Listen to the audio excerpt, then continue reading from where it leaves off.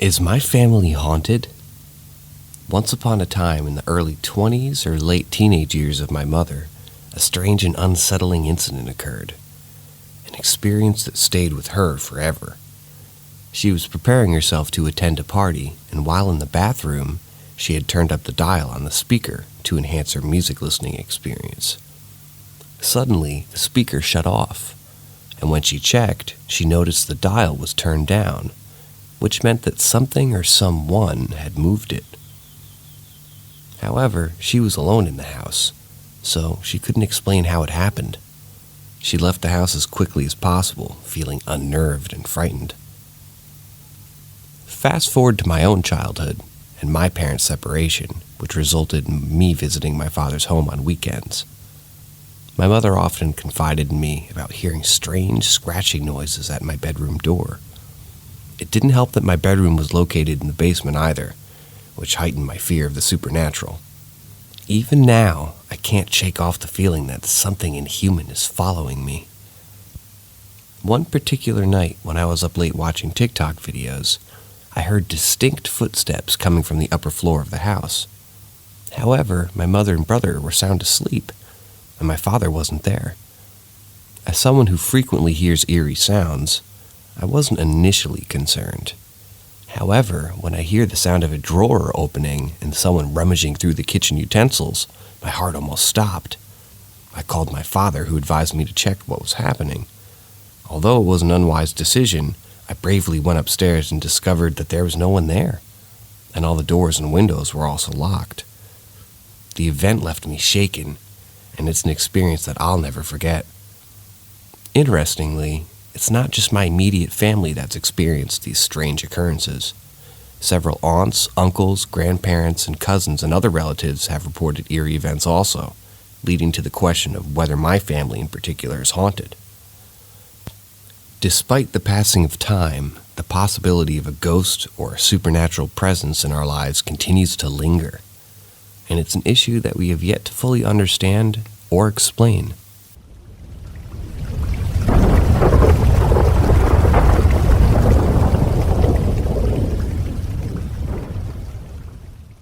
Real or just coincidence and grief? My story. Okay, so the backstory. My great-grandmother was always said to be born with a veil over her, something with an amniotic sac. She lived with my grandparents in an old house that had tunnels, not connected to things, but hidden areas, and said to be part of the Underground Railroad itself.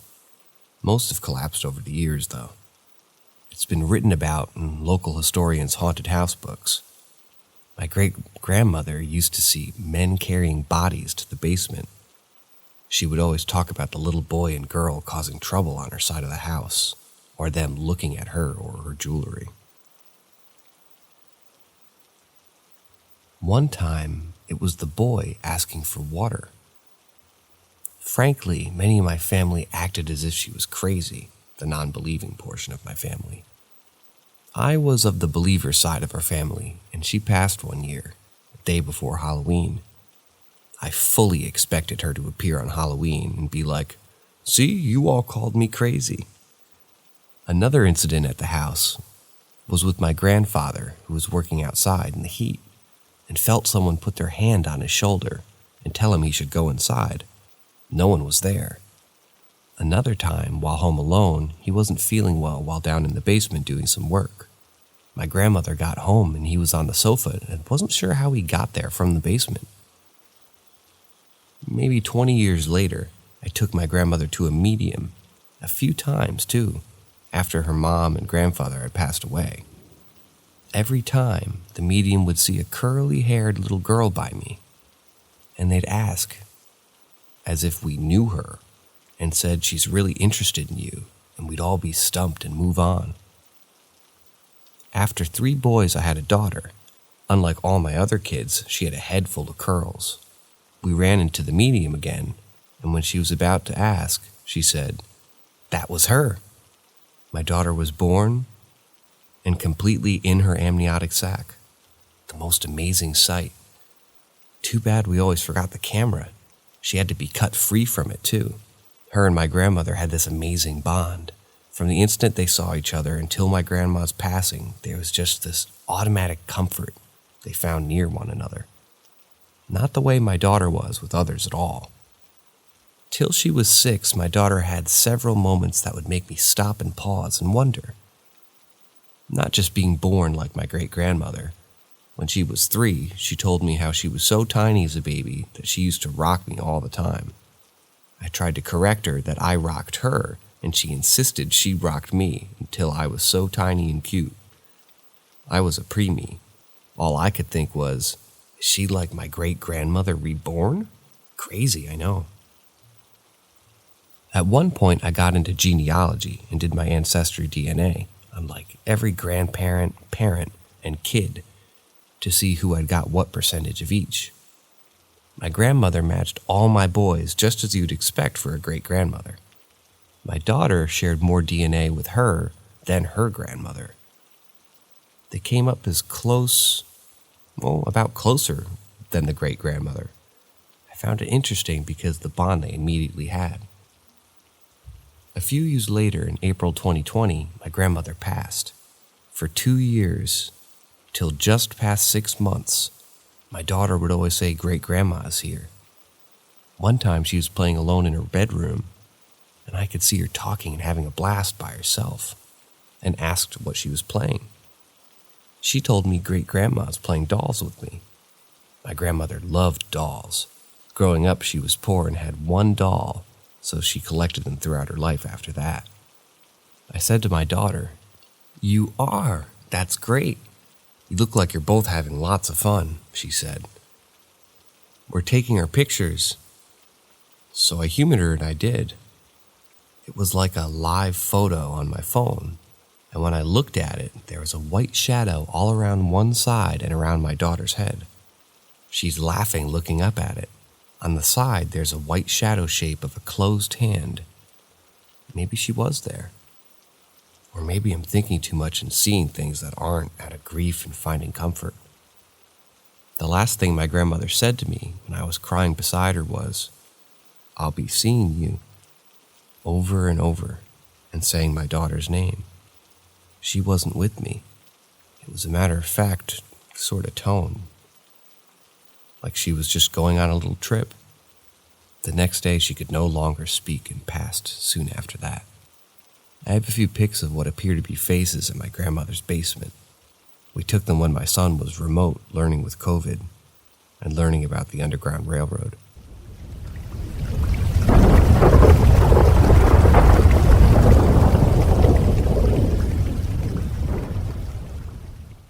Something is mimicking my cat. I've lived in the same house my entire life, and many strange things have occurred there. But these recent events are just odd to me.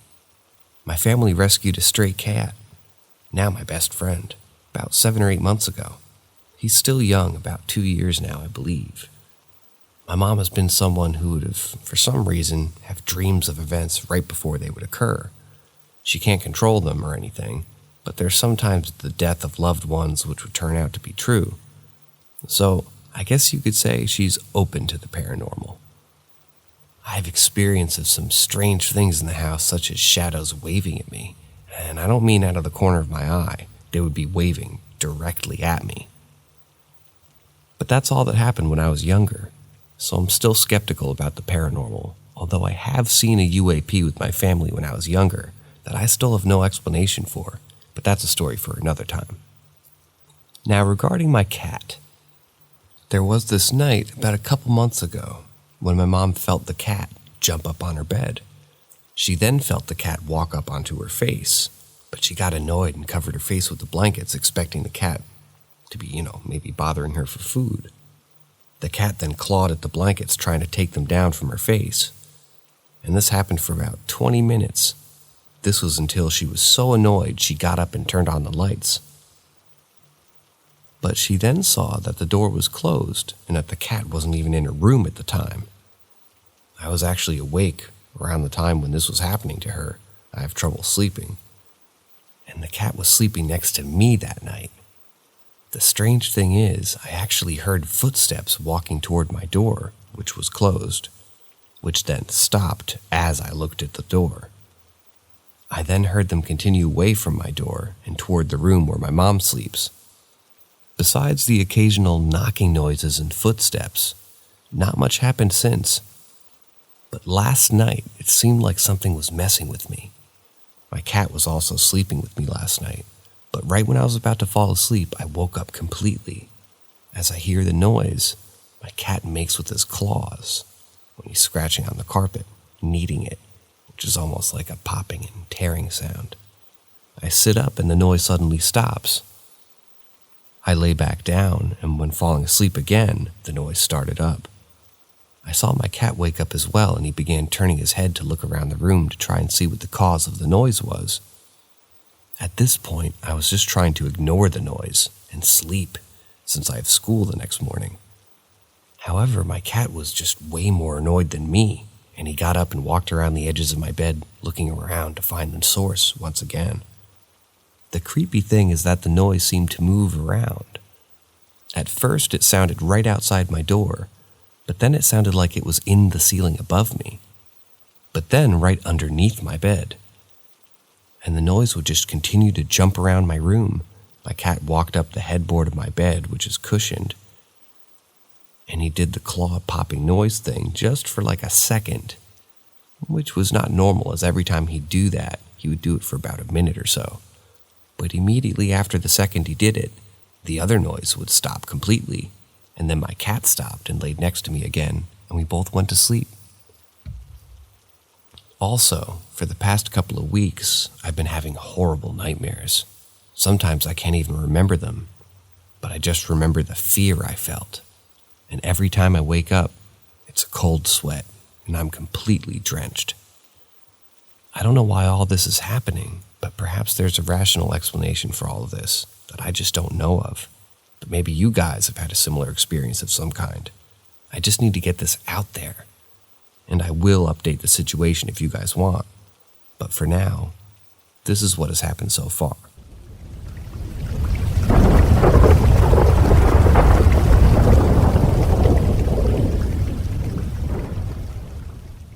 The eerie tales of my haunted workplace are enough to send shivers down anyone's spine. Countless co-workers over the years have reported strange occurrences, subtle yet unmistakable enough to confirm the presence of something supernatural. As for me, I have my own story to share, one that's left an indelible impression on my psyche. As a night shift worker, I often find myself alone, trying to stave off the boredom and fatigue that comes with the job. My go-to activities include scrolling through Reddit and YouTube, or taking laps around the office to stretch my legs. One particular night, I was feeling especially restless and decided to indulge in a little dance party by myself. With my headphones on and a blanket draped around my shoulders like a makeshift cape, I was feeling invincible, channeling my inner Darth Vader and belting out his famous lines. It was during one of these laps that I felt a sudden tug on my collar and blanket, as if someone or something had grabbed hold of me.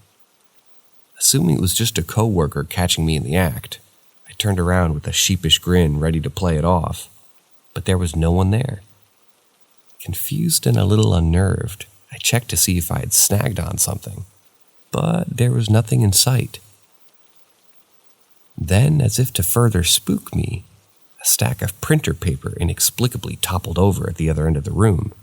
Needless to say, I scurried back to my workstation and never danced again. But that wasn't the only strange encounter I had in my life. As a child, walking to school on a foggy day, I saw a small black terrier walking a few yards ahead of me. At first, everything seemed normal, until I realized that the dog was not walking on the ground, but rather hovering a few inches above it.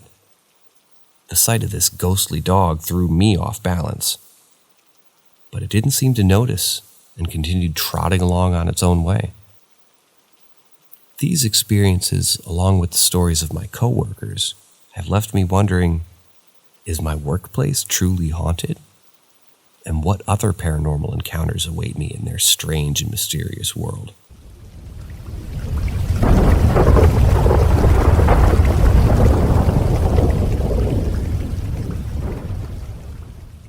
This happened to me when I was 9. My friend in the neighborhood found a Ouija board in his brother's stuff while he was away at college. He told me what it was and asked me if I wanted to play it with him. Trying to impress him, I said yes, and we went into his room and we tried it out. Nothing happened, and we were left a bit disappointed. Later that week, he called me and told me that he had looked it up and checked out how to use it properly and wanted to give it one more go. I agreed as I was more confident that nothing would happen. So we grabbed a bunch of scented candles and we placed them around the board and did the whole seance stuff. We asked the board if anyone was there, and if it, of course, went yes. We thought maybe the other one was messing with us, but we agreed to take it seriously because we didn't really care if it was a stupid joke or not. We asked the ghost what its name was, and it spelled out Owen. My friend asked if it was a person, and it went to no. We asked what it was, and it spelled out demon. I then asked to prove it. You know, that call in the intro of Finding Bigfoot? Well, that's the closest thing to what we heard from the garage. Keep in mind, it was only us in the house. It scared the shit out of us and we ran out. We checked the garage, nothing. Anyway, a few weeks go by and he tells me how he's having a paranormal experience. He feels like he's being watched whenever he's downstairs in the kitchen and living room. He feels someone sitting on the end of his bed every night.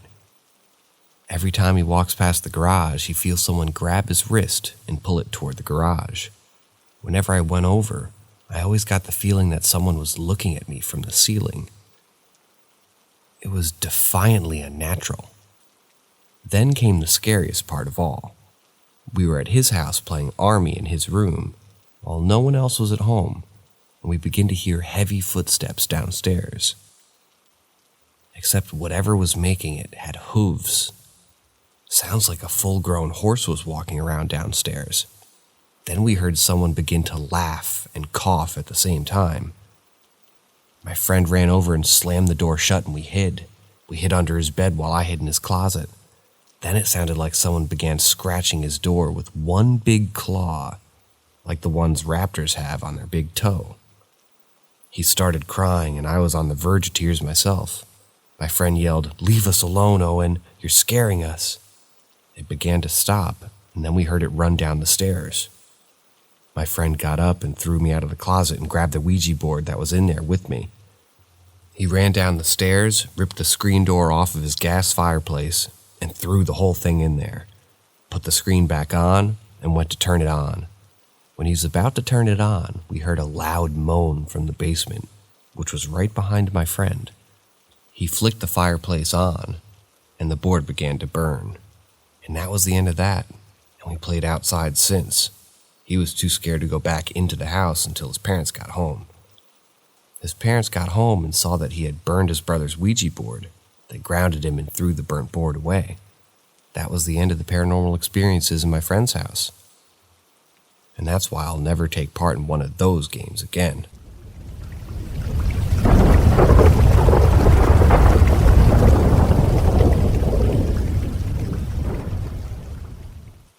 I had a friend who lived 2,500 miles away. He had an incurable brain tumor, but was hospitalized for something somewhat unrelated. It was a grave situation, and I knew that he was in trouble.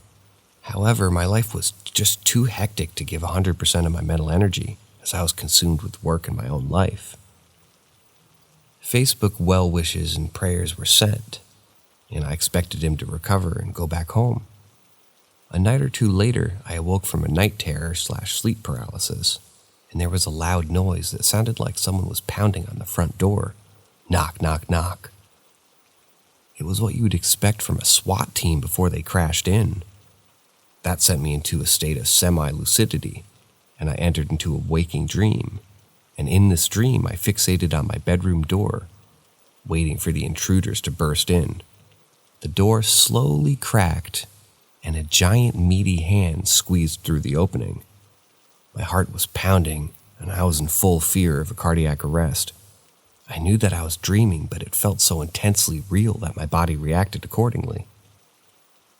The dark figure's shadow filled the entire doorway, and the hand, for lack of a better description, waved at me like a small child's hand maybe might wave. I was both terrified and comforted, if that makes any sense at all.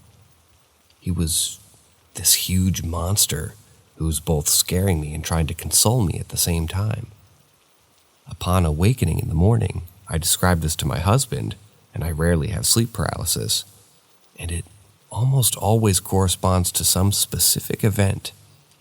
I made coffee and went online, and sure enough, I found that my friend had passed during the night, during the exact same time that I had the dream. He was semi-conscious, and his family described how he was holding up his hand and waving at them from the hospital bed. My friend was a giant man, and, in retrospect, the huge shadow and large meaty hand were exactly the same size his would have been. Now for the kicker. A few weeks later, I went back through our messages and found out where, about 2 years earlier, I had invited him and his wife to come visit and stay with us. His reply was, "Some night you'll have to wake up to a knock, knock, knock on your door." This story is 100% true, and I'm having goosebumps and tears just thinking about it.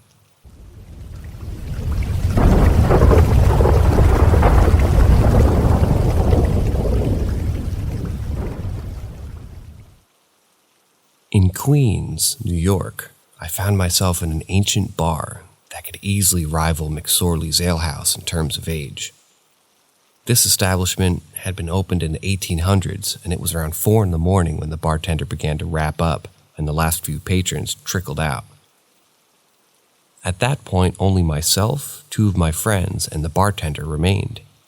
Technically, the bar was closed for the night. But as we were preparing to leave, something extraordinary happened. I saw a person walk out of the set of doors at the back of the bar, move along the wall, and disappear through the other door at the end of the room. Despite my greeting, the person didn't respond, and I couldn't help but notice that they were dressed in a rather peculiar manner. I knew for a fact that no one else was supposed to be in the bar at that particular hour, so I asked the bartender who that person could be. Strangely, the bartender hadn't seen anyone, but one of my friends had. When I pointed out the door where the person had come from, the bartender was adamant that that was impossible, as the room behind the door had been sealed up after renovations many years earlier. At first, they suspected that they were making things up, but then we approached the door to open it and proved that there was nothing behind except for a wall, and suddenly, the lights began to flicker for a whole minute. And during that time, 2 doors on an old wooden bookshelf in the bar flew open, and a book flew off the shelf with it.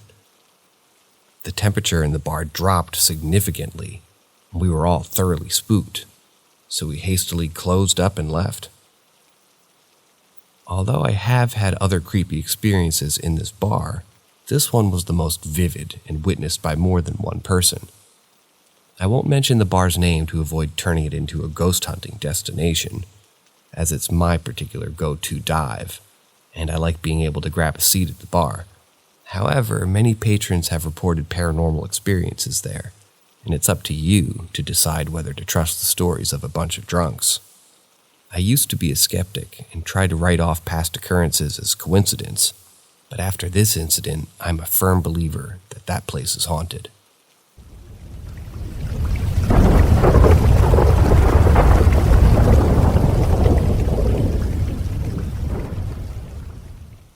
I grew up on an old farm.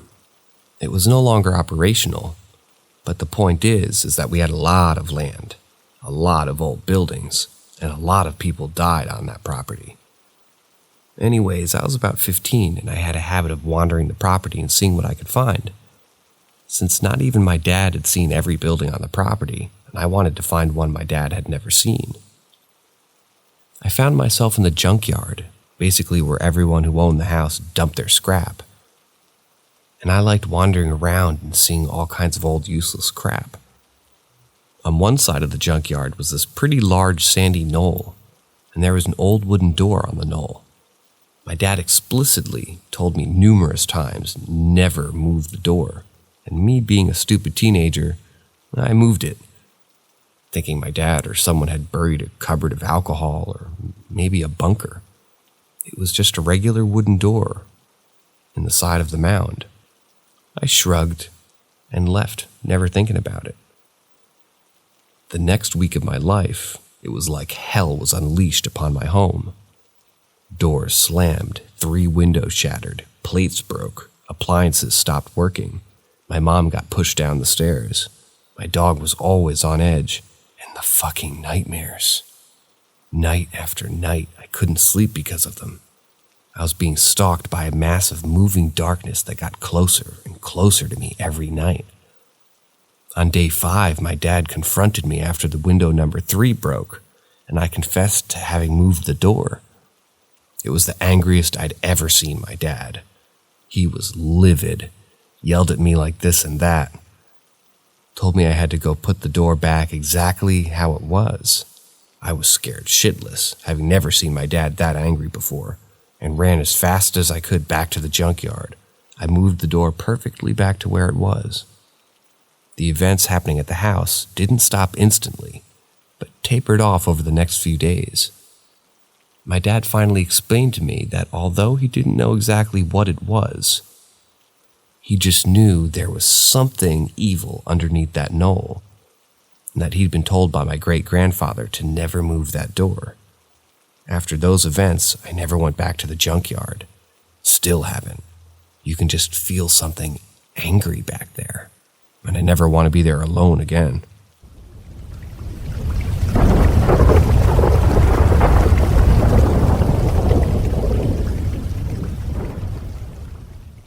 When I was about 8 or 9, my family and I lived with my grandma for about a year or so before we got a place of our own. During our stay there, I was forbidden from going into 2 rooms, the basement and the guest room of my parents' room. The basement I stayed away from because it was dark and scary and had a tendency to flood, but the guest room was even more creepy. It was a tiny room. I think it used to be my mother's room when she was a really little girl, and at the time of our stay, almost everything in the room was white. White walls, white dresser, white rug, white nightstand with a white lamp, and a big squishy white bed with lacy white sheets. I only had momentary glances into the guest room now and then, and occasionally stepped inside, when my parents weren't around at least. But I didn't touch anything or stay long, because the whole room just felt so deathly quiet and claustrophobic. I never asked my mom about it. I assumed she just didn't want me to get anything in the room dirty. Then a few years later, after we get a place of our own, my grandmother died, leaving most everything to my mom, including her house. My mom decided to sell it. The house was well over 100 years old, and she had no use for it. So for about a week, we would go to my grandma's empty house and tidy the place up, throwing away trash and hauling out old furniture. It was then that I'd gotten to the 2 forbidden rooms of my childhood, the basement and the guest room. The basement wasn't much. It was old, poorly lit, and looked like a mine shaft with crumbling stone walls and thick wooden support beams. Nothing much down there but old mason jars. My grandma used to preserve fruit as a hobby. Loads of rusty mouse traps, a wood-burning boiler, and a bunch of moldering books and newspapers. The guest room, however, was where I had a strange encounter. As my family was going about gathering trash and organizing stuff, I went into the guest room one last time. It hadn't changed much, except gathering a thin layer of dust. Out of curiosity, I pulled open the drawers to see what was inside. A couple were empty, and the rest had either spare bed sheets or old clothes that probably didn't even fit anymore. All white, of course. But as I turned to leave the room, I saw something next to the door frame. Something that was never there before. A single black spot on the wall. It was as big and as round as a silver dollar, and appeared to be casting a shadow rather than it being a stain or paint. But the only light source in the room was a single window, and nothing in the room would cast a shadow like that. To try and find the source of the shadow, I reached out and touched the black spot on the wall with one finger. Immediately, my whole body went rigid as a burst of energy rocketed down my finger and up my spine, sending jolts of unpleasant, cold shock through my limbs like a cold flash crossed with a lightning strike. Seconds later, I felt my whole body get thrown back, either by sheer force or by my fight or flight response kicking in. Once I got my composure back, I looked towards the wall and the spot was gone. I never told anybody about it because I wasn't sure if it was even real. Part of me thinks that perhaps it was a dream and I just got it mixed up with my memories. I've had dreams in the past that were so vivid, I thought they actually happened, but I still don't know.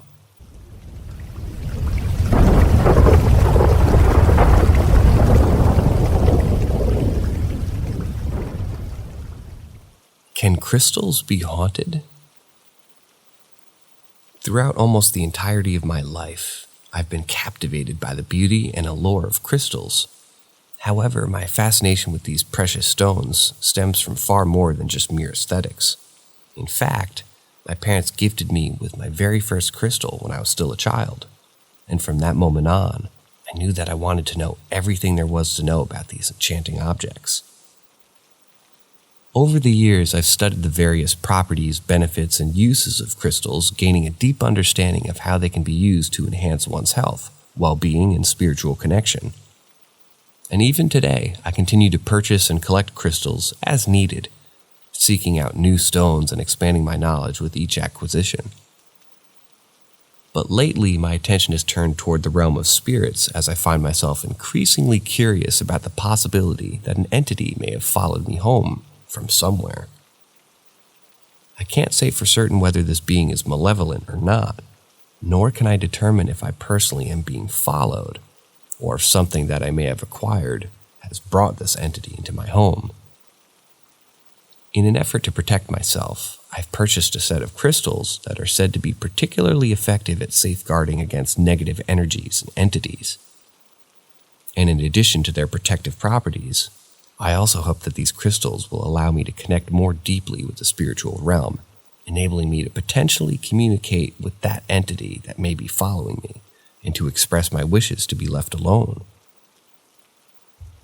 However, a troubling thought has recently occurred to me. Can crystals themselves become haunted? As someone who's always felt a deep connection to the stones that I possess, I can't help but wonder if these objects, which I hold so dear, are susceptible of being latched onto by malevolent spirits or negative energies. And if this were the case, how would I even know if a crystal had become haunted? Are there specific signs or methods I could use to determine whether one of my beloved stones had been infiltrated by something dark? These are the questions that continue to plague me as I navigate this uncertain and potentially treacherous territory of the spiritual realm.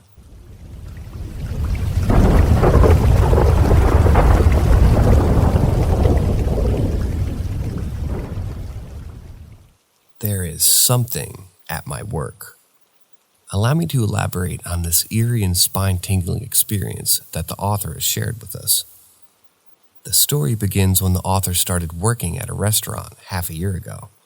Everything was normal and the author was not expecting anything unusual to happen. However, he had numerous paranormal experiences in the past and a firm believer in the existence of the supernatural. A few weeks after starting work, he began seeing black shadows moving from the corner of their eye. The shadows were not stationary, but they were moving, either running or walking away. Although he wasn't frightened by these shadows, as they knew that they were not just shadows and could have been attributed to being maybe really tired, and they couldn't shake the feeling that something was amiss. They began to notice broken glasses and plates around the dining area of the restaurant. Even though the author could see the cameras and always asked their colleagues if they had broken anything, the broken pieces kept appearing. The author mentioned this to their boss, but they seemed to brush it off and not take it very seriously. As time went on, the occurrences became more frequent and alarming. Just yesterday, when he was closing up the restaurant, and as they were shutting down all the machines, they heard the sound of a chair moving. They didn't see the chair move, but they heard it. They were alone in the restaurant with no guests, and the chef was in the kitchen, so no one could have moved the chair. In addition to this, smaller but equally strange things have also happened, such as the author hearing their female boss talking to them when she wasn't even working that day, or the front door randomly opening. The author is now left with the unsettling thought that something supernatural is happening in the restaurant, and they're wondering what to do next. They're worried that something might happen to them or worse, to the guests who come to the restaurant. The author's experiences remind us that there is more to this world than what we can see, and that sometimes it's better not to brush off our intuition, but to listen to it and open the possibility that perhaps the supernatural actually exists.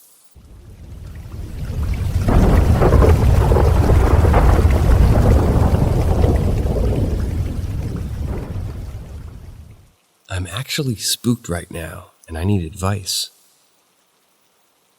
When I was a young child, my brother and I had a favorite game that we would play all the time, Marco Polo.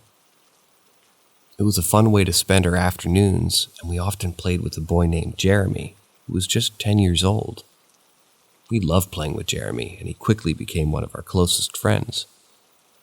However, as time went on, Jeremy started coming around less and less.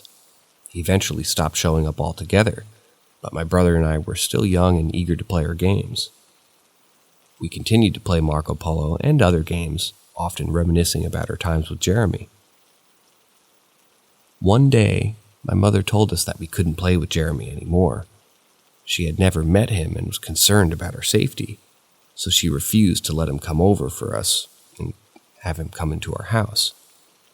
My brother and I were upset, and we begged our mother to meet Jeremy so that she could see that he was just regular like us. In an effort to prove that Jeremy was real, we suggested that we meet him at the park across the street where we often played. However, when we arrived at the park, Jeremy was nowhere to be found. My mother was furious with us and grounded us for lying about a friend who didn't exist. It wasn't until years later that I learned the truth about Jeremy. I discovered that the woman who lived across the street from us had lost a son named Jeremy many years ago. He had been playing outside during a blizzard and had frozen to death. Now, all these years later, in the year 2023, I'm 29 years old and still haunted by the memory of Jeremy. Recently, I was out drinking with my brother and younger sibling, and we started reminiscing about our childhood games, including Marco Polo and tag. As my little brother talked about our old games, I felt a chill run down my spine. I swear I heard someone say, "Marco," from somewhere in the room, even though I knew I couldn't be seeing or hearing these things. The memory of Jeremy still lingers with me to this day, and I can't shake the feeling that there's more to his story than what I know. Perhaps his spirit still lingers in the park where we used to play. Or maybe there's some other explanation for the strange events that seem to follow me and my brothers whenever we talk about our childhood games. Whatever the case may be, I know that I'll always remember the boy who played Marco Polo with us so many years ago.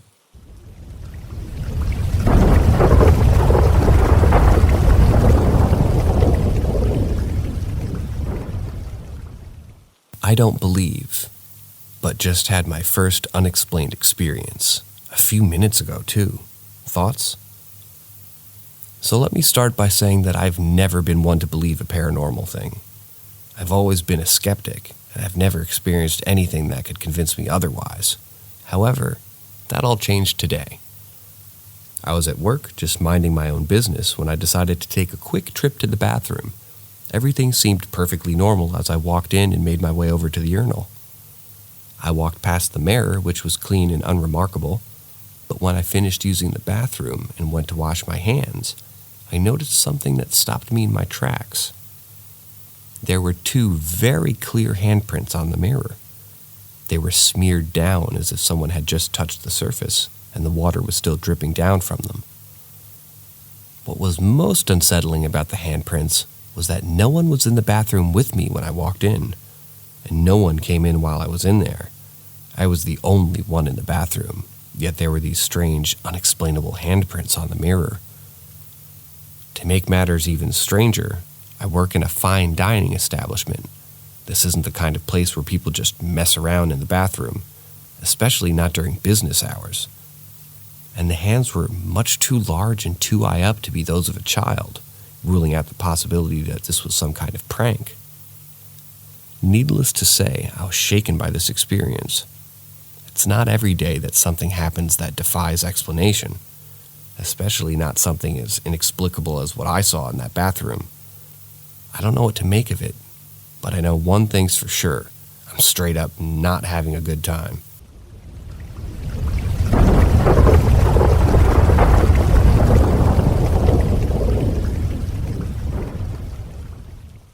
Is it looking for me?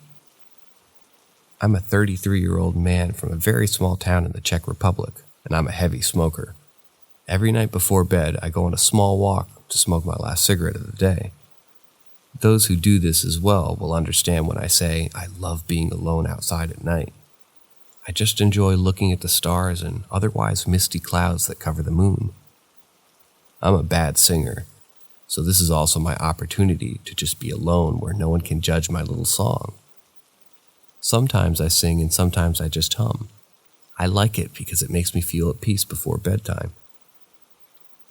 A few days ago was different. It was a little later than usual and I had just stepped outside for my nightly smoke walk. But the cold made me reconsider, so I stayed by my door, huddled in my coat, and half-heartedly smoked my cigarette. As I stood there, halfway through the cigarette, I heard something that caught my attention. It was a man's voice singing a song. At first, I wasn't sure where it was coming from, but then I realized it was coming from somewhere nearby. I liked it because I always do that too. I just felt some weird me too, bro kind of way. Curiosity got the better of me, and I decided to check down the block to see if I could hear it better. As I got a little closer, I could make up the words and my heart dropped once I noticed that it was my song. And not only that, I realized it came from the area where I usually start singing. Even though I always sing it, every night, someone might have just liked it. I noped the hell out of there, and I'm usually not a coward, but I finished my smoke inside that night. I know I sound like a pussy, but it actually bothered me so much that I haven't gone for a walk since. Last night when I was in bed, I was almost falling asleep when I heard it again. My song, sung by the same voice. But what's so chilling about this is that it was so much closer. Whoever this is he looking for me? Did he just like the little song? And did he develop the same kind of routine as me? Or is it a little darker than I hope? It's 10:30 a.m. as I write this. I haven't felt like this much of a coward in a long time. It just feels off in a way that I can't explain. The energy is way better now, and I'll gladly go outside, but the night's changed for me, and I'm anxious now.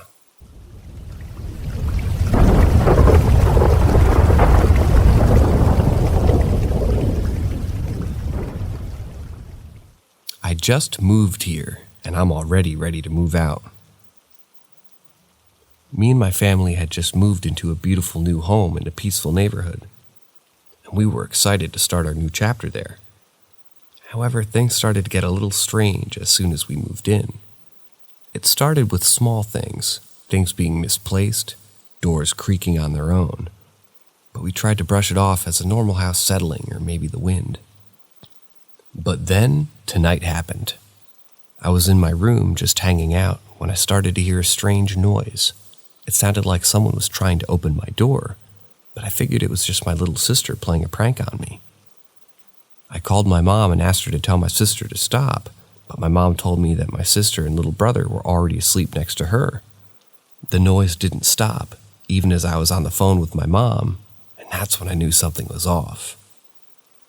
Feeling uneasy, I left my room and went to my mom's room. I laid on the floor trying to shake off the fear, but then I heard a knocking on my door. It was faint at first, but then it got louder and more persistent. I was too scared to investigate, so I just stayed put in my mom's room. Earlier that day, when I was taking a shower, I noticed something strange too. The door to the bathroom was slowly creeping open, and I thought it was just the wind or something. But then after I turned the shower head, it just turned back by itself. And that was when I realized that something was not right in this house. I'm scared and I don't know what to do. It's not just me. My whole family's been experiencing strange things since we moved in. We've tried to ignore it, but tonight was a deal breaker. We need to figure out what's going on and fast before things get even more out of hand.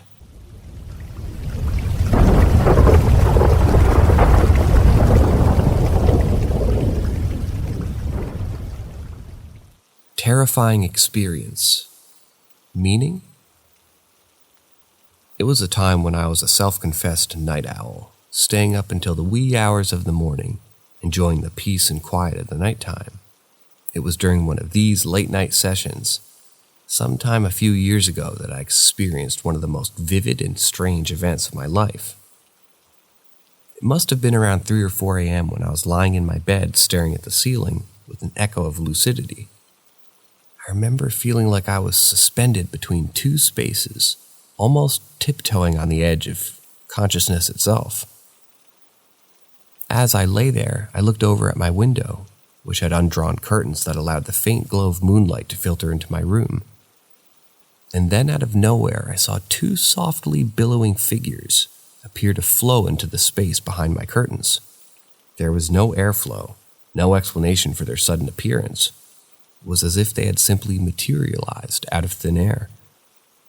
The figures were fluid and graceful, moving like flowing water as they strafed from the outer edge of my window to the center of my bed.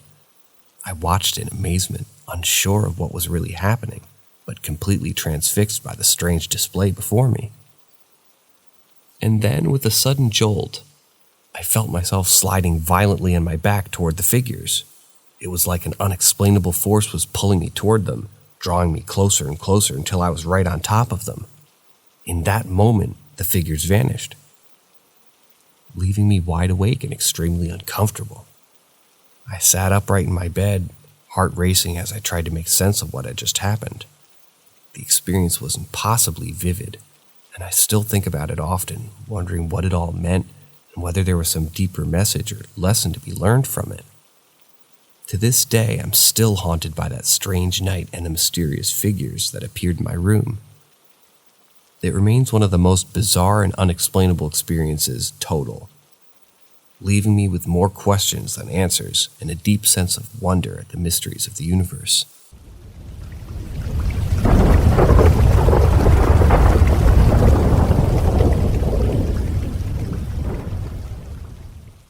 My aunt told me it wasn't my fault. The experience that I had was incredibly emotional and deeply personal. It was a dream, but it felt so real that I woke up feeling like I had truly spent time with my aunt, who had passed away almost 2 years ago. Her death was sudden and unexpected, leaving me with a lot of guilt and regret. In my dream, she appeared to me and told me that her passing was not my fault, and that she loved me very much. The words that she spoke to me were so comforting and reassuring that I felt a sense of peace wash over me. It's hard to put into words how much this experience meant to me. It was like having a chance to say goodbye properly, to have closure and to know that my aunt was okay, even in death. I've always believed in the power of dreams, but this experience was beyond anything I've ever felt or experienced before. It was like my aunt was there with me, holding my hand and letting me know that everything was going to be okay. Of course, I still miss her every single day, but having this dream gave me a sense of comfort and closure that I didn't even know I needed. It reminded me that even though we may lose the people we love, they can still be with us in different ways, and that their love for us is never truly gone. It was a beautiful and powerful experience that I'll never forget.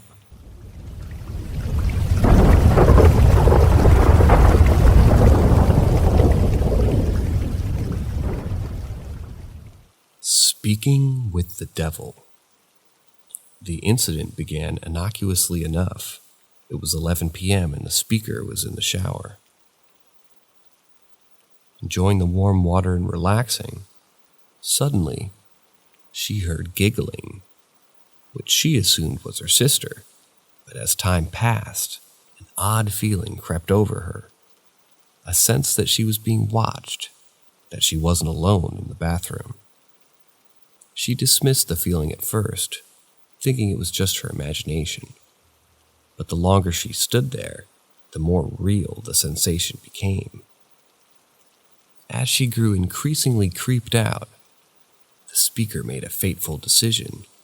She decided to speak out loud to whatever might be there. "Is anyone there?" she asked, her voice shaking. "If so, give me a sign." Suddenly, the lights went out, plunging the bathroom into total darkness. The speaker was now thoroughly frightened, but she decided to press on.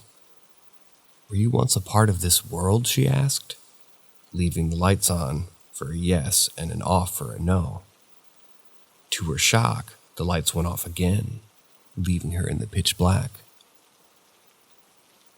At this point, her mind began to race. She had been raised Christian, but had never really believed in God until now. "Are you the devil?" she asked, her voice trembling. The lights went out once more, and this time they didn't come back on for 5 long minutes. When they finally did, the speaker was so terrified that she rushed out of the shower, slamming the door behind her. But the horror didn't end there.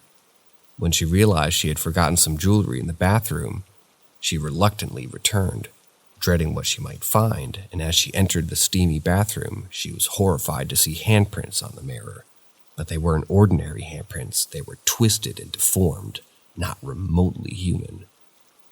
Since that night, she's experienced a series of odd occurrences that have left her convinced that her house is cursed. Lights flicker on and off randomly, doors open and close by themselves, and she wakes up unexplained bruises and scratch marks all across her. She doesn't have a cat, but the door to her room is always closed, making it impossible for an animal to have caused the marks. In short, the author is at a loss for what to do. She's convinced that something is haunting her house, and she has no way of proving it. The sense of unease and dread that she felt in the shower that night is never fully dissipated, and she lives in constant fear of what might happen next.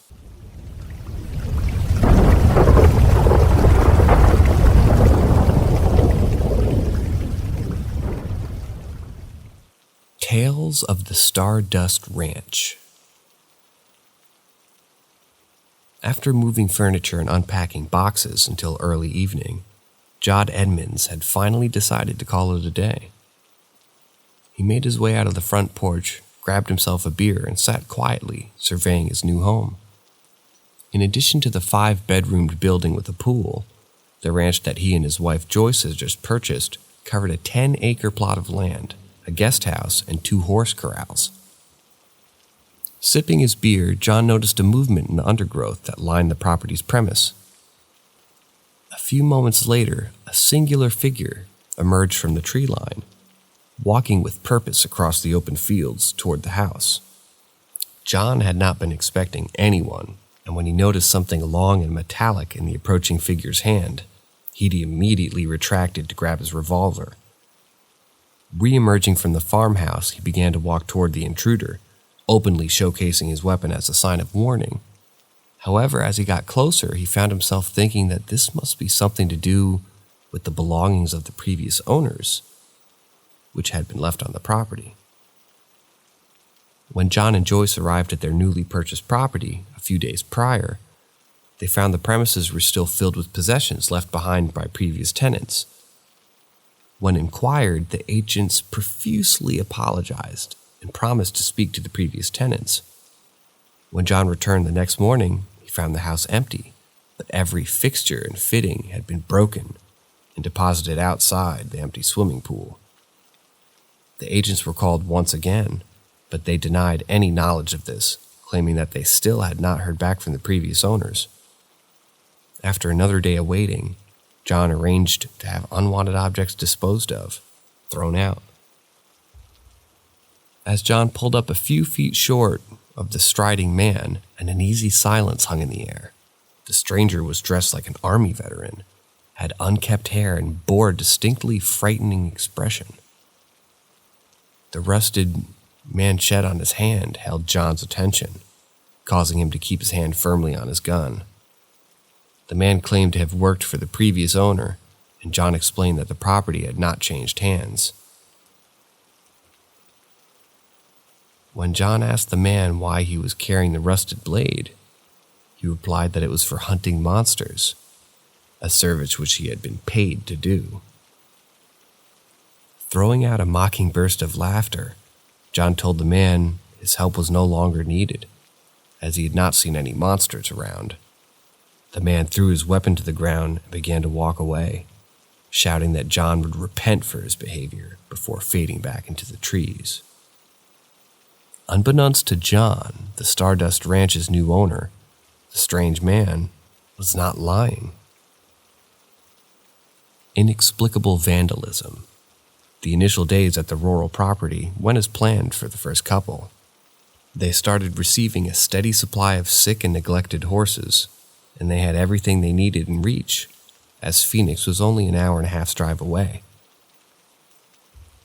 The first sign that indicated that the agents have not been transparent about the history of the property came when John tried to get its faulty telephone line repaired. Despite booking 3 different appointments, employees of the phone company failed to turn up at the property. After a formal complaint was eventually registered, an engineer reluctantly made a short appearance, hastily repairing the problematic line.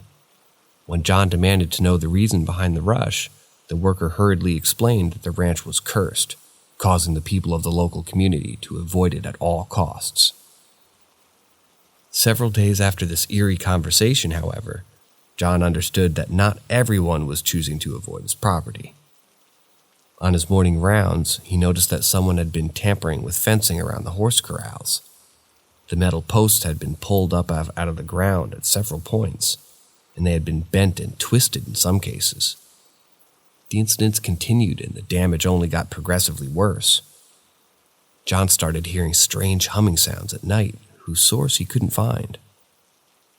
One day he found out that the horse died, choked to death by a heavy iron post which had somehow been twisted and wrapped around its neck. As John wondered what could have bent the thick metal bar, Joyce broke down and told him that she constantly felt the presence of people in the farmhouse.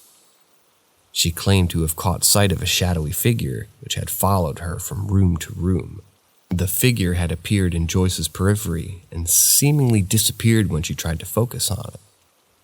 While John consoled her, citing the vandalism in the property, he was deeply concerned by the strange death of the horse, causing him to place weapons at strategic points around the house, apparently offering him easy reach. A period of calm followed before the circumstances took a terrifying twist. Shadowy figures. John was awake in bed one night, unable to settle due to Joyce's disturbing snores.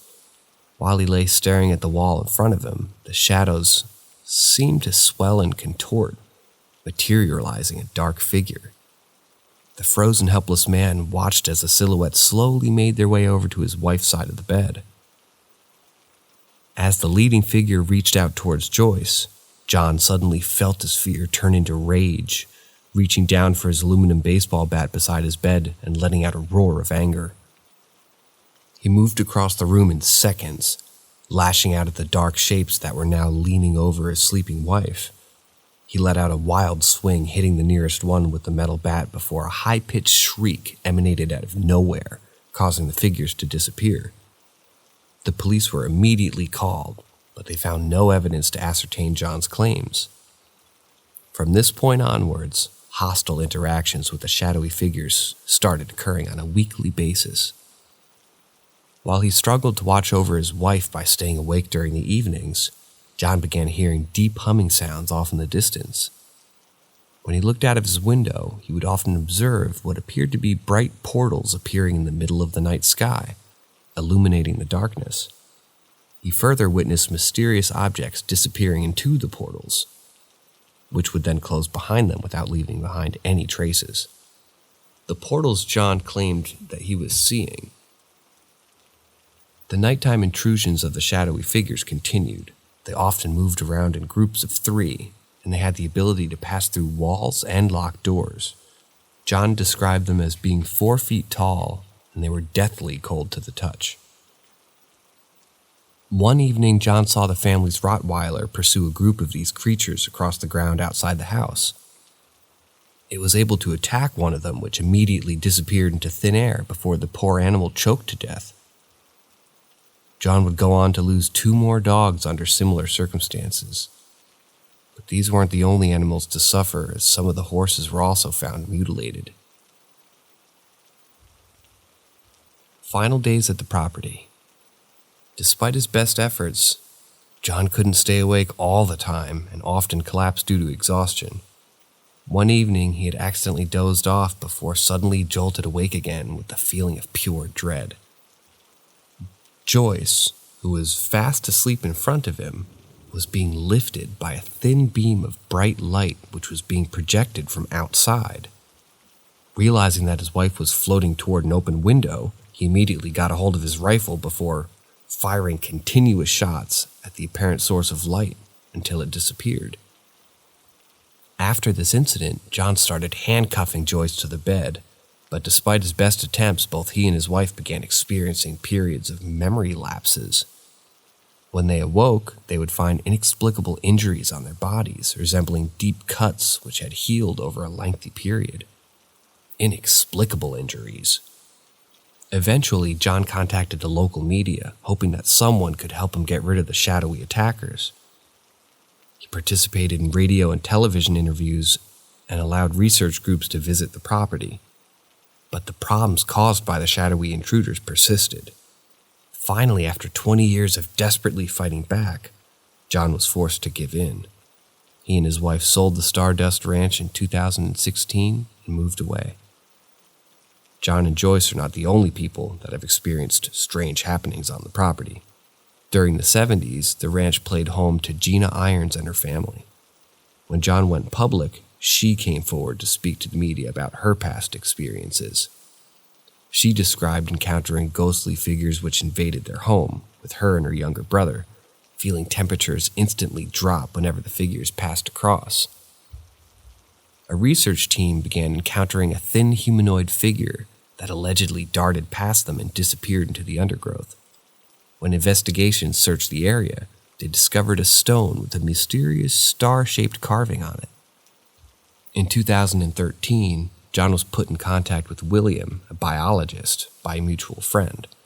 After an initial conversation, John was able to send him a couple samples of tissues and fluid that had been left behind by his intruders.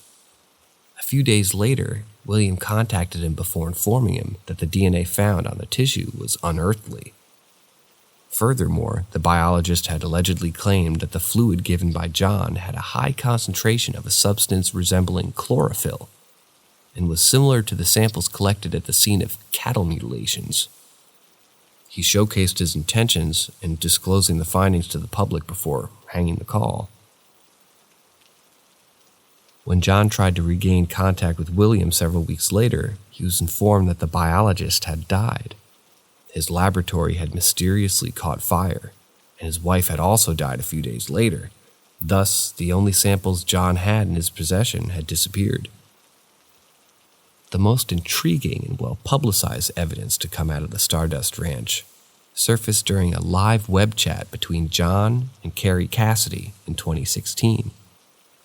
When Cassidy was reviewing the footage of the interview, she noticed what appeared to be a short gray shadow figure peeking out from behind a wall. John, who had been sitting with his back toward the wall, had not noticed it. At first glance, John's wondrous claim seemed to be made up. A scenario where supposedly otherworldly life has decided to torment an ordinary couple for 2 decades seems to be a bit of a stretch. The inability to capture their intruders on film during their stay at the property further questions the credibility of the story. John claimed to kill at least 18 of these creatures, but never presented any of their remains.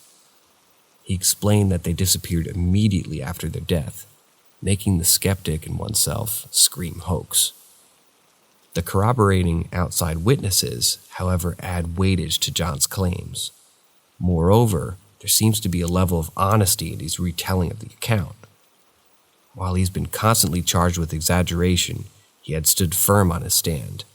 People who have interviewed him state that he is sober and a convincing man who told his stories in a grounded and logical manner.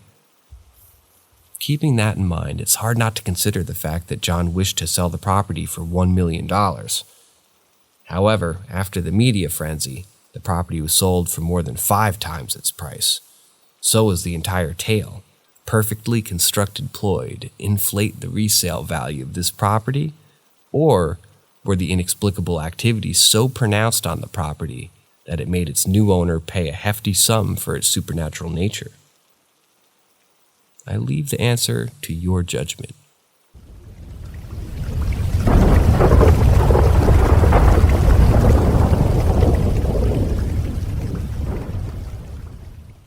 Greetings from Paranormal M, the channel that brings you stories that'll make you question everything. Be sure to hit that subscribe button and turn on notifications to never miss out on our latest thought-provoking tales. We hope you enjoy. Let me tell you about the haunted house my family and I used to live in back when we resided in Woodbridge, Ontario. The home was old, creaky, and had clearly seen better days. In fact, it was even starting to sink on one side, resulting in a noticeable tilt that would cause a ball to roll across the floor if set down, and prevented my bedroom door from really being able to close all the way. As if that wasn't eerie enough, things really started to take a turn for the paranormal at night. Specifically, I would hear the hallway closet door open, which had an old metal latch style that would swing open and then slam shut, followed by the sound of someone wearing slippers shuffling down the hallway. They would do a loop through my room and then exit. To make matters worse, my dog used to sleep at the bottom bunk of my bed, and he would get up and growl until the entity had disappeared. This was a nightly occurrence, too. My sister and I also began to notice an influx of gross centipede bugs that made loud clicking noises. What's more is every time we tried to squish one, it would simply disappear. And one time we managed to squash one in my room, and suddenly everything went weird in slow motion, red and wonky, as if someone was stretching and pulling the entire room. When it finally stopped, my sister just left my room, and we only talked about it years later.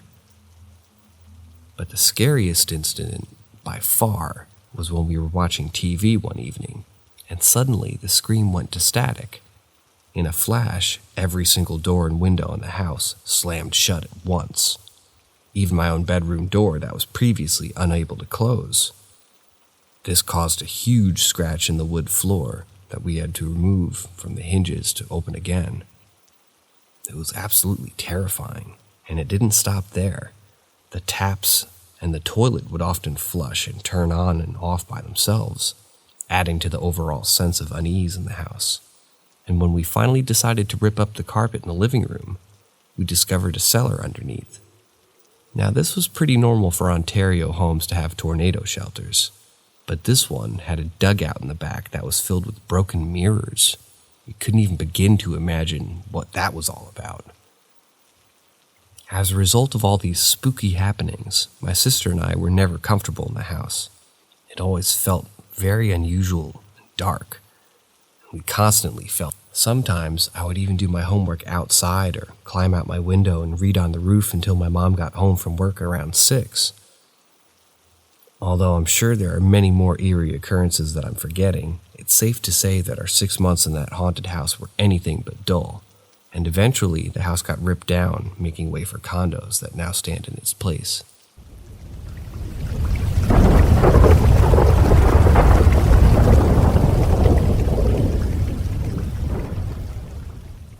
You guys ever hear the old hag syndrome, or perhaps sleep paralysis? For years, I had no idea it had a name, as it happened to me when I was 15, and that was back in the year 2000. It started with a trend of sleep paralysis, back to back, night after night.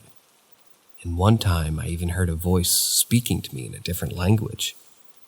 Fast forward to like a week later, my little nephew, back then who was 8 years old, we were getting ready for bed, and it was night, and we both had school.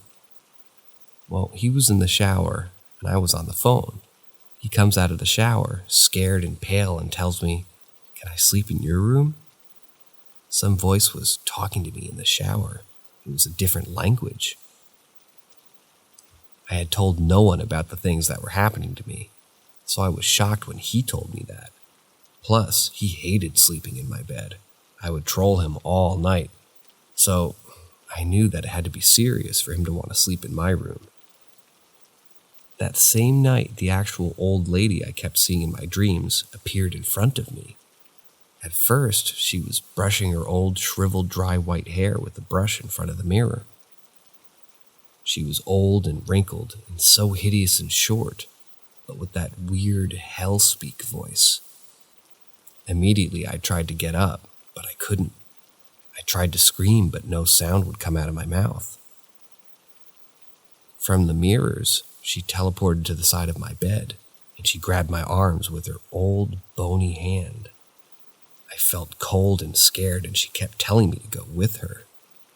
I couldn't scream, but I kept not letting my head say no, nodding it. My nephew kept moving and shaking as if he was trying to help, but he couldn't. Maybe he was having some sort of epileptic attack, which he had never had before. I couldn't reach out to him, and I couldn't help, and hours passed, and I kept seeing the clock go from 1:40 a.m., with all kinds of creatures coming out of the shadows behind her. Finally, at 5:30 a.m., my sister woke up because she couldn't sleep and she felt really weird. She went to the kitchen to get some water. She put the glass on the ice dispenser on the fridge, and 2 fucking cockroaches come out of there, and she drops the glass and screamed. The scream made everything go away. Our house does have a few roaches in it, so having a roach in our fridge's ice cream dispenser was not normal. After that, they never went full apparition, but my dreams kept getting really fucked up, and every night it seemed like a demonic nightmare. And for years, no quiet night, no good dream, until I was about 21. It was awful. I dreaded the night coming. And now I'm a night person. I can't function in the day. When I hear about the sleep paralysis and the whole science definition, I really dismiss it. I love science, and I understand that there must be a way to explain what you can't understand. But sleep paralysis has been around too long, and it's been documented for hundreds of years. It's ominous and terrifying. There's more to it than what science can explain.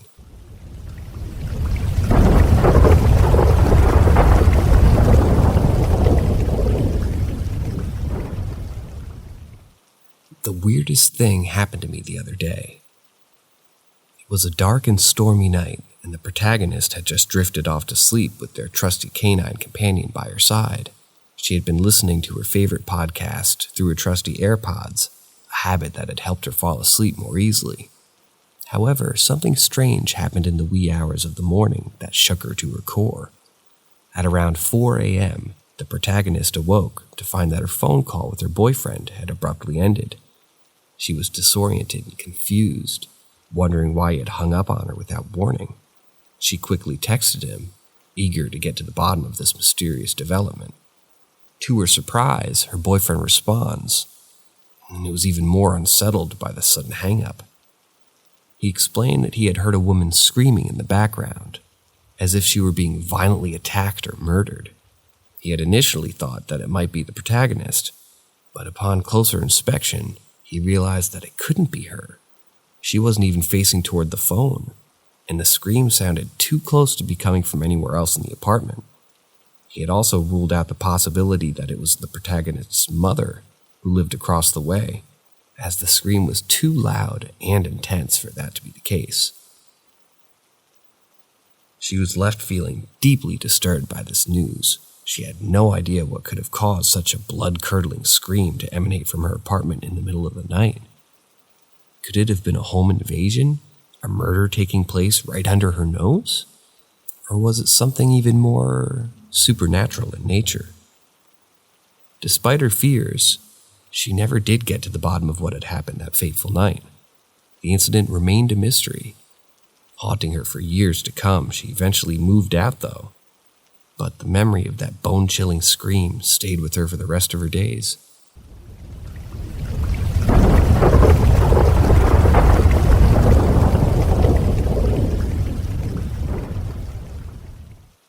Little Old Lady. As the warm sun shone down on our backs, we unloaded the final box from the moving truck and looked up at our new home. It was a quaint bungalow with a charming exterior and a cozy atmosphere. It had been previously owned by an elderly lady who had lived here alone for years, before moving to long-term care 2 years ago. According to the locals, she had passed away last summer. Despite the sadness surrounding the previous owner's fate, there was a palpable sense of warmth and love emanating from the walls and the house. As we stepped inside, we were greeted with the sight of all the furniture and kitchen supplies that the previous owner had left behind. It was as if she had lovingly prepared the house for its next inhabitants. We quickly settled into our new home and felt like we had always belonged here. Our toddler ran around the house giggling with delight as he explored every nook and cranny. However, strange things began to happen soon after we moved in. One night while I was brushing my hair in the bathroom at the back of the house, I felt a sudden tug on the back of my shirt. It wasn't forceful, but it was enough to make me stop in my tracks and turn around to see who or what was touching me. But there was no one there. The incident shook me up, but I dismissed it as my imagination playing tricks on me. However, last week I experienced something even more unsettling. After taking a shower, I noticed a handprint on the wall above the towel rack that had not been there before. It was the wrong size to be either mine or my fiance's, and it was too distinct to have been caused by condensation or steam. These events left me feeling uneasy and unsure about what to make of them. Was it just my imagination playing tricks on me, or was there something more sinister at play? Only time will tell, but for now, we are content in our cozy little bungalow, hoping that whatever is causing these strange occurrences will soon leave us in peace.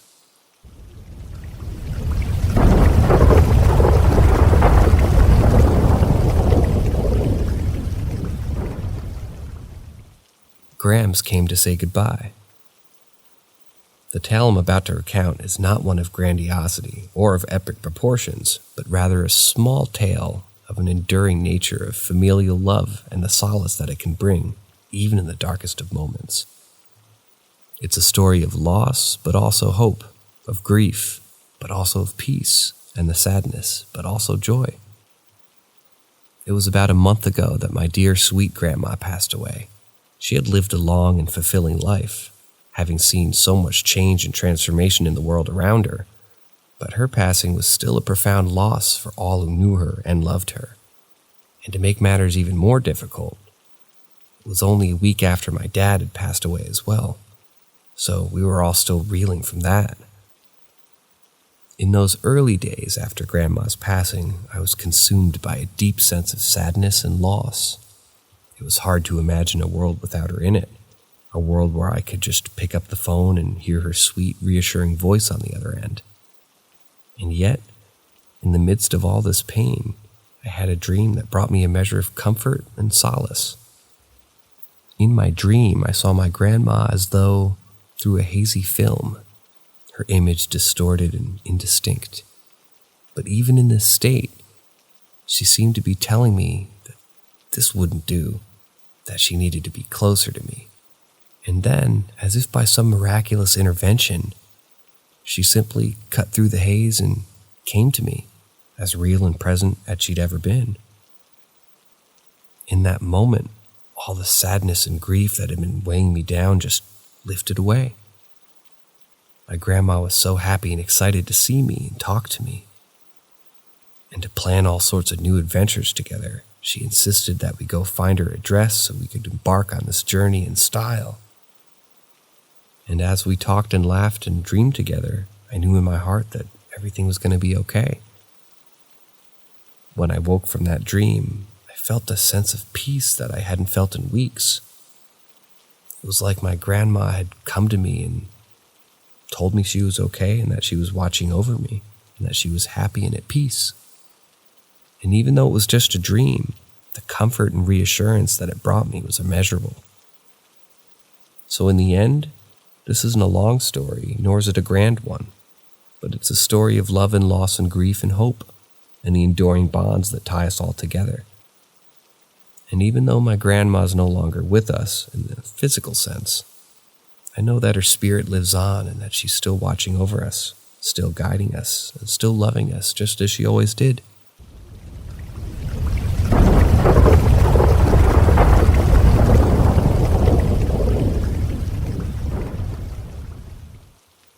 Has anyone else experienced this? The tale I'm about to share is one that defies explanation and challenges the limits of our understanding of the world around us. It's a story that may seem unbelievable to some, but to those who've experienced something similar, it's a testament to the strange and mysterious forces that can sometimes shape our lives. It all started one day when I was at work in the coffee aisle of a grocery store. I had a box of Hostess ding-dongs that I needed to put on the shelf, but there were too many customers in the aisle, so I just stood by my cart, waiting for some of them to leave.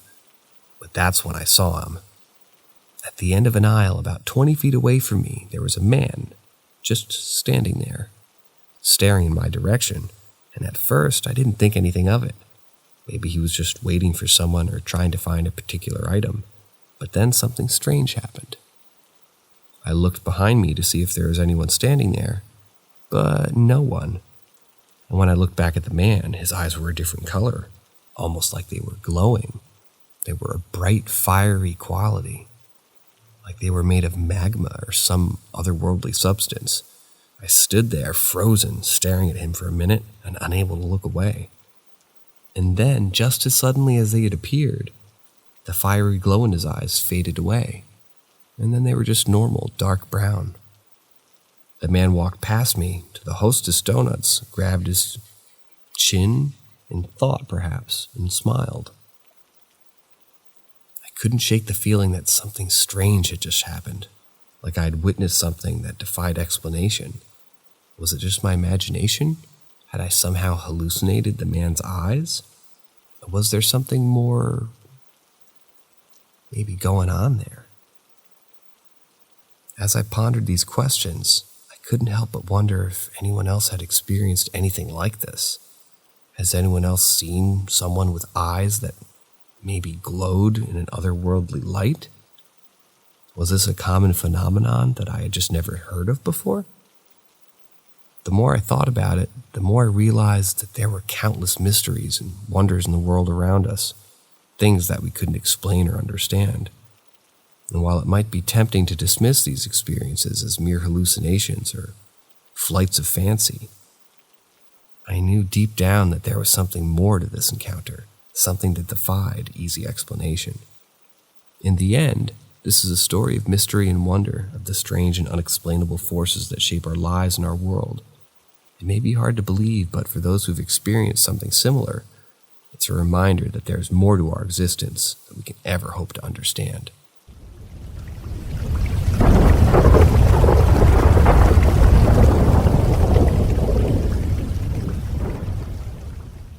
The Haunting of the Manila Film Center. Revered as one of the most haunted places in the Philippines, the Manila Film Center has played host to a horrific tragedy during the years of its construction, supposedly filling itself with restless spirits of those who died inside. Apart from being a paranormal hub, The building also serves as a chilling reminder to an incredibly dark period of history for the Philippines. In January of 1981, the Philippines government announced that a large amount of funding had been set aside for an extensive national media project.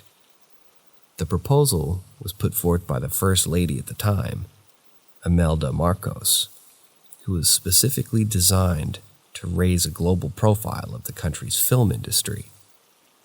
It involved the creation of a new international film festival, the foundation of a laboratory to develop new filming techniques, and the creation of a permanent film archive.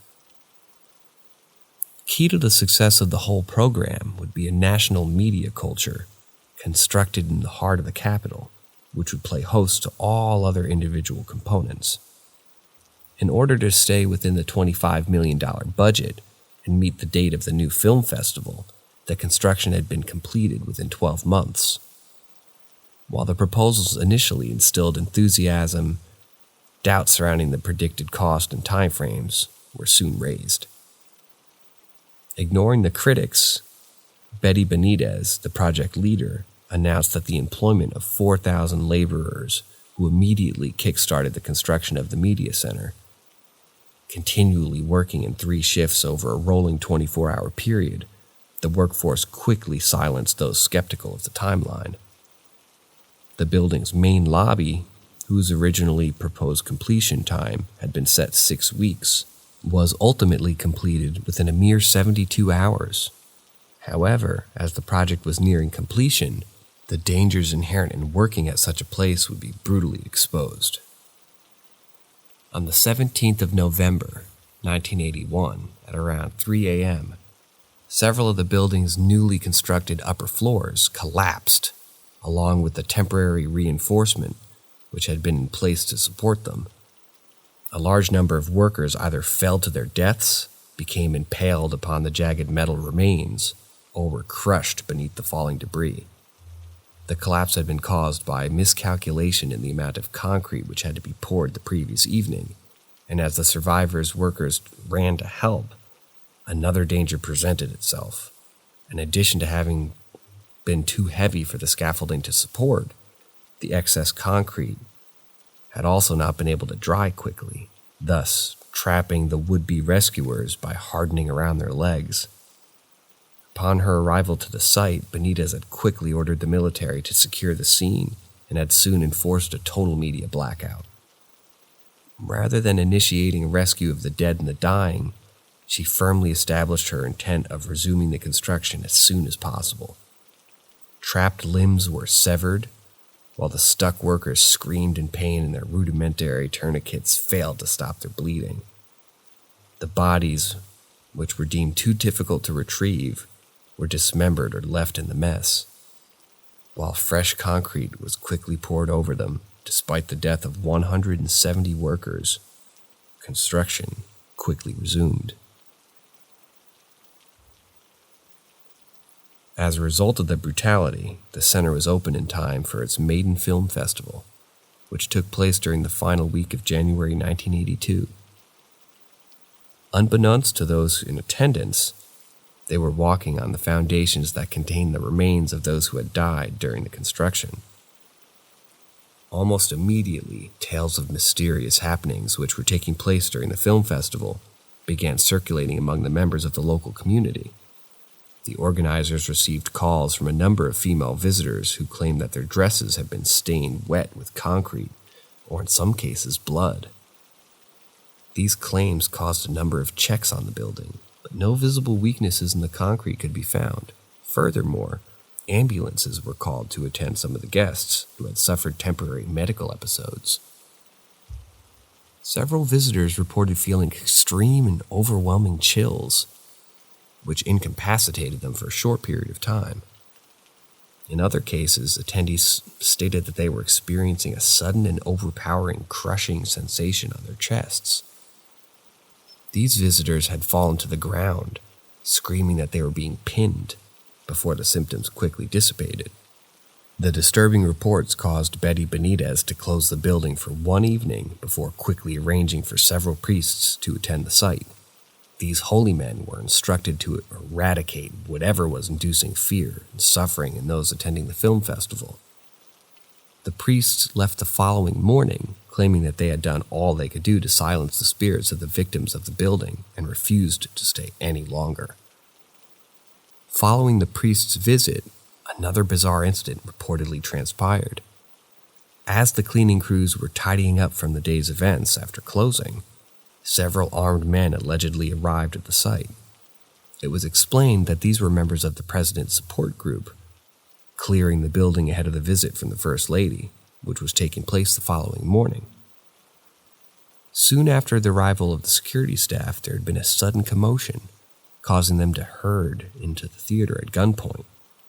A head count was carried out before the armed men demanded the source of the noise to step out. The demands paved way for a distressed agent who claimed to have caught sight of a movement in the darkness of the lower levels of the building. On issuing a challenge, the man had observed a shadowy figure running away. He immediately drew his weapon and chased it along several corridors, before it suddenly disappeared directly through a closed door. Approaching the doorway with a torch and a sidearm in hand, the agent tried the door handle but found out it was locked. Calling for backup, though, using his radio, he kicked the door open and burst into the room, only to find that it was completely empty. Then he heard the whisper of dismembered and hushed voices, seemingly emanating out of nowhere. The eerie voice had just whispered, "Help!" As more arrived to assist him, they found their colleague backed into a dark corner of an empty room, waving his gun from side to side in fear. Aftermath. Despite these disconcerting events, the center's maiden film festival was deemed to be a success, having been attended by renowned celebrities from all over the world. It also led to a commendable expansion of the country's native film industry, with movies exported to others, and several awards being received by the country's actors. The success, however, would be somewhat short-lived, as the government significantly reduced the funding for the film festival. As a result of this decision, the building would go into an abandonment for a lengthy period, where the after effects of poor construction techniques came to the forefront. Along with her creation, Betty would also become the victim of a harrowing misfortune. One evening while returning from home from her office, Betty's car had been left in the carriageway and collided with an adjoining wall. When police later arrived at the scene, the man who had been driving her vehicle was found completely uninjured. Betty, however, had been crushed to death by the vehicle's crumpled interior.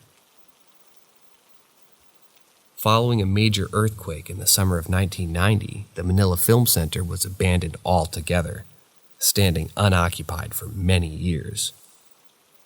During this period, groups of local youth frequented the site, exploring the vacant theaters and seeing if anything valuable had been left behind. One such group snuck inside the building during broad daylight hours and began to look around deserted corridors. As the boys ventured deeper into the media center's interior, the temperature around them dropped rapidly. The illuminating sunlight seeping through the broken window above had gradually dimmed until they could only see just a few feet in front of them. Amidst the swallowing darkness, the group noticed what seemed to be a viscous liquid flowing down the walls on either side of them. Moving closer, they realized that the material was wet concrete, with the main panel of the walls appearing to be in the process of melting and dripping down into the corridor below. A sudden chilling scream caught the attention of the member of the group, guiding his gaze to one of their numbers, staring down at the ground below him in complete shock. Tracing the boy's gaze, they were horrified to see a human arm reaching up out of solid concrete, with its hand wrapped tightly around the boy's leg. The dismembered limb was stained with blood where it had apparently been amputated from the body, with portions of gray bone exposed and covered by drying cement. Shrieking in terror, the boy had jolted himself free from its grasp before fleeing the building with the rest of his friends. After they had put the dreaded building several miles behind, the group had finally come to a stop to regulate their pacing breath. As the other watched in horror, the aforementioned boy who had pulled up his leg, he revealed a series of livid and purplish bruises on his skin, outlining a human handprint. As of 2001, it was nearing its closure. The Manila Film Center reinitiated its role as an entertainment hub. In December of that year, it was leased by Amazing Philippines Theater, which frequently used it to perform shows. During this relatively successful run, rumors of new ghosts started to circulate within the city. The entity had appeared to take up residence within the haunted building. Soon after the beginning of the amazing show, the body of a young female performer was discovered on one of the steps of the Manila Film Center.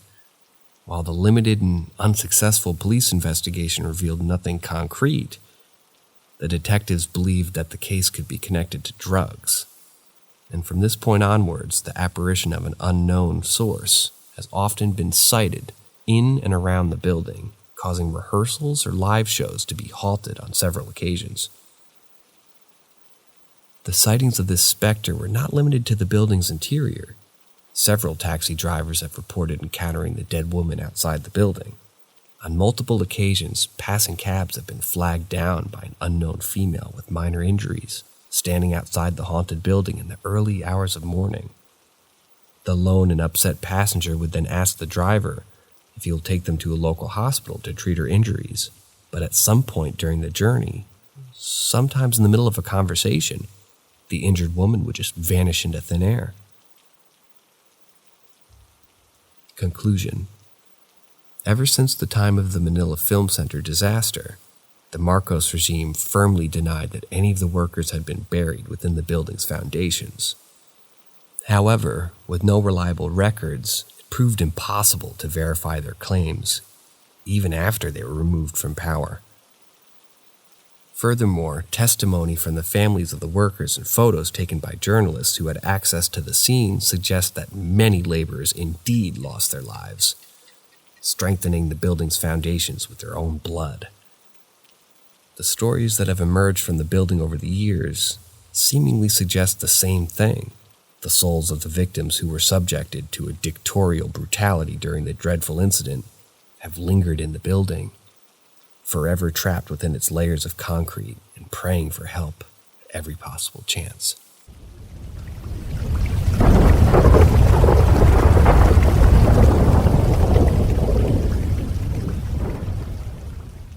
The Pontefract Poltergeist. In September 1954, Bill Farah and his wife Barbara moved into 30 East Drive in the market town of Pontefract, England. The 3-bedroomed property made the ideal home for the couple and their 2-year-old daughter Jane, but in less than a year they moved out, convincing a second family, the Pritchards, to swap houses with them. The Farahs were terrified of the house. Objects randomly moved of their own accord, voices were heard echoing in empty rooms, and rips and tears mysteriously appeared on soft furnishings. Jane would often be found crying with her face inexplicably covered in blood and scratches, causing Bill and Barbara to fear for their daughter's safety. The family had no pets to account for the injuries. The worried parents placed cotton mitts over the girls' little hands, but the bloody wounds continued to appear, leaving them utterly confused as what to do next.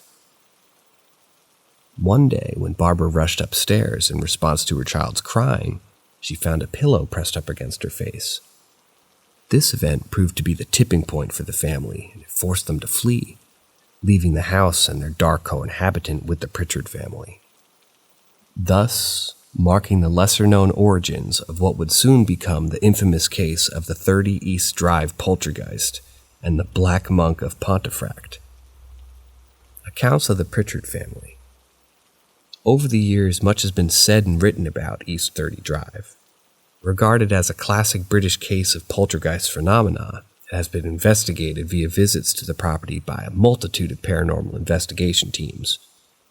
One of the most significant visits to East 30 Drive took place decades earlier, in August 1980, when Colin Wilson, a well-known writer, visited the long-suffering Pritchard family. Wilson had been tipped off by a local amateur historian, Tom. The man had stumbled across newspaper clippings dating back to the 1960s, claiming that a Pontefract family had experienced poltergeist phenomena caused by the spirit of a 16th century monk. The Black Monk had allegedly been executed for assaulting and murdering several young female victims. Discovering that the family was still living in the same house, Tom decided to visit them and hear their testimonies. Soon afterwards, he contacted Colin Wilson, requesting him to be his associate. Wilson eventually accepted his offer, thus journeying to the town to interview the family. In line with Colin Wilson's book about the haunting, after the house swap and until August 1966, the Pritchard family, comprising of a mother, father, son, and daughter, lived in 30 East Drive in relative peace. It was a Thursday, and Joe Pritchard, his wife Jean, and their 12-year-old daughter Diane were away on a holiday in Devon. They had left their 15-year-old son Philip in the care of Sarah, Jean's mother, at the house. The arrangement to begin with at least seemed to suit the family perfectly. Philip had reached the age when holidays with the family lose their attraction, and so spent much of his time happily reading in the garden. Beginnings of the paranormal. On that fateful Thursday, Philip had been outside as such before returning indoors to make himself a drink. On his way, he noticed something peculiar. A cloud of gray-white dust floated in the air around his oblivious grandmother, who had been sitting in the living room while being engrossed in her knitting. The chalk-like powder appeared to be falling not from the ceiling, but from a level below Philip's head. The top half of the room was perfectly clear, thus suggesting that the curious dust had been materializing from nothing. When Sarah enlisted the help of her other daughter, Mary Kelly, to clean it up, they found more strangeness in the kitchen. The duo had discovered several large pools of water on the floor, seemingly having no origin or explanation. As the younger woman tried to mop up the kitchen, new puddles had supposedly manifested. Pulling up the linoleum revealed no leak underneath, and neither was water falling from above. Meanwhile, the dust in the living room had continued to fall like a miniature snowstorm, with a fine white layer of the unidentifiable material having formed on the furniture and on top of the cup of tea Philip had made for his grandmother. The house's water supply was turned off by a helpful neighbor before the water company was called to the property. Pipes were checked, the linoleum was once again lifted, and drains were examined, but they couldn't find breakage or blockage. Thus, some sort of condensation caused the summer's weather, and it was maybe the water company's best explanation. About an hour after man left, the mysterious puddles stopped appearing.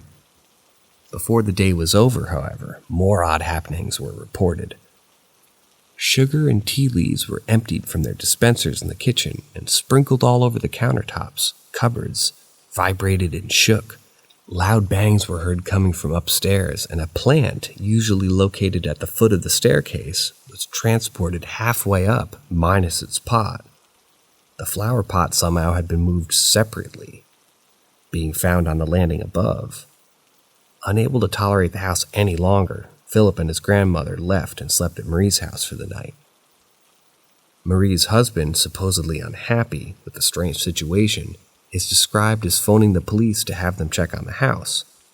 Everything seemed to be normal inside the house. He found no sign of an intruder or anything out of the ordinary.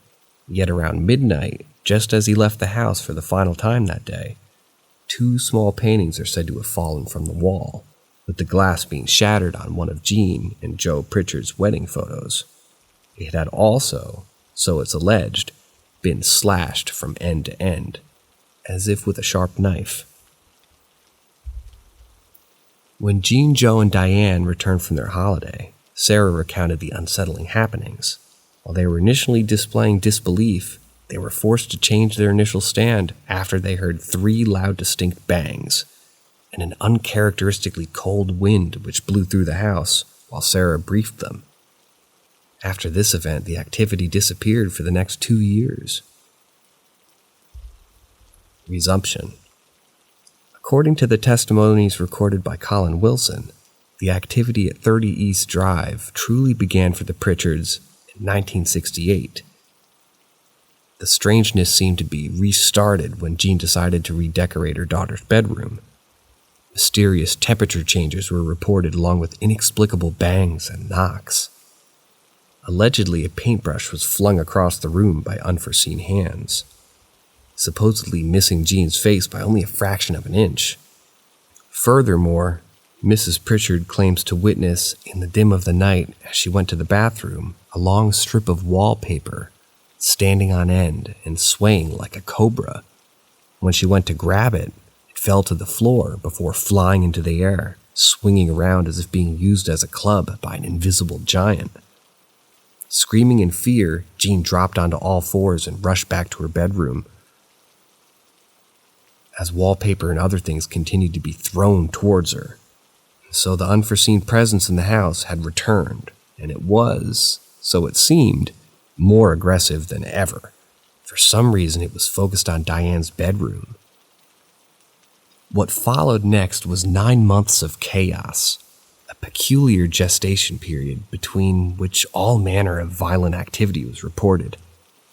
Bangs and thumps would often emanate from Diane's bedroom, and their physically aggressive degree forced Diane to sleep in her parents' room. Ornaments would be thrown around, and light would be turned off repeatedly, along with the main switchboard. In one instance, all the contents of the family's china cabinet are said to have been thrown out into the floor. Intensification. An incident which is indicated as an increase of the seriousness of the activity saw the lights go out before a huge shadow appeared on a wall.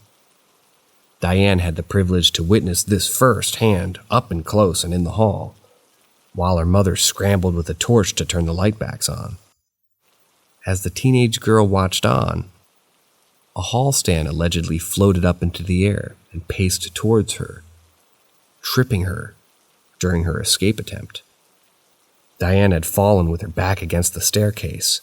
Quickly afterwards, the heavy piece of furniture had fallen on top of her, pinning her against the stairs and holding her in place for the electric sewing machine to fall onto her.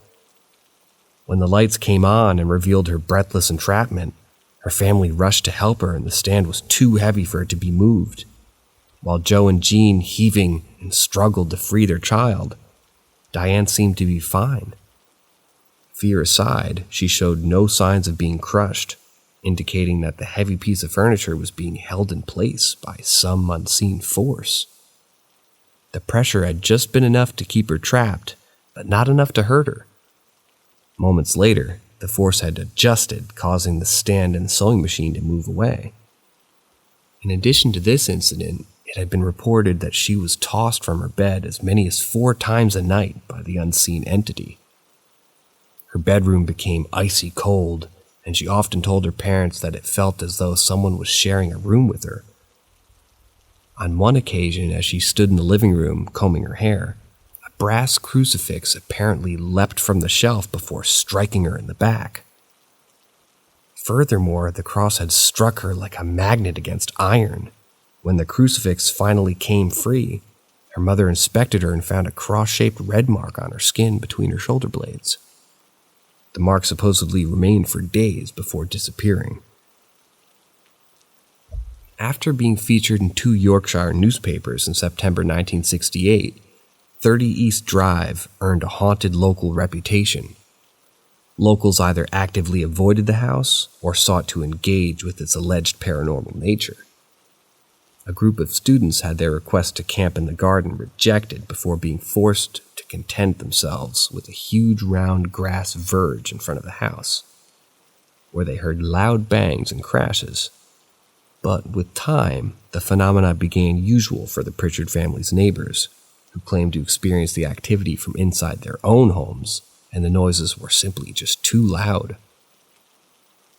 One day, the entire contents of an upstairs room of the house were allegedly thrown out of the windows by an invisible force, thus making it impossible for others in the area to deny the strangeness. Eventually, the family began calling their unwanted house guest Mr. Nobody, and then later, Fred. As much as it tried to force them to leave, the Pritchards remained. Reverend Davy, a local vicar, came to advise the family, telling them that there was something evil in their house and that they should move. Jean, however, refused to act upon the suggestion. The family were determined not to be chased away, not even both Jean and Joe, who both saw a very tall, dim, and hooded figure standing in the doorway of their bedroom. They had been in bed before hearing the door creak open, revealing the terrifying entity. Soon afterwards, others reported seeing a tall figure wearing a long hooded garment as well. That night, scared in their rooms, members of the family also reported hearing loud breathing outside their doors. Thus it was clear that Mr. Nobody, or as he was increasingly known, the monk, was becoming more powerful. One evening when the lights went out, Diane was dragged up the stairs by her throat. The teenage girl's cardigan was stretched out in front of her as if the monk was tugging at it with one hand while his other clutched her neck. Philip and Jean had rushed to pull Diane back down the stairs, but they were both repelled.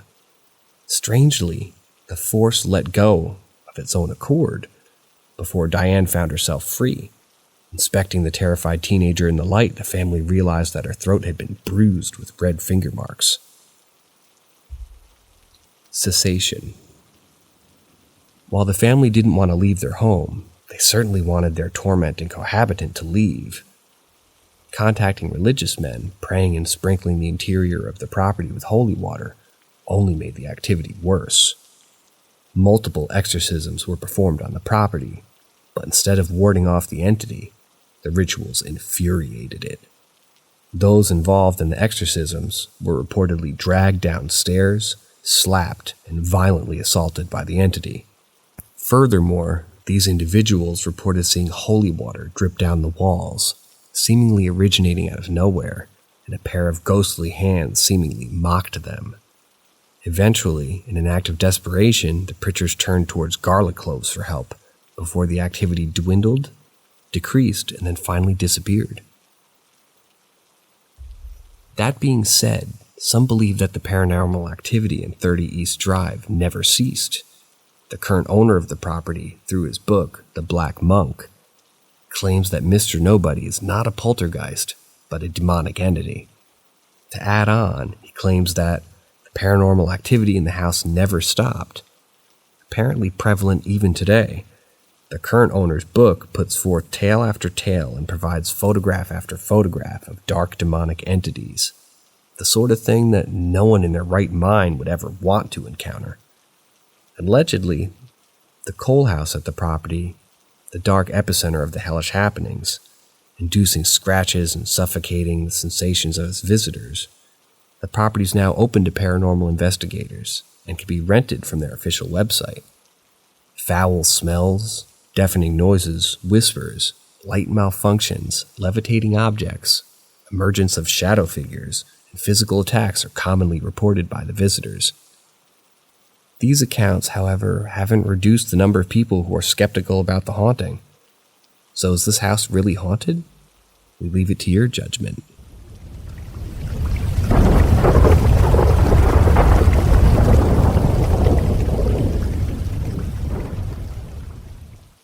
I can hear baby noises outside my bedroom window in the nighttime.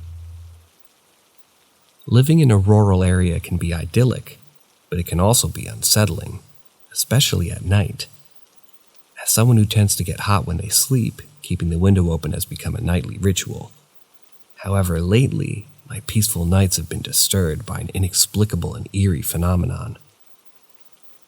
At first, I tried to brush it off as my imagination, but the noises persisted, growing louder and more frequent as the night went by.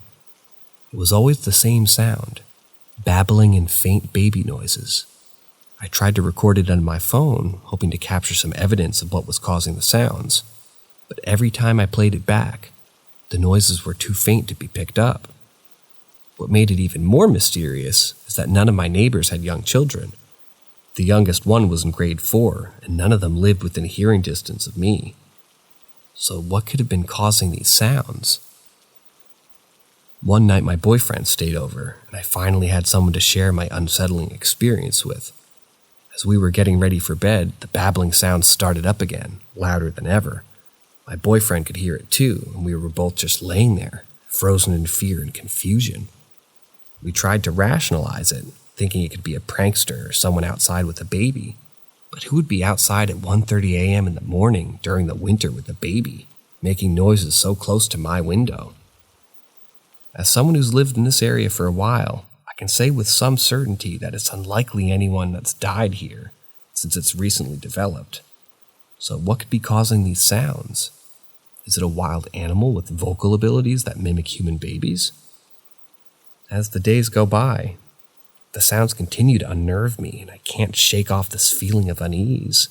Is it possible that something or someone is trying to communicate with me? Or is it something far more sinister and unexplainable? Whatever it is, it continues to remain a mystery, and I can only hope that it'll eventually stop.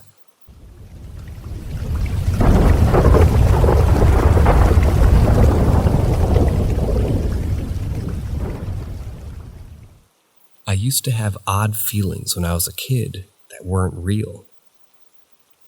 As I think back to my childhood, there is one memory that stands out above all others. The feeling that everything around me wasn't real. It was a strange and surreal sensation that left me feeling disoriented and scared. I was only 4 or 5 years old, and I couldn't quite understand what was happening to me. I remember waking up in the middle of the night, gasping for air, and feeling like I was trapped in a dream. I would scream out for my mom, begging for her to tell me that everything was real. I couldn't shake the feeling that I was living in some sort of alternate reality, and it was a feeling that followed me into my teenage years and beyond. As a child, I couldn't articulate what I was feeling, but I now know that I was experiencing panic attacks. I was struggling to come to terms with the concept of existence and the idea that everything around me was real. It was a difficult concept for a young mind to grasp, and it left me feeling lost and scared. As I got older, my fears evolved into something different. I started to feel like I had already lived my life and that everything was happening was just a replay of my past experiences, strange and unsettling, and one that I struggled to shake off. I felt like I was old and that I'd already died, and this was all just some sort of twisted afterlife. It was a feeling that was hard to explain, and one that left me feeling even more isolated and alone. I couldn't talk to anybody about what I was feeling. I was too scared to admit that I was struggling with my own existence, and I was worried that people would think I was just crazy. But the fear and anxiety that I was experiencing were real, and they were consuming my life. It wasn't until I sought help that I was able to come to terms with my thoughts and fears. Talking to someone about what I was experiencing was a relief, and it made me realize that I wasn't alone in my struggles. Looking back now, I realize that my experiences were not uncommon. Many people experience similar thoughts and feelings, and it's all part of our human experience, but at the time, it was a terrifying and isolating experience that left me feeling lost and confused. In the end, it was a journey that taught me a lot about myself and the world around me. It made me appreciate the beauty of life and the importance of living in the present moment. And while my fears and anxieties may never fully disappear, I'm grateful for the lessons that they've taught me.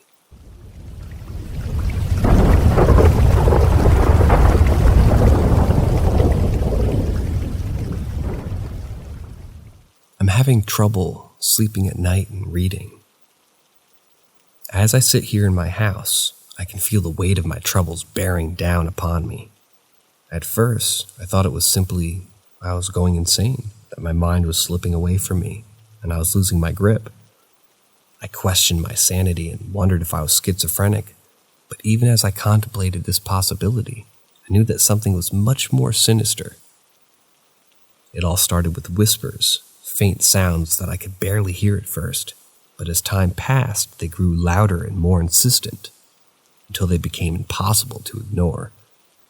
I could hear voices imitating my parents, and strange sounds that I couldn't explain. Every day it seemed like something new was happening in my house, something that made me question my own sanity. I knew that I needed help, but I didn't know where I'd turn. I was too scared to talk to anyone about it. and what was happening to me, I was too afraid of being labeled as crazy. But as the days went by, I realized that I couldn't keep living like this. The floor would creak and crack at odd hours of the day, and I would hear laughter coming from my bedroom, even when I was alone in the house. One night, something whispered out to me, but I couldn't make out what it was saying. It was too faint, too muddled, and I was too terrified to listen any further. I knew that I needed answers, and I couldn't continue to live in fear of whatever was haunting my house. I tried everything to make it stop, but nothing seemed to work. I consulted with experts, tried to cleanse the house, even moved to a different location. Nothing seems to shake this feeling of dread that haunts me day and night. So now, as I sit here and write these words, I'm pleading for anyone to help me. I need answers, I need guidance, and most of all, I need someone to tell me that I'm not crazy. Please, if you know anything that might be happening to me, reach out to me. I'm scared and I don't know how much longer I can take it.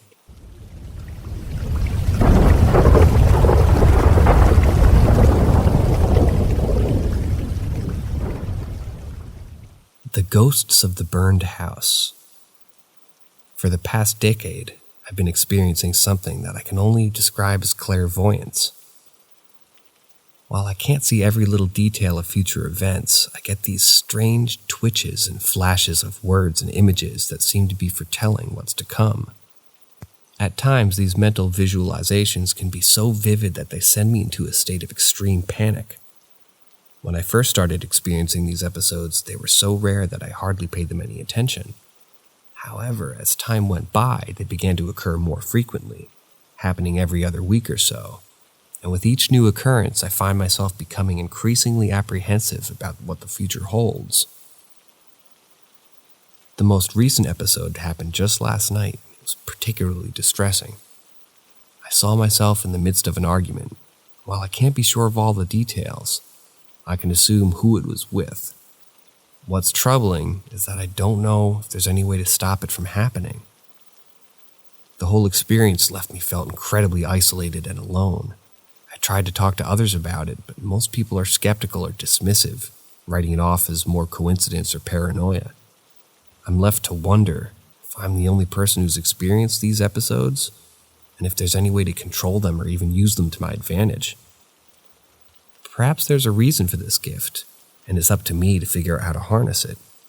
Or perhaps it's a curse, and I'm doomed to live a life in a perpetual state of anxiety and fear, always dreading the next time, and twitches when the visions come true.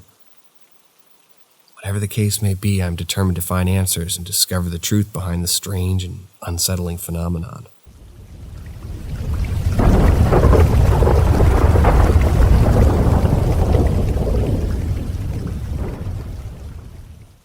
Sometimes I can see the future.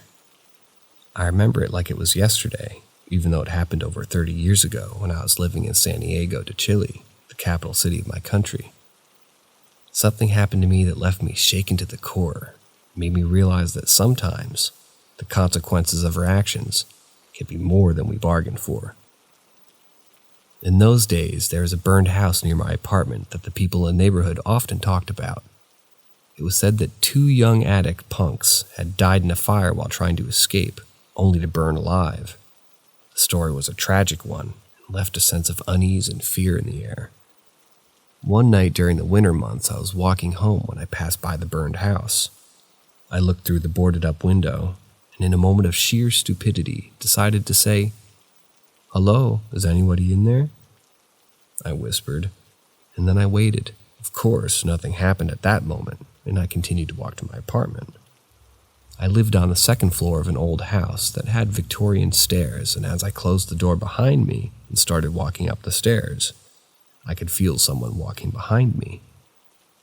It was as if they were sticking to my back, and I could hear their footsteps just a second after mine. I was terrified, but I kept walking normally, not wanting to show any fear. Then I felt it. The person behind me was breathing on my neck, literally breathing.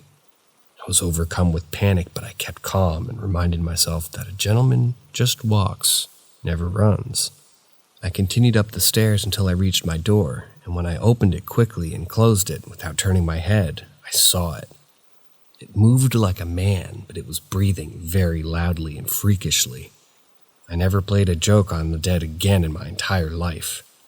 The experience left me shaken, and I couldn't shake the feeling that somehow I crossed a line. Looking back now, I realized that what happened to me was a warning, a reminder that our actions have consequences. It made me realize that we should always be respectful of the dead, and that sometimes even the smallest actions can have a huge impact. The incident stayed with me for years, haunting me in my dreams and making me wonder about the afterlife. It was a reminder that there are things beyond our understanding that are sometimes best to be left alone.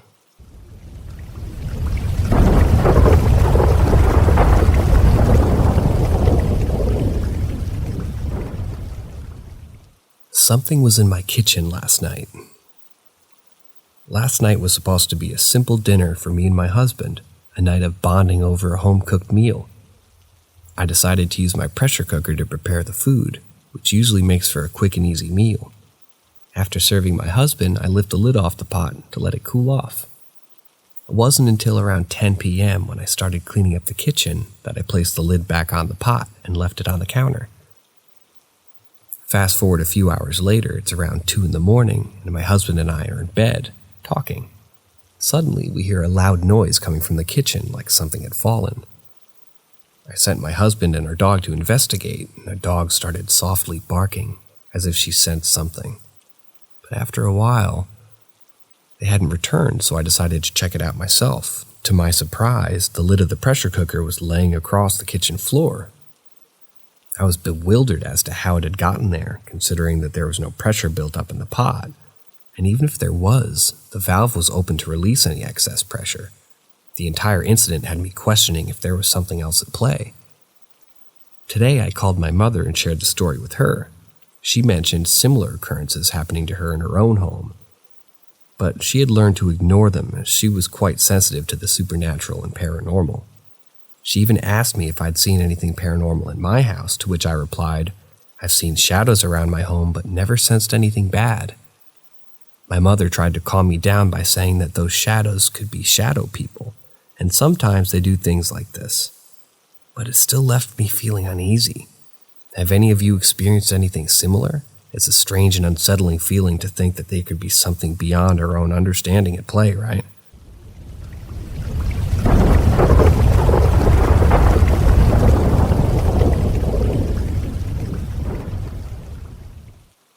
My kids report discomfort in one bedroom of our home. Throughout my life, I've encountered countless instances of paranormal activity, but none have perplexed me more than at my current abode. This is the one home where I don't experience any eerie occurrences, which makes the experience of my family members all the more bizarre. About a year ago, my 11-year-old son was staying in one of our rooms, and he refused to sleep there. He wouldn't even hang out there during the day. He reported experiencing nightmares, feelings of being watched, hearing strange noises, and even seeing unexplainable things at night. To put his mind at ease, we changed his room, and he's been fine ever since. I casually mentioned this to my 14-year-old daughter, who now stays in that room, and she immediately responded, "Oh, I know exactly why." She proceeded to tell me about seeing a person in her room, hearing things talking to her, hearing knocking under her bed, feeling of being watched and experiencing nightmares. A few months ago, we attempted to bunk my 4-year-old daughter in the same room with her older sister, but it was a colossal failure. She wouldn't sleep and begged for the door to stay open and frequently woke up with nightmares in the middle of the night. Despite being the head of the household, I don't experience any of these eerie occurrences. I've checked all the outlets and fixtures for electromagnetic field dumps, but there was nothing out of the ordinary. I've ordered white sage and Palo Santo, but I'm at a loss as for what I should do. Recently, my daughter emerged from her room claiming that she heard me yelling to her. However, I was sitting in a quiet room scrolling through TikTok. This incident has left me feeling perplexed as I'm not sure what to make of it. So my fellow readers, what are your thoughts and advice on how to deal with this paranormal activity?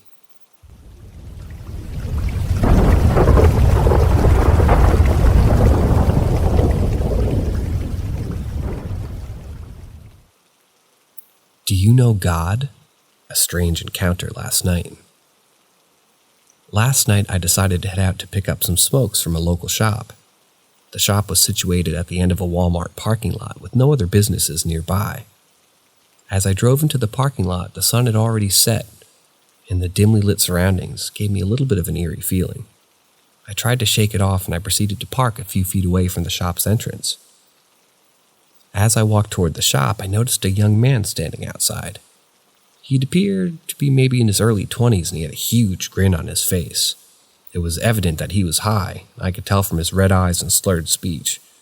Initially, I paid him no mind and continued walking to the shop and grabbed my smokes. After I got my stuff, I turned to leave the shop and I was greeted by the same young man. He was still standing outside and the grin on his face had only grown wider. I tried to avoid any interaction with him and began walking to my car. However, he spoke up and said, "Jesus loves you, sir." I ignored him and continued walking toward my car, but he wasn't done yet.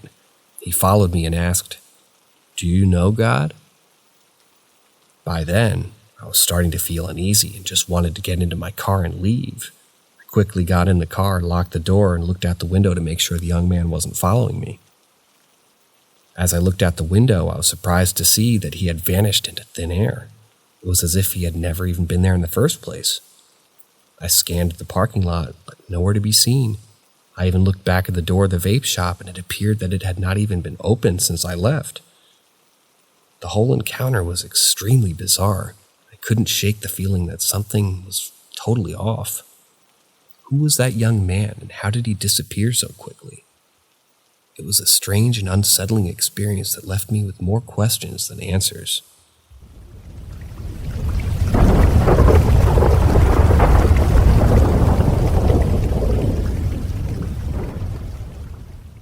Welcome to Paranormal M, the channel where we explore the world beyond our understanding. Subscribe and turn on notifications to be the first to know about our latest unexplainable stories. We hope you're ready to be transported into a world beyond your wildest dreams. As the anniversary of my dad's passing approaches, it's impossible not to reflect on the dream I had around the same time last year. It was a dream that has stayed with me and felt incredibly vivid, even though I usually don't recall my dreams with such clarity. In the dream, I saw my father, and it was as if he was standing right in front of me. I could see him so clearly that it felt like I was wide awake, even though I was still asleep. This was surprising, as I tend to sense things rather than see them in my dreams. However, this dream was different, and I felt like I was truly seeing my father after so many years.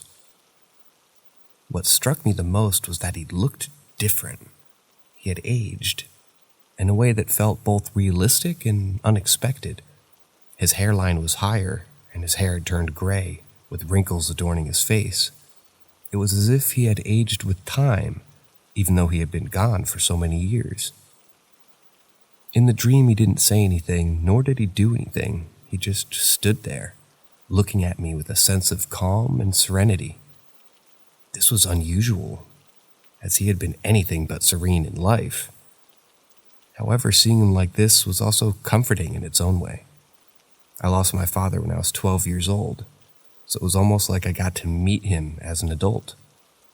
The dream was a poignant reminder of his presence in my life, even though he was no longer physically with me. As I approached the 15th anniversary of his passing, I can't help but wonder if I'll have a similar dream this year. It's strange how these dreams can bring comfort and closure, even when we least expect them.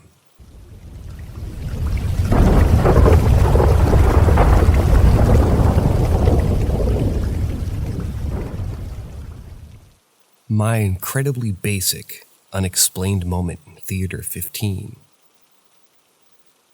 For a few years, I worked my way up at a local movie theater that I passionately loved. I was made management really quickly, the bare minimum amount of time it could be, and there were a lot of new responsibilities with it. I spent many late nights alone in the projection booth, which was a long, dark hallway to our 16-screen theater.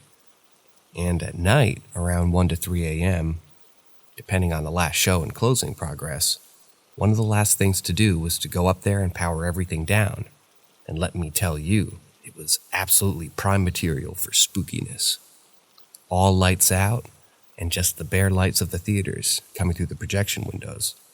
Lights are on at night in theaters for the cleaning crew. And nothing. Nope. Not even one time did anything remotely interesting happen up there.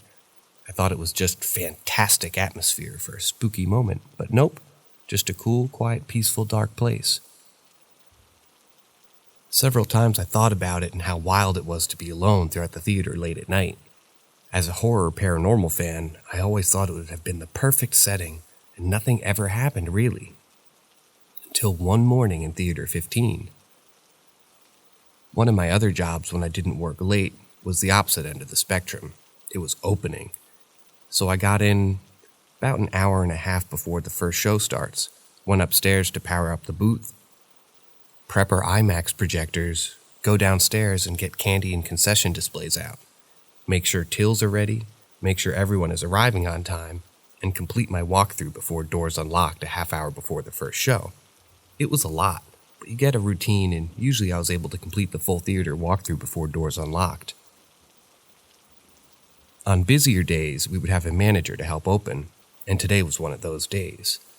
So, close the doors, unlocking, I'm scrambling to finish the walkthrough. Theater 15 is one of our bigger theaters, so on a walkthrough we check lights, ceiling tiles, chairs, especially a list of our broken ones to make sure that they've been fixed, and overall smell and trash, etc. to see how the cleaning crew did. So I make my way to the theater. The pre-show music is playing, so booth has been taken care of and the audio sounds good. And I make my way to the top row and work my way down inspecting the theater.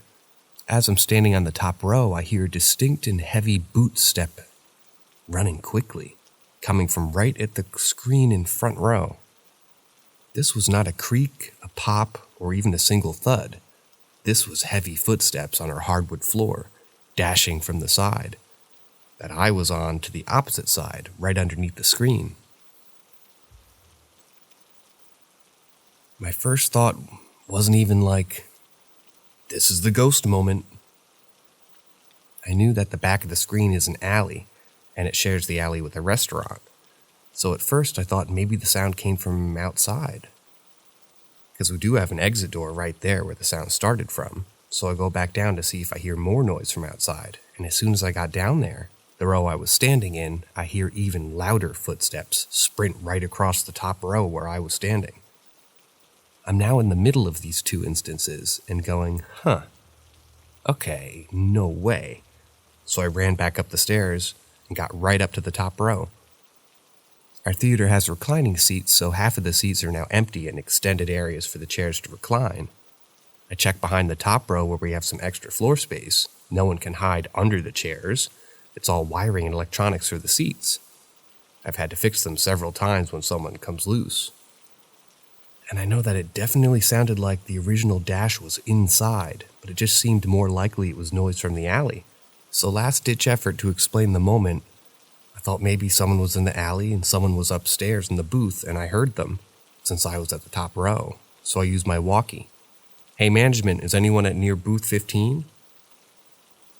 No, we're in the office. Do you need someone up there? My coworker asks. The GM was also there today doing scheduling. So I get doors unlocked, get back to the office, tell them my tale about how I tried to debunk it. And to this day, they tell new hirees about the ghost in 15. Do I think it? Nah, not enough that it's happened consistently or really anyone else for me to say that it could be something more than just a super weird moment. But that being said, and as one of the many paranormal moments I've experienced, I can't explain it.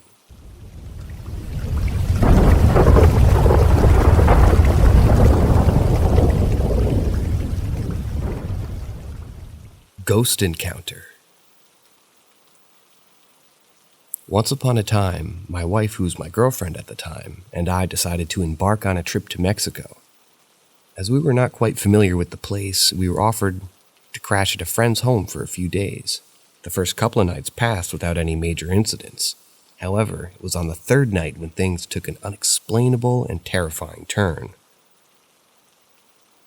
We were both lying on a mattress in the living room, trying to catch some much-needed rest after a long day of exploring the city.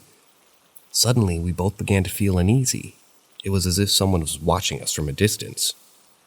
At first, we tried to brush it off, thinking it was just our imagination playing tricks on us. However, we couldn't shake off the feeling of uneasiness that had developed around us. As we lay there facing each other, I felt the slightest touch run down my spine. It was an eerie feeling, and I couldn't quite figure out what was causing it. And then, without warning, I felt something move around the bed to my wife's side. She started shaking uncontrollably, and I knew something was terribly wrong. I asked her what was wrong, and she replied, "It was on your side, but now it's behind me." We both felt a sense of dread wash over us as we realized that something sinister was at play. It was almost as if there was an invisible entity in the room with us, and it was moving around trying to make its presence known. To this day, we can't get over how we both felt the same thing at the same time. It was as if we were both connected to each other, and we could sense the presence of the entity together.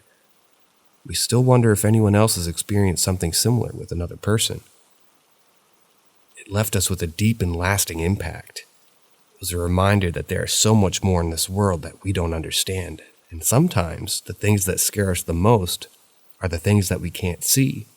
It was a chilling reminder that the world is full of mysteries, and sometimes those mysteries can be downright terrifying.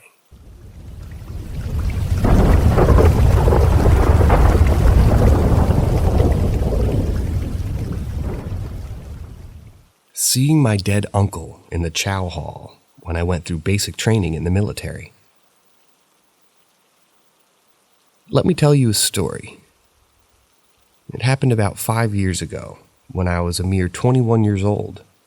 At that time, I was young, restless, and eager to test my mettle by undergoing basic training. However, as luck would have it, my training didn't quite go according to plan. In fact, I was sent home before I could even graduate. But that's neither here nor there.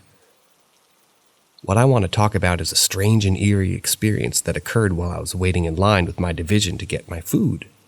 You see, at this time, I wasn't allowed to talk or even look around due to some strict rules that I don't quite recall the specifics of. But that didn't stop me from trying to sneak a peek over the counter to see what was going on. And that's when I saw him, my dead uncle, or at least someone who looks exactly like him. The facial features, the skin tone, and even the hair. It was all identical to my beloved uncle. Now, my uncle has passed away some time ago from what I believe was liver disease or some ailment. He had always been a drinker, you see, and would start his day off with a cold beer. You can imagine my shock and horror when I saw this man who resembled my uncle so closely. I went pale and couldn't even bring myself to speak with the cooks. My instructors noticed that I wasn't myself and asked if I was okay, but I couldn't bring myself to tell them what I had just seen. I was too spooked, too scared, and too overwhelmed by the experience. In truth, I was more spooked than sad, though I must admit I nearly cried when I saw him. My love for my uncle was so deep and strong, and to see someone who looked so much like him was both a comfort and a terror. To this day, I'm not entirely sure what I saw or why I saw it, but the memories of that strange and eerie encounter still haunts me to this very day.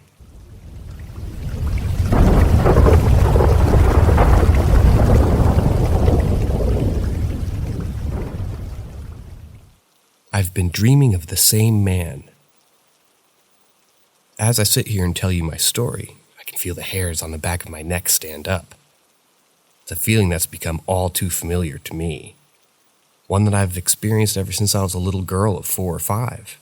I've always been drawn to the supernatural, and I believe that's because I have a gift for attracting spirits.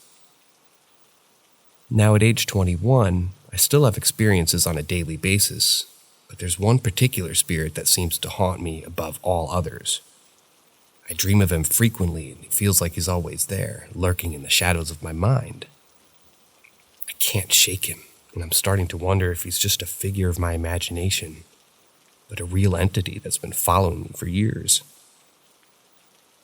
My first experience of him was in college.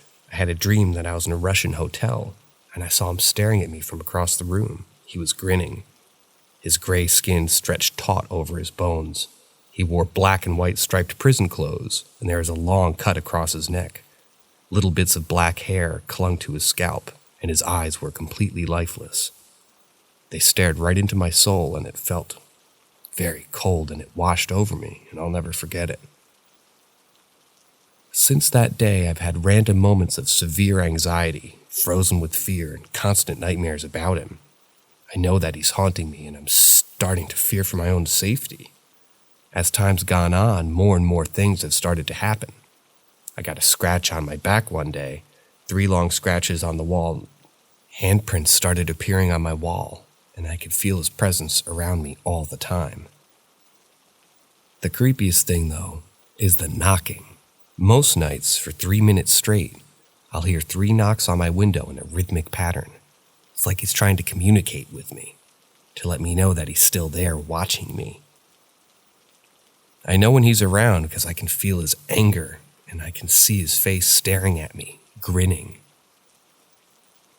I'm doing anything I can to protect myself. I've tried cleansing, using crystals and spell jars, but nothing seemed to work. I cleanse my room regularly, but I can still feel his presence. I don't know what to do, and I'm starting to fear for my sanity. Is this all in my head, or is there something out there that's trying to hurt me?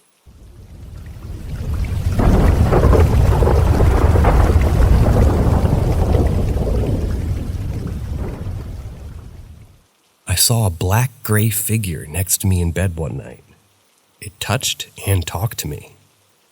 Any thoughts? This happened to me roughly over a year ago, and I still don't know what to make of it. Apologies in advance for the lengthy post, but I want to be thorough. For context, I sleep with the lights out in complete darkness. The only minimal amount of light, red, in my room is from my electronic clock on my nightstand. I've also had numerous encounters with the supernatural, but nothing like this. In the past, I've mostly seen relatives who are no longer with us or other human-like spirits and entities. Another detail will be more important later is that I'm currently writing a fantasy/supernatural book I've been working on since high school. So I just woken up and rolled over onto my side to check the time on my bed clock. It was a little past 3:30 a.m. I sat there for a minute, unable to get back to sleep.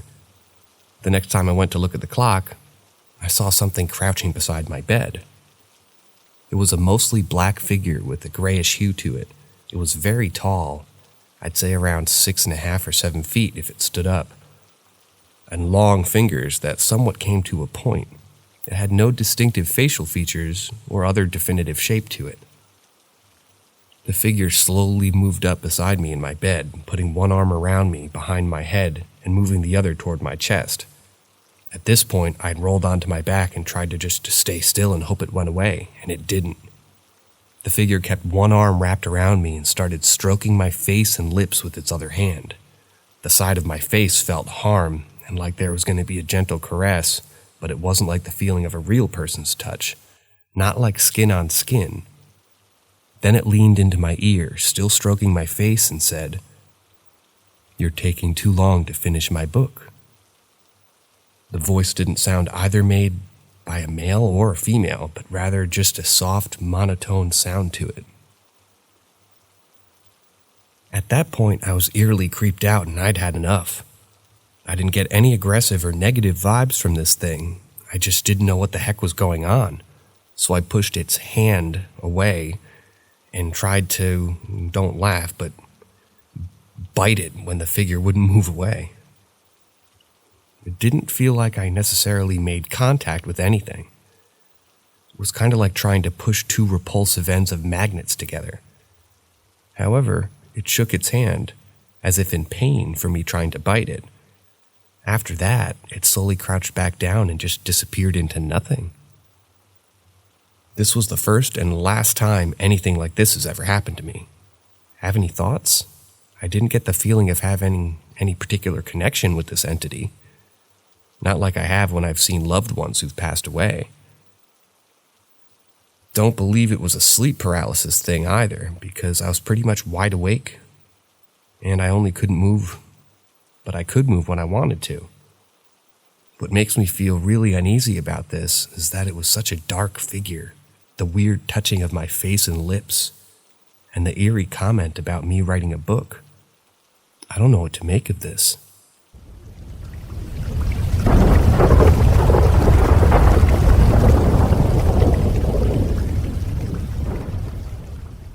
Me and my friend saw a girl in a white dress.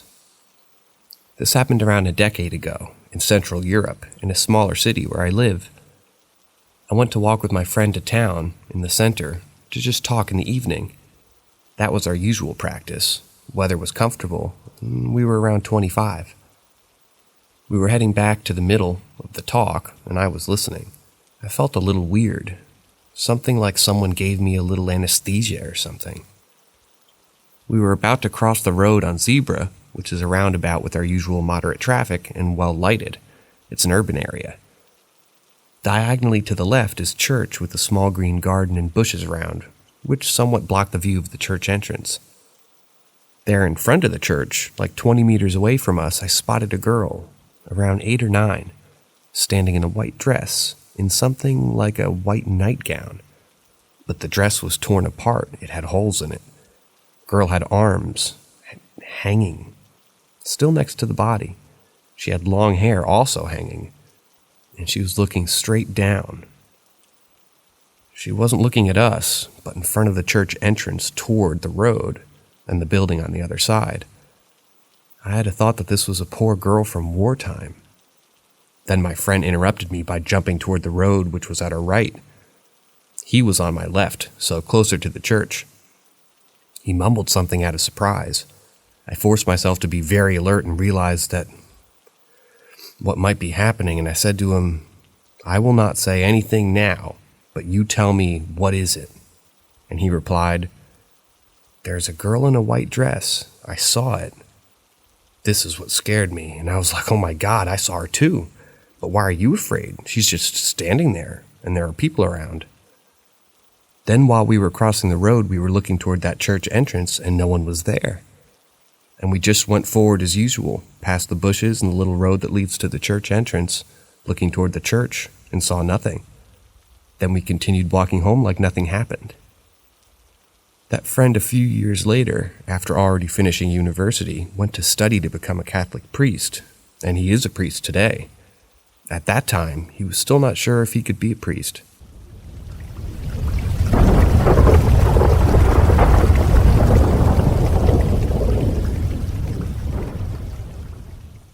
When I was 6 years old, me and my family lived in a haunted duplex. Our cousins lived on one side and we lived on the other. I'm pretty sure it was the family that lived there before us that was haunting us. At least that's what I was told. So during that time, my dad would wake up very early in the morning, I think maybe 4 or 5, to go to work. All I remember was that it was still dark out. I was a daddy's little girl, so it was our tradition to wake up, eat breakfast together, and then he'd leave for work and I'd go back to sleep. Then one day I woke up and saw a dark figure standing at the frame of my door. It turned and left. I thought it was my dad, so I followed it out of my room, down the hall, but when I got to the stairs to go down to the living room, the lights were all off. I thought maybe my dad was in a hurry and just left without eating breakfast, so I turned around and went back to bed. This happened a few more times, and each time I kept getting up and trying to catch my dad. Then one day I confronted him about it and asked why he kept leaving and didn't wait for me. My dad became very confused and asked me what I meant. I told him that I kept seeing him walk down the hall and leaving without waiting for me. He became concerned and said he had quit his job for a while now. I think my parents knew something was off as I became very sick. It was in a very short span of time. I'd gotten so sick I missed so much of schooling that the school said if I didn't go back soon I'd be expelled.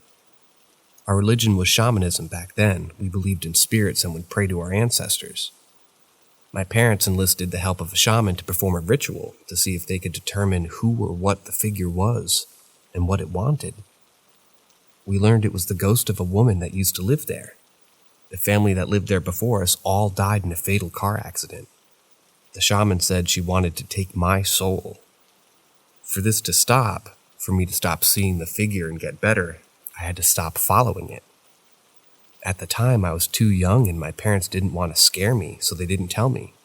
They actually told me this when I was much older.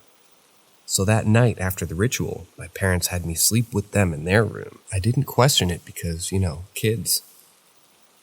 Again, I wake up and see the shadow, and I get up to follow it. But right as I got halfway through the hallway, my dad woke up and called out to me, "Mediocre trash bucket, where are you going? I'm right here." So I stopped in my tracks, turned around and got in bed and went to sleep. After that, I never saw the figure again, and I made a quick recovery. I think my parents took it seriously because later when my parents told me of what happened, my mom confessed that she had a dream that she and a lady she didn't know were arguing. My mom was in her bedroom and the lady was standing outside the door. The lady was standing in the shadow, so my mom couldn't see her face, but my mom saw her waist and below, and she was wearing a long skirt. She was yelling at my mom to get out of her house, and that my mom was yelling back at her saying, "This is ours now." At the time, I was never scared, never felt like anything bad was going to happen to me. But now thinking back, it gives me the heebie-jeebies. The house has been torn down now. It's not even there anymore, just flat land of grass. Whenever my siblings and I drive past it, we always say that it was probably torn down due to nobody being able to live in it because of the hauntings.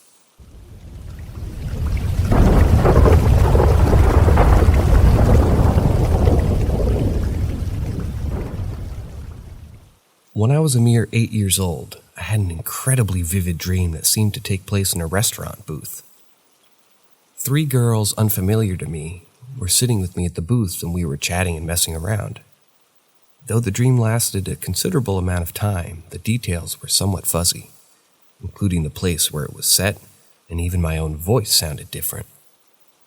Being a quiet child with no friends, it was certainly an unusual dream, but as a child, I simply shrugged it off and forgot about it in time. Fast forward 6 years to when I was 14 and I had a girlfriend who invited me and 2 of our friends to an ice skating rink on Skate City. We had a blast and then decided to sit at one of the booths and chat and relax. Suddenly, it all hit me with like a ton of bricks. This was exactly the same scenario as my dream 6 years earlier. The same 3 girls were there, sitting in the same positions, and even the booth had a glass wall to my right, just as I had seen in my dreams all those years before. What made it all even more astounding was that these girls were people I had only just met in the start of the school year, and I was living in an entirely different state at the time of my dream, with no knowledge of a place called Skate City.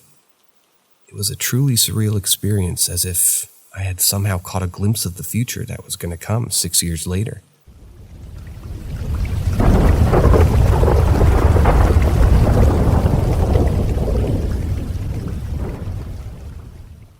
Question about orbs.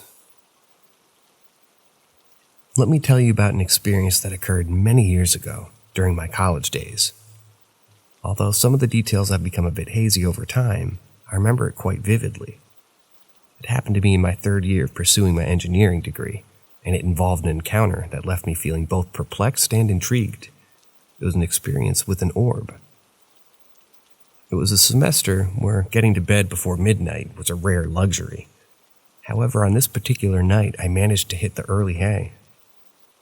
But then, I suddenly woke up in the middle of the night around 3 a.m. to an unusual sound. The noise was so high-pitched that it sounded like a combination of tinnitus and a screeching violin. As I opened my eyes to look around the room, I saw something that I will never forget. A white orb with a red aura radiating from it, right at the foot of my bed.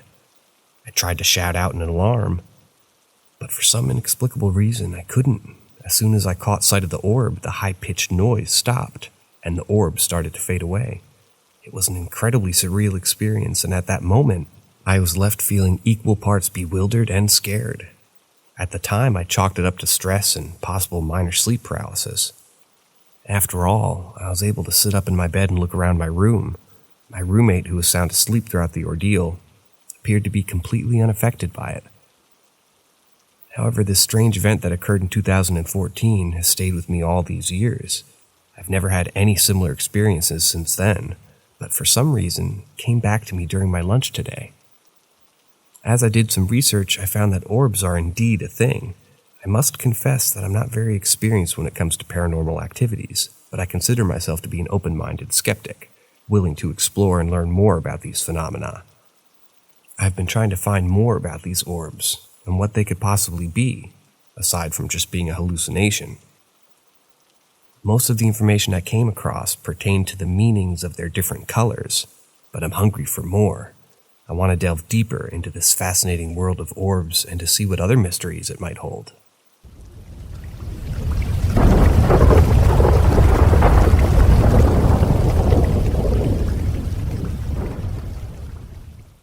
There was a restaurant in my hometown called Madison's. It was built in an old hospital. It's now converted to many businesses. Madison's and the rest of the bottom floor in particular had been the morgue. After ordering our food, my sister and I got into the habit of exploring the stairwells and empty hallways of the abandoned upstairs hospital. When we would get to the second flight of stairs, it was often taped off, warning the customers not to adventure any further. We would often jump this tape and sneak around, our little hearts beating in our throats for fear of being caught. One night we had jumped the tape, and we were peering around the corner of the hallway. We could hear someone coming. We quickly hid ourselves but continued to watch the hallways from the little sliver of view we had. Along comes this nun.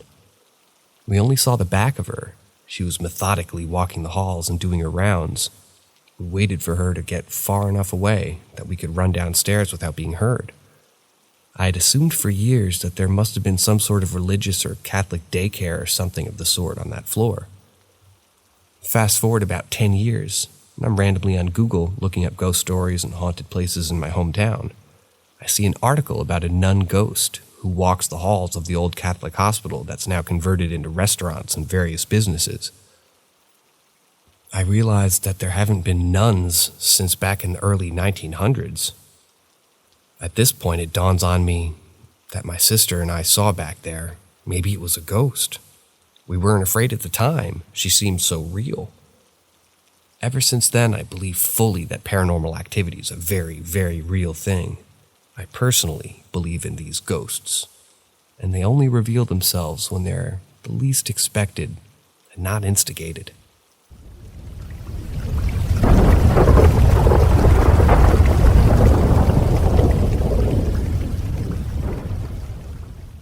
A few are what I would like to call past life regressions.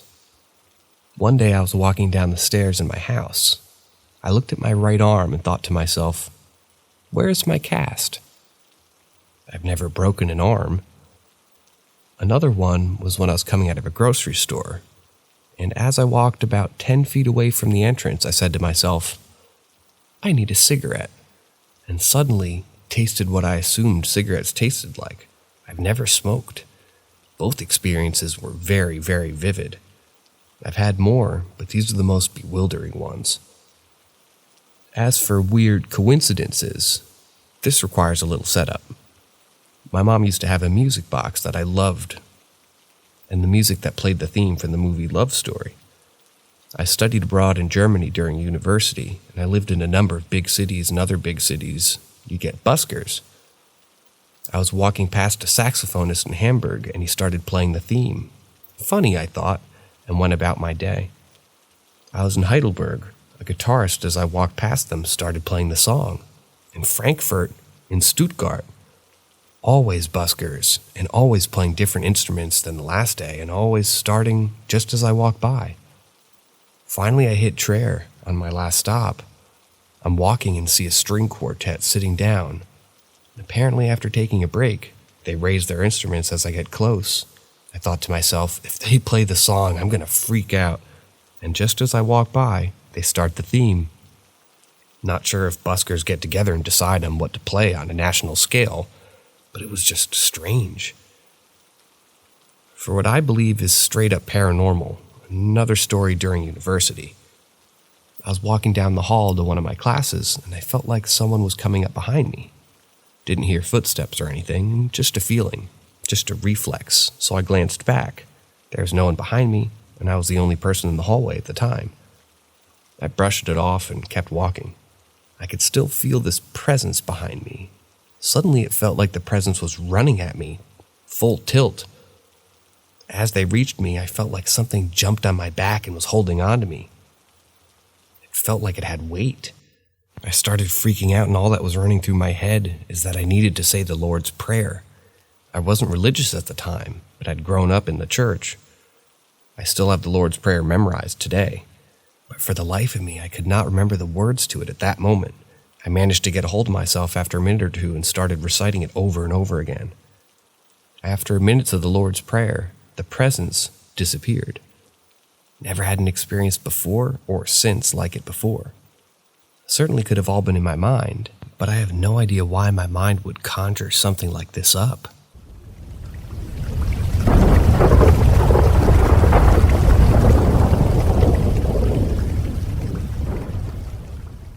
My college apartment. This story is from about 4 or 5 years ago. So the story begins when I was going to college for automotive. I shared an apartment with 3 other guys from my class. It had 2 large floors. The main floor had the living room and the kitchen, and the upper floor had the bedrooms. We all worked jobs and at different hours of the day, so at any given time, there was maybe 2 of us to use the apartment at a time. But most of the time, I was in the apartment by myself because of my work schedule. When I was home alone, I would hear footsteps upstairs. When I'd be in the kitchen cooking food or in the living room watching TV or playing games, or when I was upstairs in my room studying, I would hear voices from downstairs. Most of the time, I would stop, and I'd look around to see if any of my roommates were home, but I wouldn't find anyone in the apartment. When this all started happening, I asked all my roommates if they had heard anything with the apartment when they were all home alone. They all had similar experiences. We all sat and talked about it for a little bit before we all went to bed that night. It was about a week or 2 after we all sat down and talked about it, and things started to get more weird. We would be woken in the middle of the night by knocks and other noises. We also started to wake up with random scratches on us, and some of my roommates started to get angry for no reason at all. So another roommate decided to sage the apartment, and as we were doing it, I was recording on my phone, and when we got done, we lifted the apartment for a bit, and I left my phone on the table to record while we were gone. When we got back to the apartment, it had a different feeling than it did before we left, a more calming feeling. So we went to bed. It wasn't until the next morning that I went over to the recording on my phone after I transferred them to my computer, and I was shocked what I found on the recordings. As I was listening to them, I found some EVPs saying things like, "Look here," "Go away," "Stop," "Leave," and more. Shortly after that, we all moved out of the apartment into a new one. Till this day, I have no idea what was or still is in that apartment.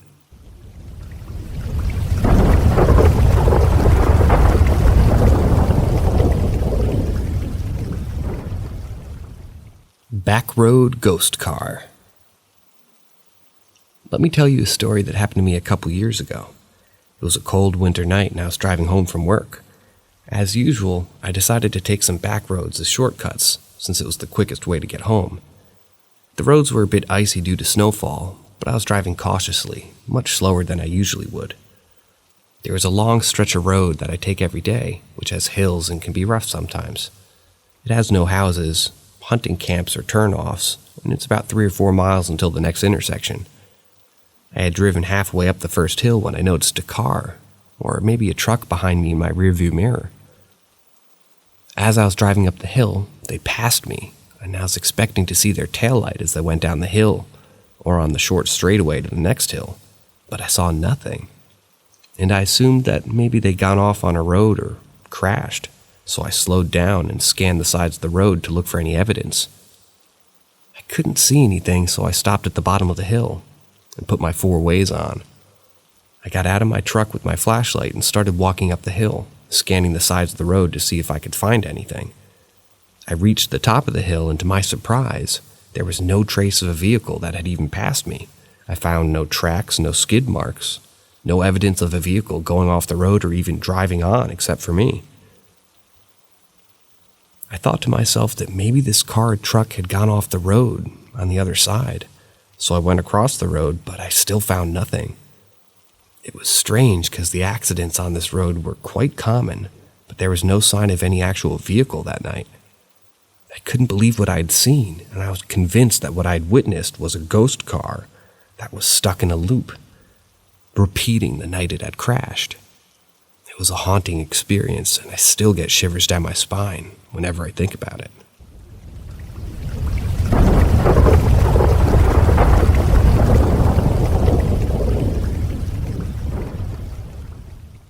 North Florida deep shadows. Growing up in Jacksonville as a kid, I was living about a mile away from the Timucuan Preserve National Park. Being that the area was known as a historical monument with Spanish forts and old naval bases, and battles being fought there in which tons of Timucuan and Spanish died, essentially in my backyard. Around the time of being 6 or 8 years old, I had night terrors met with sleep paralysis events in which I would see human-like shadows in my room. The latter only happened twice. During those 2 occasions, I remember seeing it emerge from the corner of my room, a nice dark corner, of course, and during the first event, it just stayed in place. It had no remarkable features, with only outlining of its body being the darker barrier that defined a human outline, a head, torso, legs, arms, and maybe hands. However, the second time the paralysis happened, I immediately had elevated heart rate and started panicking out of fear. I most likely woke from a nightmare. I was positioned on my left side with the shadow guy facing my peripheral on the right, and this time it started walking toward me, getting in my bed, and holding me with its hand on my chest. From that, I was in total panic to the point that I could hear my blood pumping to my ears, but after a while, I guess, I just fell asleep. I honestly don't remember. Even with all of that, I don't think I told my mom at the time, though. Now I tell her about both of these experiences all the time. She kind of just says, well, maybe that did happen. Or it could have been a vivid nightmare. Nowadays, I look back on it with a sort of mystified perspective. Growing up, our household was really stressful as a child. There was a lot of parental verbal fights on a daily basis, especially with my dad being an alcoholic. And no, he didn't abuse me, at least physically. But all of that did lead to a divorce when I was 13. I haven't talked to a therapist about this, but I feel like those events were likely a product of stress. As a bonus, whenever I talked to my dad later, he confirmed to me that he saw a squatting human figure up in the rafters while we lived there. Well, before he went through the DTs. Rest in peace to that man.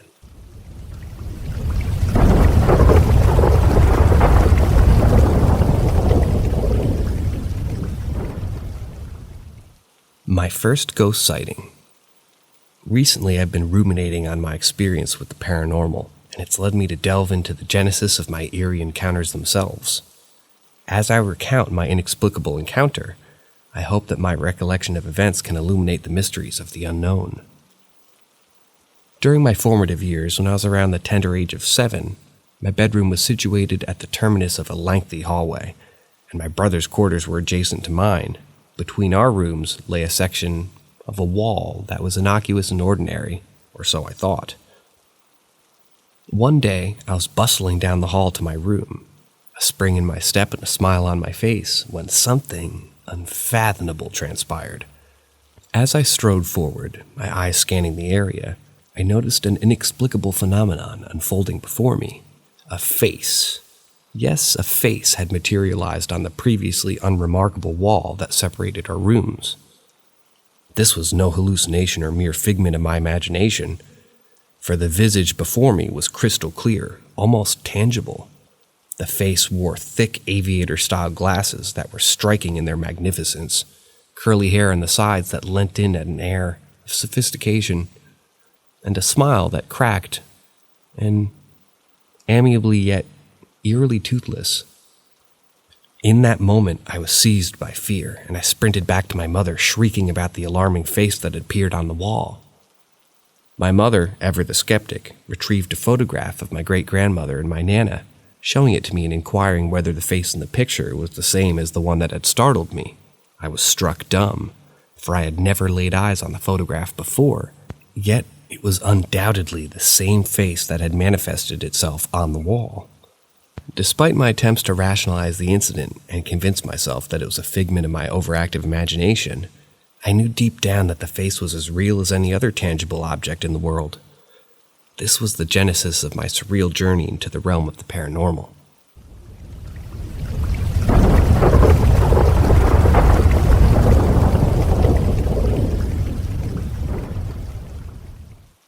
I'm waking up with random scratches on my body. This peculiar occurrence has happened before, and it appears to be repeating itself with no explanation.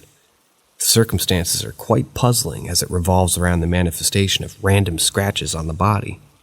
The memory of this phenomenon has been erased from the individual's mind, and there seems to be no plausible reason for it to occur. Approximately a year ago, the individual began to wake up with inexplicable scratches on their leg or hand.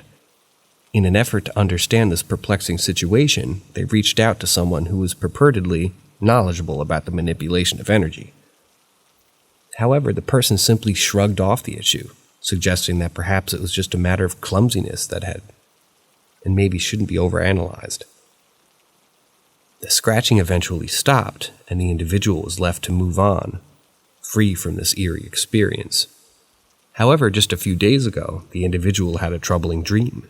In the dream, the same individual who had previously advised them on the matter was attempting to locate them, and they were compelled to hide from him out of fear.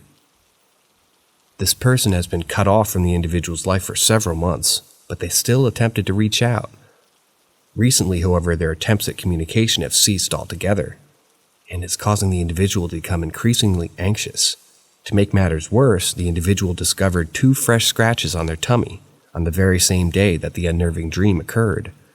To top it all off, the individual woke up today with yet another scratch on their face, adding to their confusion and frustration.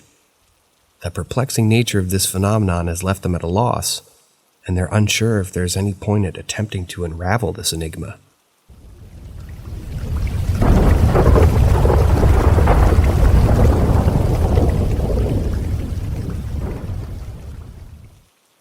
Fourth man experience, guardian angel.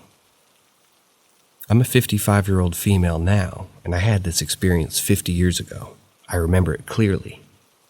My mother made me go with me while she went dress shopping at the mall. I didn't want to go. I'd rather have stayed home playing with my friends.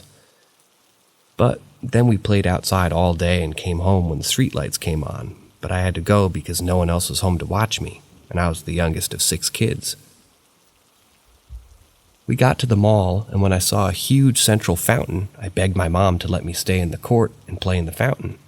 This was before the internet, before people worried too much about serial killers or pedophiles. I was never really taught about the stranger danger. My mom wasn't worried about it either, and after I promised to stay by the fountain, she went into the dress store. I remember playing for a while, dipping my finger in the water, walking around the entire fountain, and listening to the sound of water. I don't know why, but I suddenly looked up and saw a man, probably in his 30s, with dark hair and black-framed glasses and a white shirt and jeans, brown jacket. He was about 30 feet away and walking in my direction. As soon as I saw this man, I heard a male voice say, "Go find your mother." It wasn't the man in the glasses. His mouth stayed closed. The voice came from right next to me, and there was no one there. While I pondered what it meant and who might be speaking to me, the man in the glasses got closer. The same voice spoke again. The man in the glasses wants to take the little girl. Go find your mother, now.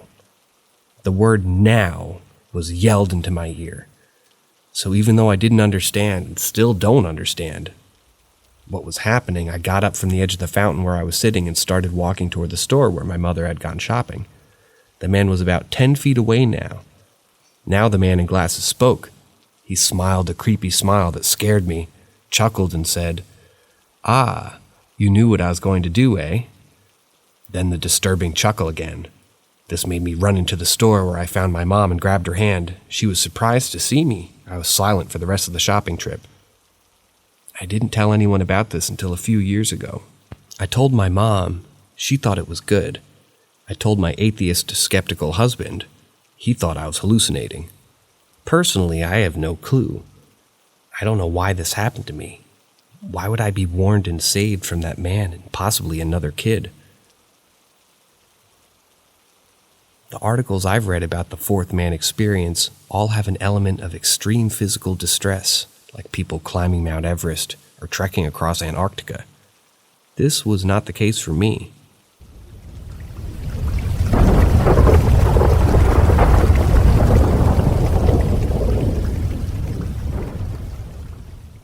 What we believe was our daughter's paranormal moment as a toddler. From the time our daughter was about a year to just over 2 years old, we'd periodically get woken up by the sounds of her giggling to flat-out cackling and squealing in excitement. When either of us would get up to see what the fuss was all about, she'd be standing or sitting at any of the 3 sides of her crib, looking up. One day I was holding her and walking from each framed photo of the family members. I'd point to those in the pictures and say, "Who's that?" I pointed to her mom, myself, my mom, my Mill, my Sil, my brother, his wife. Each time she'd say her word for that person. There was a collage of a number of people, memories of the past, and my wife and I had made and framed it. There were family and friends who were no longer with us and who had passed on, including my father, who'd passed away maybe a decade before our daughter was even born. I started pointing at people, and if she didn't know them, she'd look at me real fast and hold up the palms of her hands like, "I don't know." So I'd point to the person again and say their name. She'd do her best to repeat it. In the collage was a pic of my late father and I. I pointed to me, and she said, "Dada." I pointed to my father, and she got all excited. She started bending her knees in my arm and raising up and down and giggling with the biggest smile. She raised her arms up in the air and looked at the ceiling and said loudly, "Papa, Papa, Papa, Papa, Papa, Papa." She kept giggling and saying, "Papa." I had chills and my wife was looking at us with wide eyes. I started to tear up. For one, no one had ever shown her a photo of my father. We didn't have one hanging up in the rooms where she frequented. No reason. We just didn't have very many big photos of him. For two, she'd never said the word before, not ever. Lastly, my brother lives halfway across the country, and at that time he had only seen my daughter once. He has one daughter, but she was in college, and when we visited him, she'd never even met our daughter. But my niece spent a lot of time with her early in life, and around my late father before my brother relocated. Papa was what my niece called my father, and he loved being called Papa. Her reaction had my wife and I thinking, and admittedly hoping that maybe, just maybe, all those times we had woken up our daughter, giggling and laughing and squealing in delight, it was my late father paying her a visit.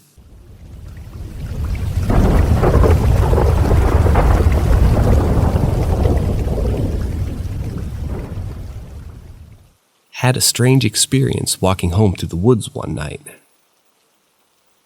About a month ago on a Saturday evening, after finishing a long day at work, I hopped off the bus to buy some beer from a large superstore, which was nothing out of the ordinary. As I walked towards home, I was faced with 3 possible routes, 2 of which involved walking down a busy main road. However, the quickest and most appealing option was to stroll down an old, disused wooden path that was used to be a Victorian railroad track, which was surrounded by vast fields, and I resided in a rural area of England. As I made my way down the track, I heard a group of owls hooting away, which piqued my interest, of course. I decided to record some audio of the sound, as it was usually quiet down there. I continued walking, and as I approached a clearing, I saw the moon shining brightly through the trees with an eerie reddish tint to it. Without hesitation, I took out my phone to capture the moment. However, in order to take a clear picture of the moon, I had to switch off my torch, leaving me in total darkness.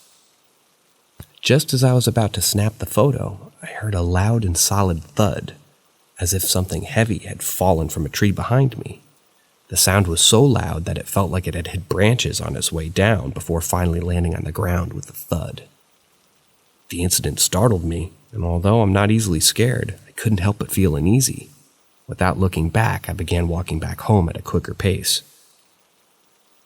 The track I was on is a very old one that stretches for miles, and I had heard stories of people hanging themselves down there in the past.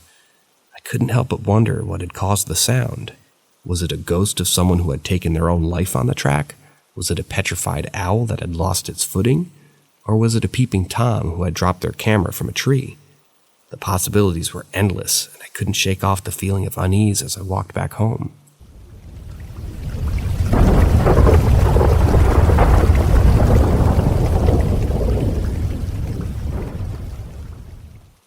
Can someone help me? I think there's a ghost in my house.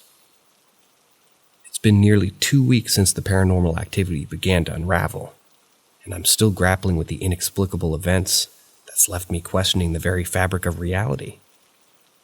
It all commenced with me awakening from a deep slumber to find the closet door shut, and there was no one else in the room except for me.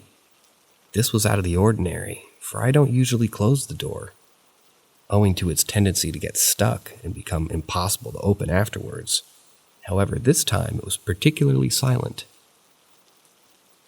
As if that wasn't eerie enough, a few days later, on a seemingly uneventful Thursday, I was engrossed in an episode of Ghost Adventures, propped up in the middle of my bed with my covers pulled up to my chest.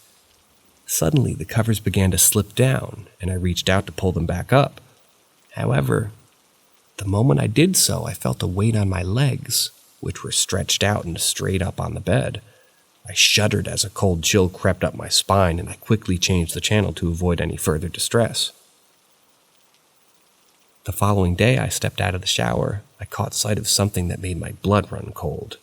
There were fingerprints on the mirror. I always lock the door when I'm showering to prevent anyone from intruding, so the appearance of fingerprints on the mirror was inexplicable and deeply unsettling.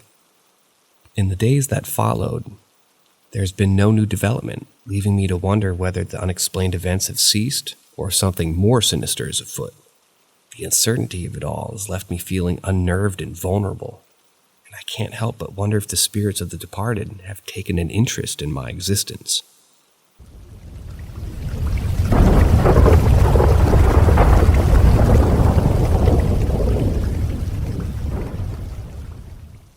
A few years ago, I had an incredibly vivid and unforgettable dream about my cousin who had already passed away.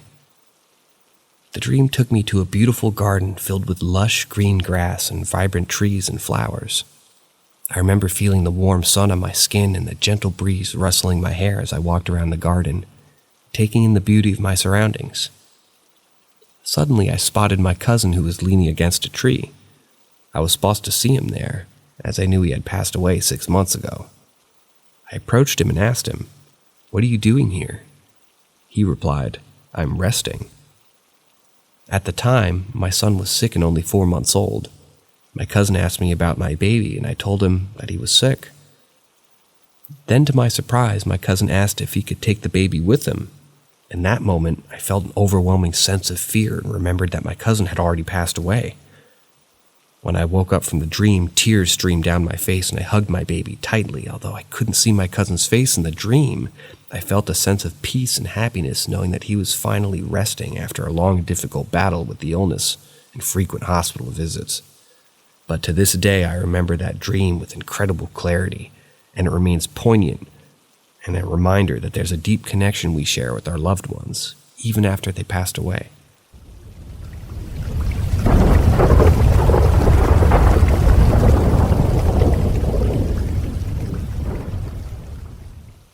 Unnaturally fast shadow figure.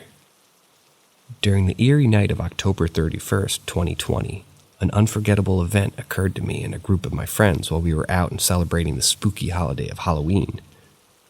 It was a rather uneventful evening as we strolled along the streets, chatting and laughing, but little did we know that our night was about to take a chilling turn. Suddenly, out of nowhere, we spotted a mysterious shadow-like figure dashing from one bush to another with astounding speed. Each time it reached a bush, it would pause for a moment, waiting until we weren't looking, before moving on to the next one.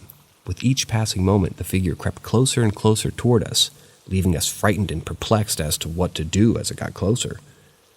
Almost as if it was defying the laws of physics, its movements were incredibly odd and seemed to be crouching and taking abnormally long steps, with legs that seemed far too lengthy for any human.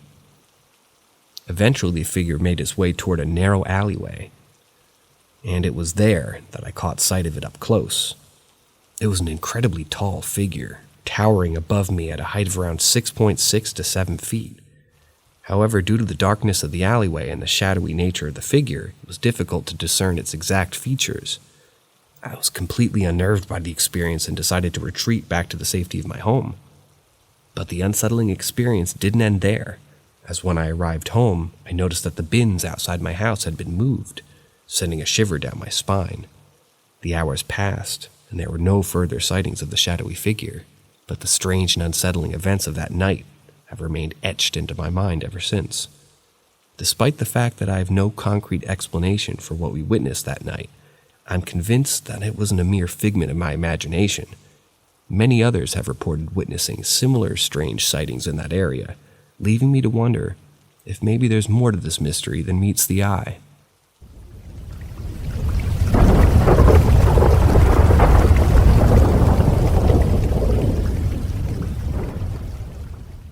Enter the world of the paranormal with us, here at Paranormal M. Subscribe and turn on notifications to never miss out on our latest mysterious stories. We hope you're ready to embark on a journey you won't forget. I got something or someone in a cemetery. Once upon a time, in a world filled with mystery and wonder, there lived a person who was plagued by a sinister presence that seemed to follow them wherever they went. Although the individual had always been skeptical of the supernatural, the events of the past few days left them feeling like they were caught in the middle of a horror movie. It all started when the protagonist and their family decided to pay a visit to their grandfather's grave at a local cemetery. As they wandered through the maze of crypts and corridors, the protagonist couldn't help but feel like they were being watched. Then something strange happened. They stumbled upon an old crypt with a door covered in dust, and in the dust, someone had written, "Please help," and beneath it was a huge handprint and a string of foul language. Although the protagonist was initially hesitant to investigate further, they couldn't shake the feeling that someone might need their help. As they continued walking, they noticed a crypt with a closed window that piqued their interest. However, they decided to press on, leaving the crypt behind. Suddenly, they heard a strange knocking sound coming from the crypt they had just passed. It was a peculiar sound that they couldn't quite place, and it seemed to be coming from the door of the crypt itself. Without hesitation, the protagonist began to run, their heart pounding in their chest. After that harrowing experience, the protagonist's health took a turn for the worse. They fell ill and their condition deteriorated rapidly. The events of the past days began to feel like a surreal dream, and the protagonist knew that they had lived through them. To make matters worse, they began to have nightmares. One night they dreamed of terrible things, and in their dream, they felt like something was touching their back. They woke up in a cold sweat, unsure if what they had experienced was real or just a figment of their imagination. As the days passed, the protagonist became increasingly paranoid, convinced that they had brought something home with them from the cemetery. They worried that whatever had been knocking on the crypt door might now be lurking in their home, waiting to strike. Despite their fear, the protagonists knew that they had to find out what was going on. They sought out the help of experts in the paranormal, hoping to get to the bottom of their terrifying experiences. Was it a ghost, a demon, or something even more sinister? Only time would tell now.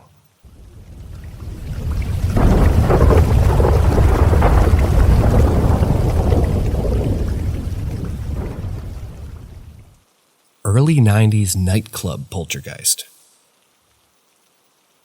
Once upon a time, during the school summer holidays, my identical twin brother and I would accompany our mother to her workplace, where she worked as a secretary for a nightclub, and it operated in a magnificent old Regency pier building located in the charming city of Southampton in the United Kingdom. As children, we'd always been fascinated with the supernatural, and even now as adults, we still find ourselves completely captivated by the unexplainable. What we experienced one day in that building would forever cement our interest in ghosts, and even now, years later, we still talk about it with great detail and enthusiasm. We would often run around the vast darkened rooms of the building, but one day, a member of the staff informed us that the cleaning crew refused to come in when it was dark because they claimed to have seen a misty, ghostly figure and felt an intense sensation of being watched. The chef told us that he'd often arrived in the morning to begin his food prep only to discover that the cupboards were open and the pots and pans were neatly arranged in lines on the floor. Even though the alarms never went off and the cameras in the bar showed nothing unusual. Naturally, this news delighted us, and we decided to explore the kitchen, boldly asking if anyone is in here to show themselves. To our shock and amazement, some eggs on the corner flew across the room and smashed into the wall. We immediately sprinted out of the kitchen, running as fast as we could, as if our lives depended on it. We were so terrified we ran to our mother, who was just as frightened as we were when we explained what had just happened. The adults working at the nightclub tried to rationalize the strange experience, saying that perhaps a lorry had driven by and caused a vibration, and it knocked the egg off the counter, which we knew was simply not true. The building was eventually closed for an extended period, only to reopen as a Thai restaurant several years later. Through a strange coincidence, I found myself at the restaurant's opening night, and as I walked past the kitchen for the first time in 15 years, I felt a cold finger trailing down my spine, and that old sensation of being watched returned. I couldn't help but wonder if the building was still up to its old tricks with its new owners now. And the new owners were experiencing the same unexplainable phenomena that we had encountered all those years ago. The mystery of that old Regency Pier building in Southampton will always remain an enigma, and my brother and I always cherish the memory of our spooky encounter with the supernatural.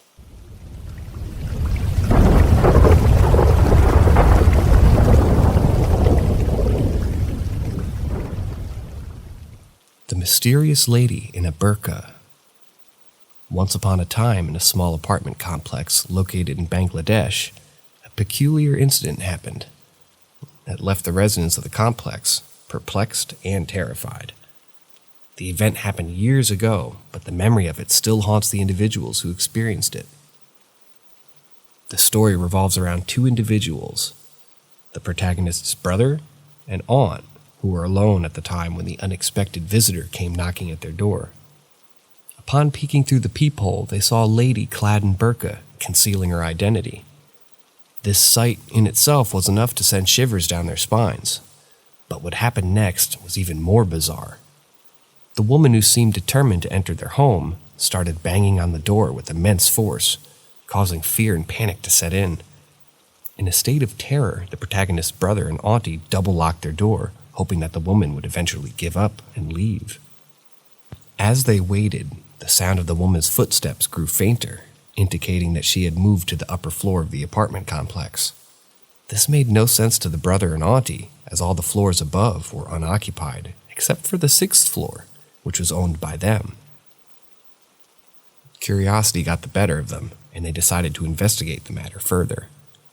Accompanied by the building guard, they climbed to the roof, which was the only place left for the woman to go. However, to their surprise, the roof was locked, and there was no sign of the woman anywhere. This incident left the brother and aunt in a state of shock, as they were unable to come up with an explanation for what had just happened. Even more concerning was the fact that no one else in the apartment complex had seen or heard anything out of the ordinary, making the situation even more perplexing. Years have passed since this incident, and the protagonist's brother has never stopped recounting this tale to anyone who would listen. The memory of the ghostly woman in the burqa still sends chills down my spine, and he's never been able to shake it off for fear of the incident it's instilled in him. In conclusion, the story serves as a reminder of the inexplicable things that can happen in life and how our rational minds may not always have the answers. It's a tale that leaves one pondering the mysteries of the universe and the possibility of a world beyond our own.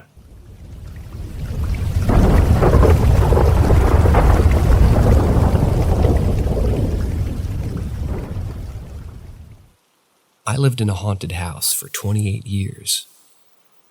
Once upon a time, I resided in a home that was haunted by an abundance of spirits.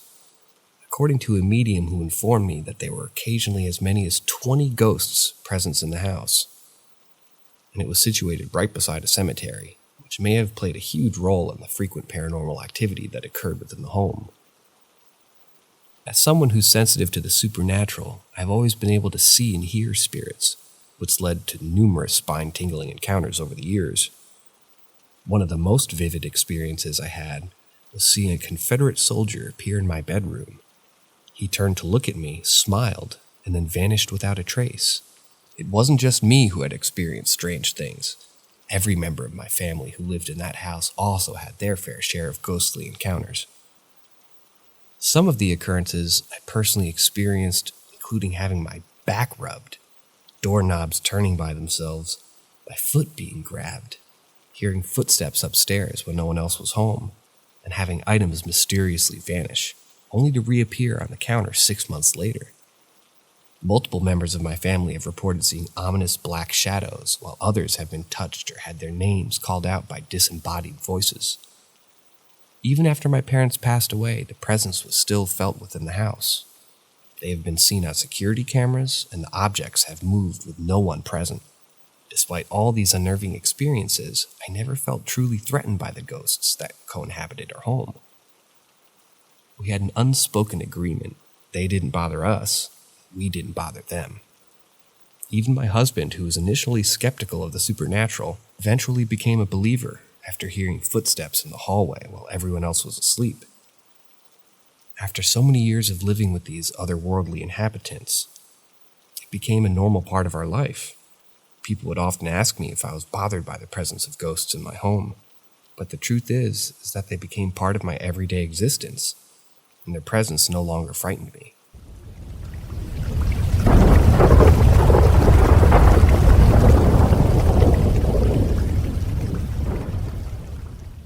Visitation dreams.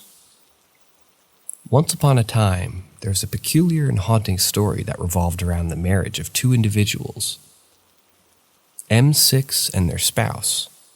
M6's husband had a close friend named Zach, who had passed away long before they had even met. Despite never having met Zach or seeing a photograph of him, M6 found himself inexplicably drawn to him in their dreams. Every December for the first 3 years of their marriage, M6 would dream about a blonde boy whom they didn't recognize. They couldn't understand why they would have such a vivid and recurring dream about this unknown individual. However, fate had a strange way of revealing the truth to M6. One day, M6's husband was going through some old high school pictures and stumbled upon some graduation photos. As they were flipping through the images, M6 suddenly recognized the blonde boy from their reoccurring dreams. Curious, they asked their husband who the boy in the photograph was, and to their utter amazement, their husband revealed that the boy's name was Zach. Not only that, but he had tragically passed away at the young age of 19, the day after Christmas. M6 was left in awe and disbelief, realizing that the boy had been dreaming about and since December was in fact the same Zach who their husband had lost so many years ago. The revelation was both eerie and comforting at the same time, as it seemed to provide a sense of closure for M6's husband and a connection with his dear friend who had passed away so young. From that day forward, M6 continued to dream about Zach every December, but the dreams took on different tones. They were no longer filled with confusion and uncertainty, but rather a sense of familiarity and comfort. The story of M6 and their connection to Zach serves as a reminder that even in death, our loved ones can continue to contact us in mysterious ways. It highlights the power of dreams and the role they can have in helping us process our emotions and experiences, even those that we might not fully understand.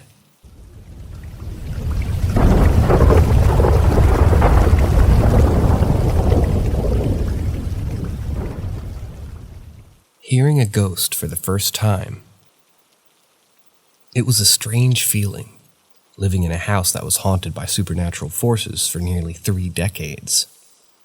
The unexplained events, the eerie sounds, and the inexplicable sightings had all become part of my life, and I had learned to accept them as a fact of life. But one night, something happened that shook me to my core. It was a night like any other. My husband and I were having an argument, and we were both upset. We were facing away from each other, and I was having to try to calm down when I heard my name being called out. It was a faint voice, barely audible, but it was there. I assumed it was my husband, who must have been calling out to me for help. I turned around to face him and saw that he was half asleep, his eyes barely open.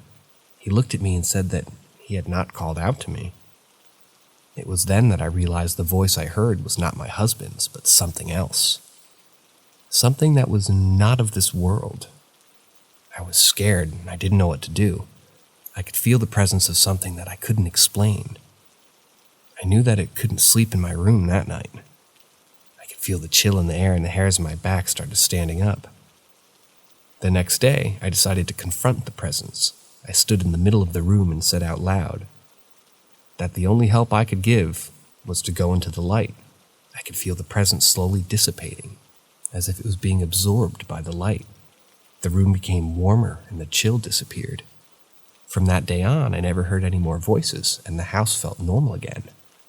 It was as if the presence had been appeased and moved on. I was so relieved, but it also felt like a sense of loss. The house had been part of my life for so long, and now it was just another ordinary house. But I was grateful for the peace that had finally come to the haunted house that I'd lived in for nearly 28 years.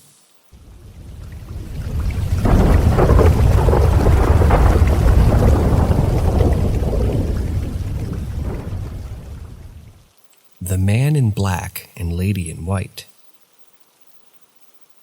Throughout my professional career, I had the opportunity to work in various nursing homes for an extensive period of 13 long years, during which I came across numerous spine-chilling incidents that left me with an eerie feeling. However, there was one particular phenomenon that seemed to repeat itself in every nursing home I worked at: the appearance of a man in black and a lady in white. As soon as these ominous figures made an appearance, the entire nursing home would be thrown into a state of chaos, with everyone frantically trying to count their patients as if trying to determine who might have passed away.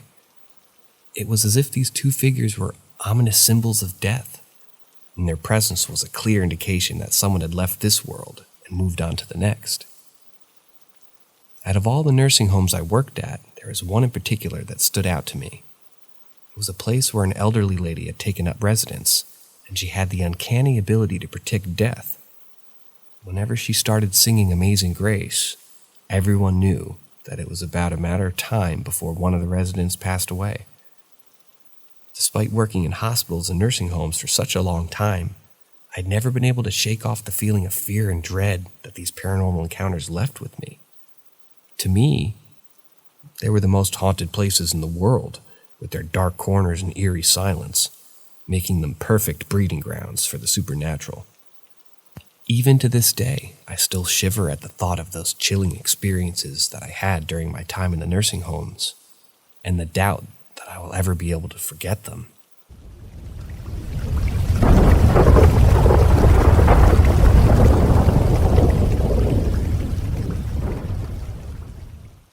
My dad talking to my husband's grandma.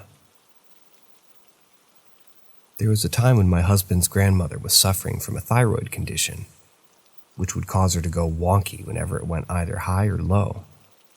I remember the night my dad passed away in 2020, and I woke up at about 4:30 a.m. to find her having a conversation with someone and cackling loudly. Being someone who could see and hear spirits, I asked her who she was talking to which she replied, "That guy." It was strange because I could never see spirits of my own family members before, and I didn't know why.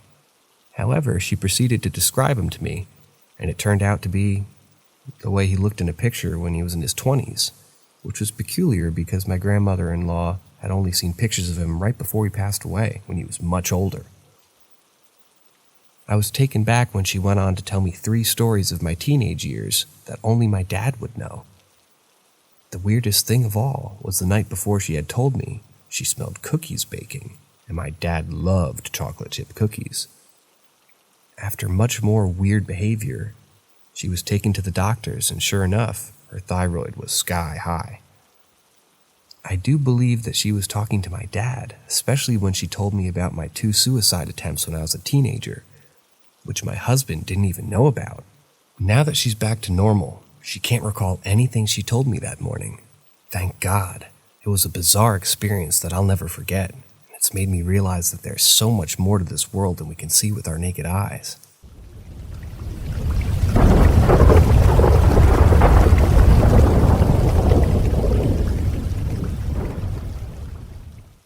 One of my paranormal stories I have so many dating back to childhood.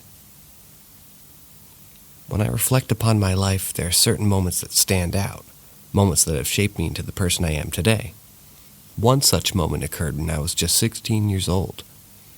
It was a sleepless night, and as everyone else in the house dozed off, I felt restless and decided to take a ride in my automobile.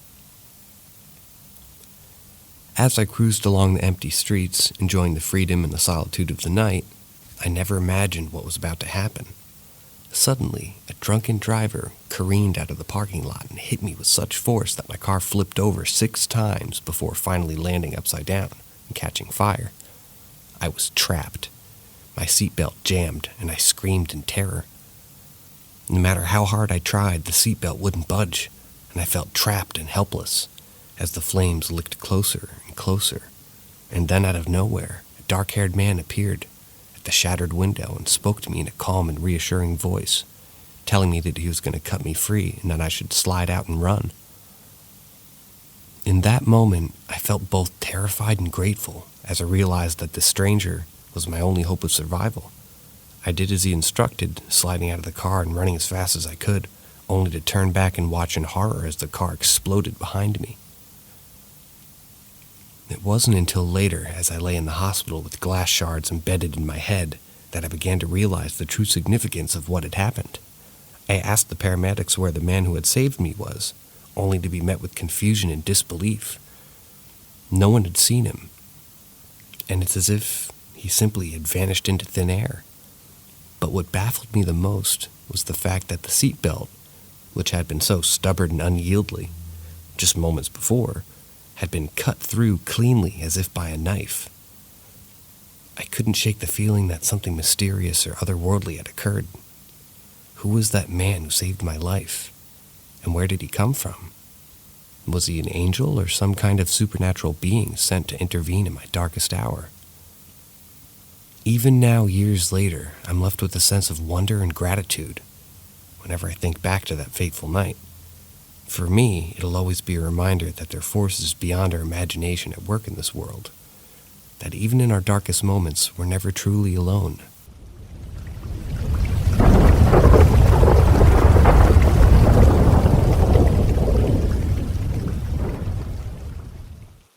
My Son and the Ghost Girl. I must say, I have lived in a haunted house for about 28 years, and despite the unusual occurrences that took place within the walls of my humble abode, I was never bothered by them, because for the most part, the ghosts that inhabited my residence didn't seem to bother us either. It wasn't until I realized the strange connection between my neighbor and the little girl ghost that I began to piece together the story of my haunted house.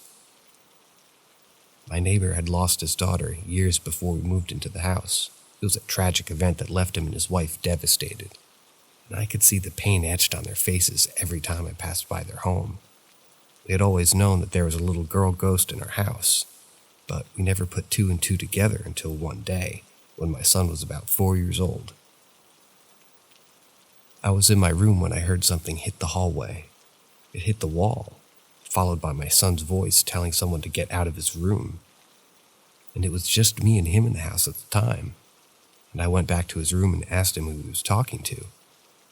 He told me that while he was playing, it was with a little girl ghost, but things had turned sour when he didn't want to play anymore.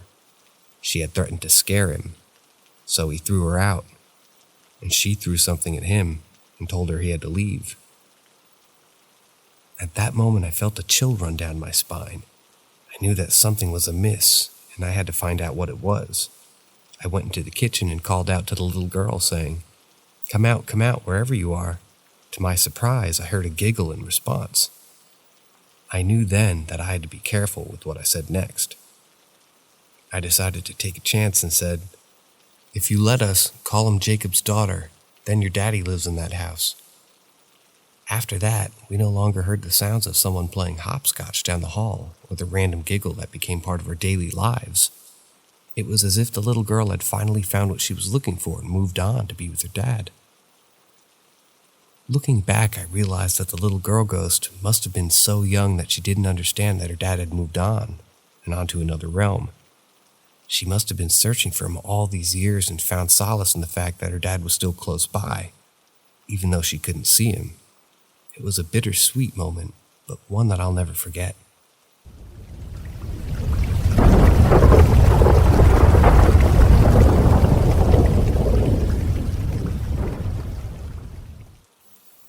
My dad called after his death.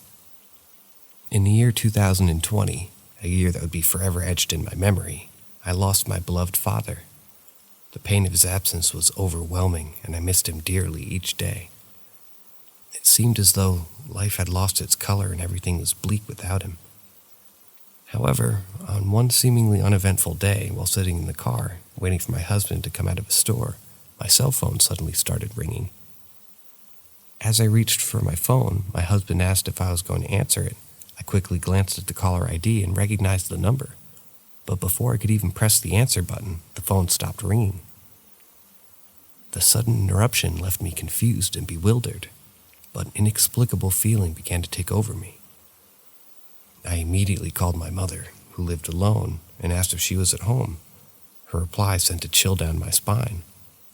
No one is here. As my heart raced, a question popped into my mind. Did my dad just call me? For a moment, I couldn't comprehend what just happened. Was it a sign from him? Was he trying to tell me something? The dreams I had of him were always a source of comfort, a reminder that he's still with me in some way. But now, with my mother gone, those dreams were gone too. I was left with an unexplainable void, a sense of loss that seemed to grow with each passing day. The memory of that day still lingers in my mind, and I can't help but wonder if it was my dad trying to reach out to me and let me know that he was still with me in some way. The thought brings me comfort, and I hold on to it tightly, hoping that someday I'll be reunited with him once again.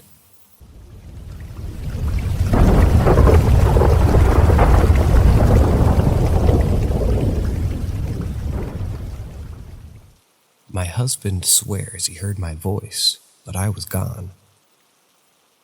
It was a strange and eerie experience that sends shivers down my spine when I think about it. I had gone for a couple of hours and my husband was at home waiting for me to call him so he could come and pick me up. While he was waiting, he heard something that left him baffled and confused. He swears that he heard me singing, which is something I often do while maybe doing a sink full of dishes. However, he knew I wasn't home, and he couldn't understand how my voice could be coming from the kitchen. It was a perplexing situation that left him scratching his head and wondering what was going on.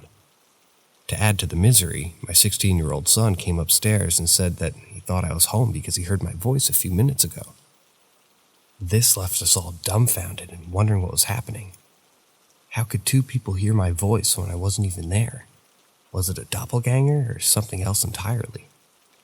My husband would have been in the room right next to the kitchen, so he heard it as plain as day. The only reason he didn't come in there was that he was waiting on a call for me to come and get me. We were all left with the uneasy feeling that something wasn't quite right. As we tried to make some sense of what had happened, we began to explore the possibility of a supernatural explanation. Was it a ghostly apparition of me that they had seen or heard? Or was it something more sinister, like a malevolent spirit trying to trick us? Despite our best efforts, we never found an answer to what happened that day. It remains one of the most mysterious and unexplainable experiences we've ever had. Even now, years later, we still talk about it and try to make sense of it all. But in the end, we have to accept that some things are just beyond our understanding, and perhaps it's best to leave it as a mystery.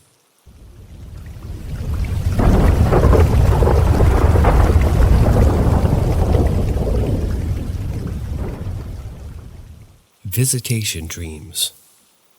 Have you ever found yourself lost in the ethereal world of your visitation dream? Those inexplicable moments where the veil between reality and the unknown blurs, leaving us with more questions than answers? I certainly have, and the experiences I've had have been nothing short of surreal. It all began when my father passed away, only 10 months before my mother. During that brief span of time, I had dreams of my father frequently, always in the same room, which looked like his dream living room. He would speak of current events and share his thoughts on what was happening in the world. The dreams were so vivid that I could almost feel his presence next to me, comforting me in my time of grief. But when my mother passed away, something peculiar happened. The dreams of my father stopped instantly, as if he had left me to be with my mother. For over a year, I didn't dream of him at all. Then abruptly, I began having dreams of my mother, and in these dreams, she would tell me about current events in my life and share her wisdom and love with me. The location was always in the snow, a place she loved. I would wake up freezing as if I'd been outside in Alaska in the dead of winter for hours. The dreams were never sinister or ominous, but they did leave me with a sense of perplexity. Why won't my father come now that my mom is gone too? Is there some reason that he's not able to visit me anymore? Or is it simply that my mother is the one who needs to be with me now? The questions continue to pile up with no clear answers in sight. Despite the confusion, one thing is abundantly clear to me. Even death can't sever the bond I had with my parents. The love and connection we shared in life continues to exist even beyond the grave. These dreams serve as a testament to the fact that, and maybe a reminder, that the love we have for each other transcends all boundaries, even those of life and death. As I attempt to unravel the meaning behind the dreams, I'm comforted by the knowledge that my parents are still with me, watching over me and guiding me through life. And while the dreams may be perplexing and enigmatic, the love that courses through them is undeniable, a beacon of hope in the midst of uncertainty.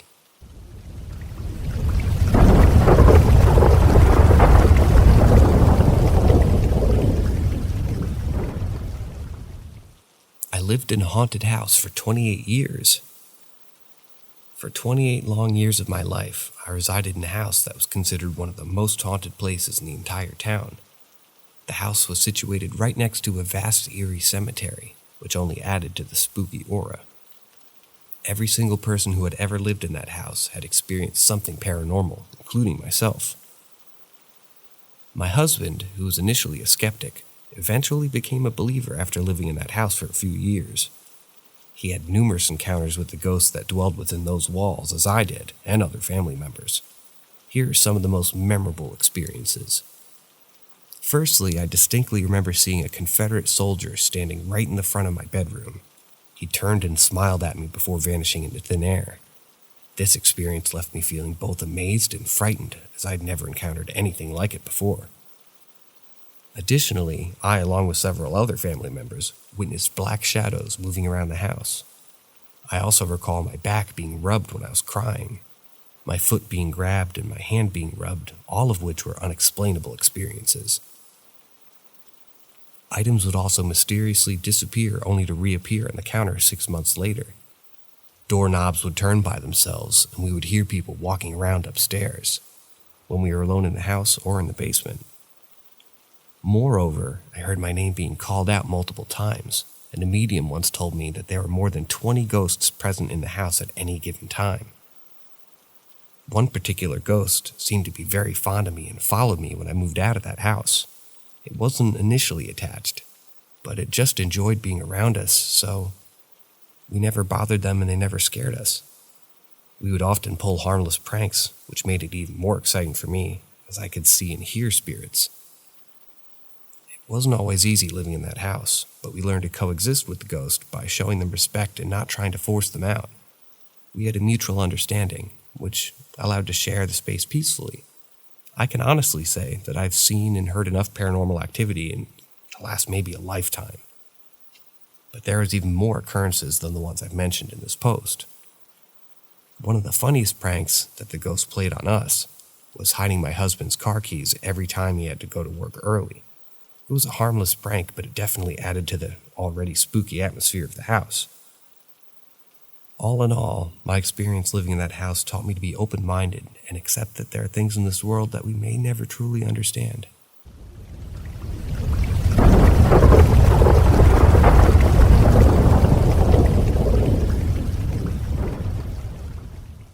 My husband's grandmother keeps coming to visit. The bond between a granddaughter and a grandmother is one of the most special and cherished relationships in the world.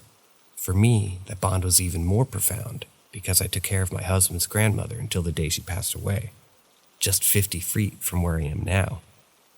She was a kind and loving woman, and we developed a close relationship. During the time I cared for her, she always told me that when she got to the other side, she would still visit me from time to time.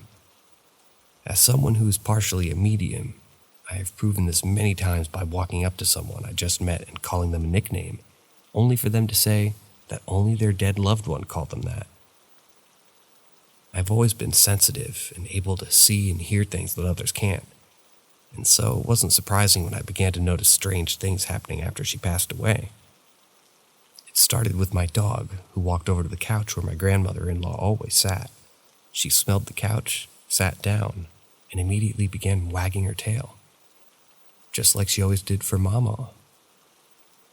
Things that she used to often began to fall over, seemingly for no reason. It was as though she was still trying to communicate with us from far beyond the grave. I put on a ring that she had given me and felt someone's hand on my shoulder afterwards. I knew it was her way of letting me know that she was still with me. My husband, who's a total skeptic, has also heard her voice and laughter. Even he can't deny that something strange is happening. The other day I went to use a cup of coffee that she used all the time, only to find at the time the coffee finished brewing, the cup was back where she kept it, not where I had left it 10 minutes before. There are many more strange things that happened since she passed away.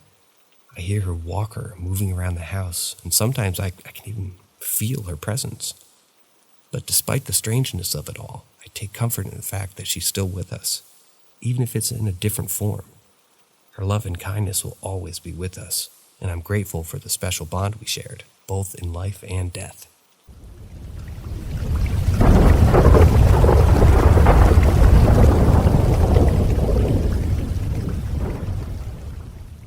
My mom's ex-fiancé came to visit me. When I was just 10 years old, my mother's ex-fiancé was diagnosed with lung cancer. It was a devastating blow to my mother, as she had always cared deeply for him and their relationship had ended amicably. Despite the situation, my mother was determined to make the most of the time they had left together, and she wanted us to meet him before he passed away. So we went to visit him a week before he died. Even at such a young age, I could tell that he was truly a remarkable person. Kind, generous, and full of life. Despite his illness, I could see why my mother had loved him so much. After our visit, we went home, grateful for the opportunity to spend time with him. A few nights later, my mother came to my room to tell me a heartbreaking news. He had passed away, and that night I couldn't sleep, so I went to stay at my friend's house. But as I lay in bed, I was suddenly woken by a strange feeling. When I opened my eyes, I saw him sitting at my friend's piano waving at me.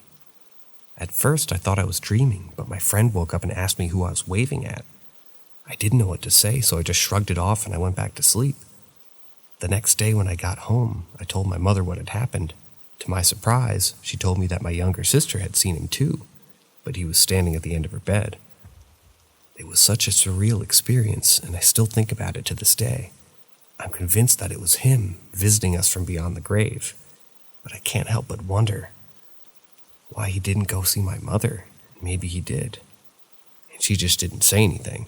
After all, my mother has always had a special sensitivity to the supernatural, as has my grandmother. Regardless of what explanations may be, the night will always be etched in my memory as a reminder of the incredible person my mother's ex-fiancé was, and how he touched our lives in ways we could never have imagined.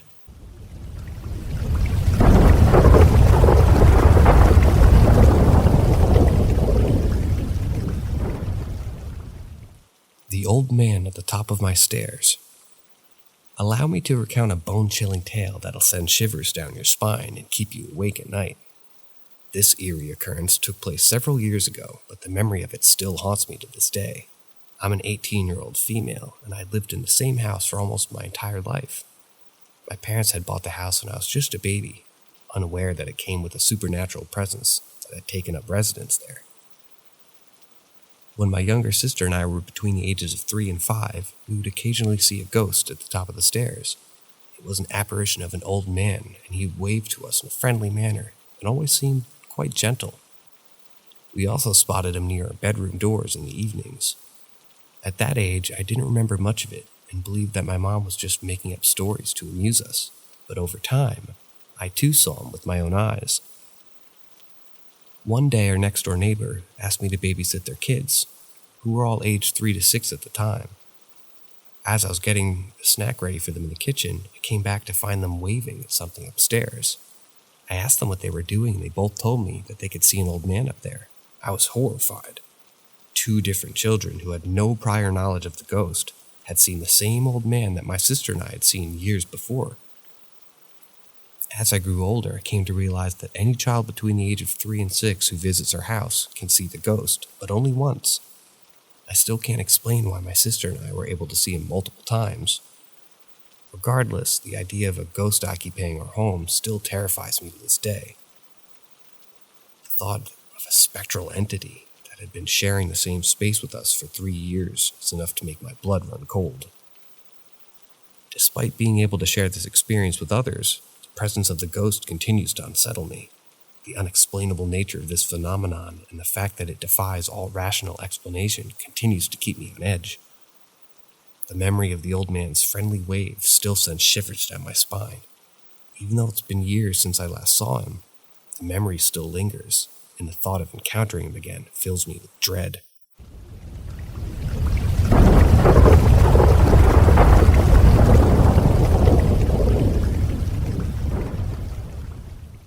I saw my dead uncle, who I never met. When I was a child around 6 or 7, I had an experience that I'll never forget. My uncle had passed away recently, and my parents decided to take a trip to his grave.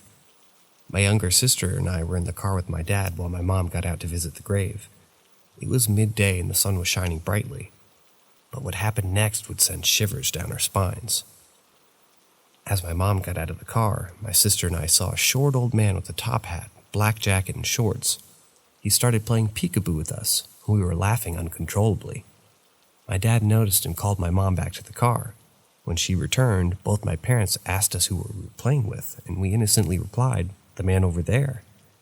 And to our surprise, both my parents turned to each other, each with horrified expressions.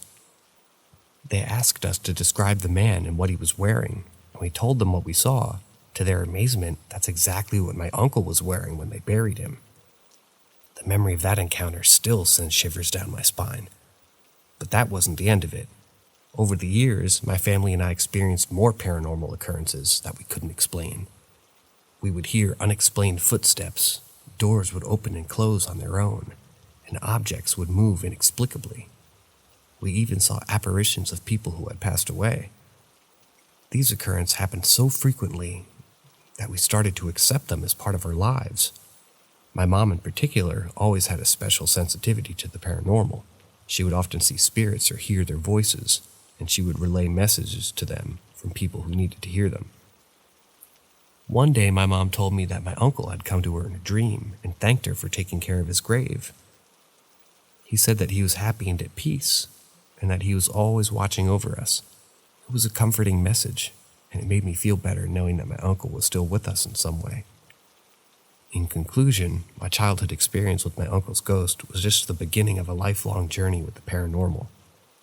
But despite the fear of uncertainty, it also brought a sense of comfort and connection to the afterlife.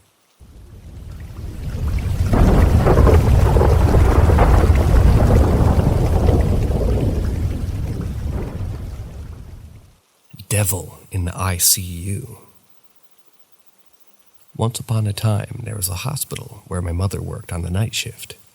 It was a place that was always bustling with activity, especially in the ICU, where the most critical patients were cared for. My mother had been working there for many years, and during that time, she had seen and heard many things that would make most people's skin crawl.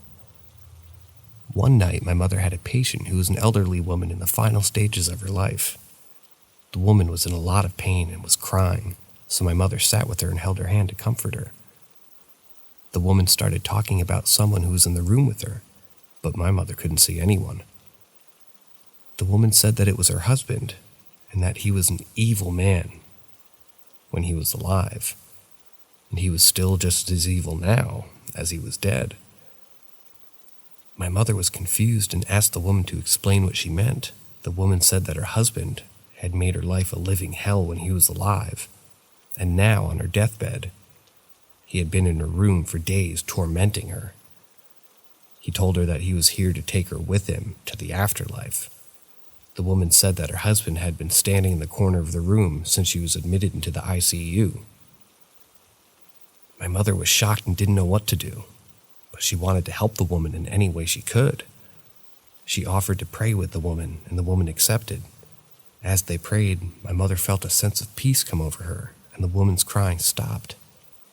The woman eventually passed away, but before she did, she told my mother that she no longer saw her husband and that she was able to go in peace. This experience had a profound impact on my mother, and she never forgot it. She began to realize that there was more to life and death than what we could see and understand. She also became more aware of the spiritual realm and the fact that there are forces beyond our control that can influence our lives. My mother's experience taught her to be more compassionate and empathetic towards others, especially those that are going through difficult times. She learned that sometimes the best thing we can do for someone is to simply be there for them and offer our support and comfort.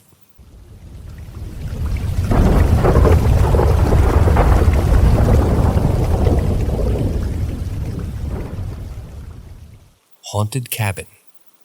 So I'm a pretty skeptical person when it comes to the paranormal, albeit having a vested interest in tales and evidence. I'm the kind of person who browses ghost hunter videos on YouTube and these kind of subreddits. I've also visited plenty of purportedly haunted locations in the United States, including but not limited to places like the Omni Park House in Boston, Molly Brown House in Denver, the Whaley House in San Diego, Alcatraz at night, and the Winchester House more than once, none of which have yielded any sort of evidence. Part of me wants to believe, but also terrified at the prospect of witnessing something. I was mostly a non-believer up until a couple of months ago. In short, I had wanted to plan a surprise party and getaway for my girlfriend's 30th birthday. She had mentioned wanting to go hit the slopes. It was January, so it's still winter at the time at this point. I organized this months ahead and had invited some of her closest friends to join. I ended up renting out an Airbnb cabin that had enough rooms to house about 10 people or 5 couples. Our entire lower floor basement level with 2 beds, a rent room on the first floor, and 3 rooms upstairs. Also adding to that, this cabin was in a beautiful rural neighborhood in Tahoe, California with tons of cabins next door. Down the street, adjacent, and etc. So there's plenty of housing around us. Nothing peculiar about it. And there are other people staying around too. And of course, my girlfriend and I take the master bedroom upstairs, and right across the hall is another couple in one room. And my girlfriend's cousin by herself in the 3rd room next door. All rooms are taken.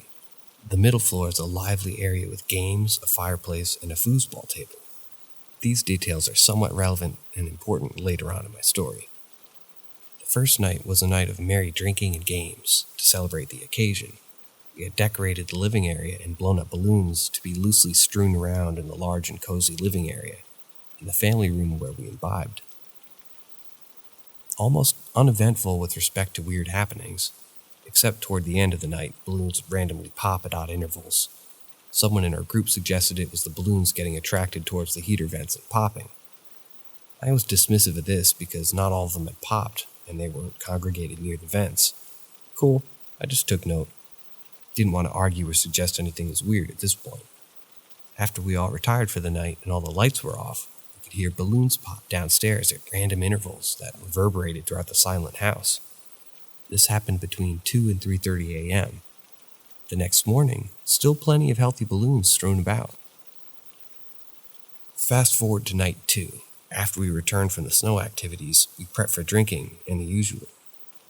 After a full day's worth of shredding the snow, we were all collectively tired, a bit earlier than the previous night, and decided to retire around 11:30 or midnight. Here's where I personally experienced things that got me feeling irked. Since it was cold, I decided to go downstairs and turn on the thermostat. Our couple friends across the hall had their door slid slightly open, lights were on, and the bathroom was in use. As I'm going downstairs in the dark stairwell, I hear the floorboards behind me creak, and I figured it was my friend coming out to follow me for a cup of water or maybe to go to the kitchen. As I walk across the living room and stop at the thermostat, the lights are still off at this point, and the creaks continue, and then I hear it stop a few feet behind me in the kitchen. The kitchen lights don't turn on, and I hear nothing else. Feeling like it was waiting behind me and I was being watched, I said, "What's up, dude? Need something?" I turned around and no one's there. I've only ever read about this dreadful feeling of being watched, and it's indeed every bit as dreadful upon the realization in person. A minute ago I swore someone followed me down. I was taken back and my skeptical ass once again took note. I go back upstairs. About 30 minutes pass and it's still cold. At this point, everyone's asleep, and I decide to turn up the thermostat a couple notches. Nothing crazy. I turn on the upstairs hallway light, bright enough to light the few steps to see from downstairs. I proceed to head down and stop once again at the thermostat. No floorboard creaks except for my own steps this time. As I'm turning up the thermostat and thinking to myself how odd the creaking was the first time, a noise broke my train of thought. I hear the ball of a foosball table several feet away near the fireplace audibly roll across its surface and hit one of the side walls. No one is around and I'm certainly too far to touch it. I froze in fear and hastily go upstairs back to sleep, not knowing how to mentally process the increasingly evident occurrences. I eventually sleep under the pretense that nothing is definitely enough for me to be conclusively sure that this cabin is haunted. I don't mention or wake up anyone about my experiences. The next morning, as we leave to drive back home, the balloons were brought up by my girlfriend's friend and couple who stayed across the hall. I took this as an opening to talk about my experiences and disclose them. At this point, my girlfriend's friend goes pale, gets serious, and tells us that the previous night, she was still wide awake when she noticed a dark figure standing at the foot of her bed. She states that she went into panic mode after blinking and realizing it wasn't a dream or a hallucination and shook her boyfriend awake, who I thought followed me downstairs earlier that night, only to have it disappear. This, by far, coupled with my experience, is undeniable evidence. I myself have wide-eyed upon hearing this solid piece of information. My girlfriend's cousin, who stayed in the room next to us, then mentions she heard what sounded like breathing in her room, but dismissed it as naturally occurring sounds of the walls in the cabin. These events stand alone could be nominal, maybe explained, but collectively it's hard to deny that something was present and amiss. I'm hoping this is the extent of my run-ins with the paranormal because I don't want to experience anything like this again. The universe has made me more of a believer.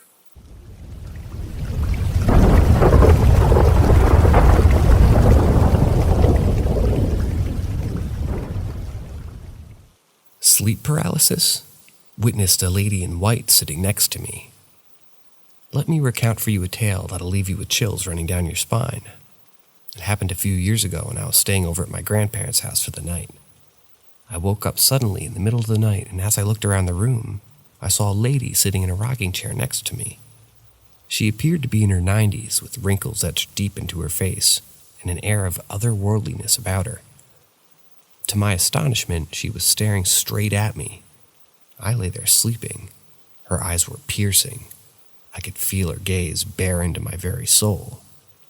At first I froze, unsure of what to do. Was I dreaming, or was this a real person sitting in the chair next to me? As I lay there trying to make sense of what was happening, the lady suddenly disappeared into thin air. I was left alone in the dark with nothing but my thoughts and fears for company. My mind raced as I tried to come up with an explanation for what I had just witnessed. My grandparents' house was situated in a neighborhood with a large number of elderly residents, and I wondered if perhaps the lady I had seen was a former resident who had passed away. Could it be that her spirit is still lingering in the house, unable to move on in the afterlife? The explanation left me with a profound sense of unease, and I've often wondered since. What were the lady's intentions? Was she simply observing me, or was there something more sinister at play? I've asked myself whether it was a case of sleep paralysis, where the mind wakes up before the body, leaving the person in a state of partial paralysis and hallucination. However, the experience felt too vivid and real for it to be just my imagination playing tricks on me. In the end, I'm left with more questions than answers. Was it a paranormal encounter, or was there a rational explanation for what I witnessed? Despite my fears and doubts, one thing remains clear to me. The world is a mysterious and wonderful place, full of inexplicable phenomena that may never fully be understood.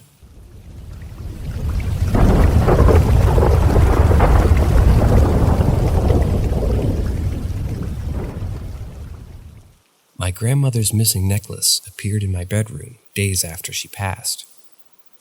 My grandmother was diagnosed with lung cancer about 10 years ago. I was absolutely devastated as she was my favorite person on earth. She lived 3 hours away from me, so I only saw her once before she died. Before I saw her for the last time, I decided to get rid of an old, clunky jewelry box where I kept all my necklaces, which I never wear, and bought a jewelry tree instead. I went through all my pieces of jewelry and discarded stuff I didn't want and organized the remaining pieces on the tree. During my last visit with her, I asked her where the necklace was. I was curious because she always wore it when I was a kid, but I hadn't seen it in years. Please know I wasn't asking because I wanted it. I was just reminiscing. Not really my style anyway. She had me look all over the house in various rooms and boxes and drawers and couldn't find it. My aunt thought she may have given it to her niece and forgotten about it. Flash forward to the day of her funeral, I was getting ready in the bathroom and decided that maybe I would wear a necklace, which again I rarely do. I went to my jewelry tree, and sitting right there on the branch was the necklace. It wasn't even buried behind anything. It was right in front. Started welling up immediately and asked my husband if he had put it there. He looked at me dumbfounded and said no. I hadn't even told him about the necklace or the conversation I had with my grandmother a few weeks prior, so I believed him. To this day, I have no idea how it ended up in my jewelry. I wore it to the funeral that day, but haven't worn it since. I still have it. My aunt and dad can't explain it either. Neither were at my house in the days between us, and they wouldn't pull a stunt like that.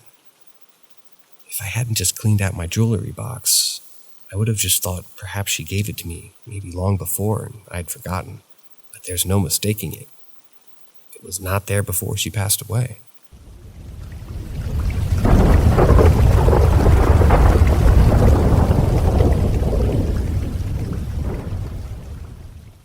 Slowly increasing paranormal activity. For the past 6 months, I've suspected that I was sharing a room with a ghost. At first, I chalked it up to my imagination. Then the shadow person sightings started. My bedroom has a bathroom. I keep the doors closed to it because there's a light in the restroom that comes on at night. It's dim unless your night eyes are active. It was cold in the bathroom one night, so I had the door open so the heat in my bedroom would warm it up. I'm reading a book when I think I saw movement in the corner of my eye. The light on my nightstand was on, so the light in the bathroom wasn't active, so I chalked it up to maybe the light flickering. A week later, it's another cold night, and I have the bathroom door open.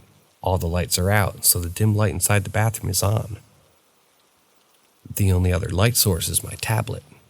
I spot something dark move at the edge of the bathroom door frame, and then the normal bathroom light flicks on for a second.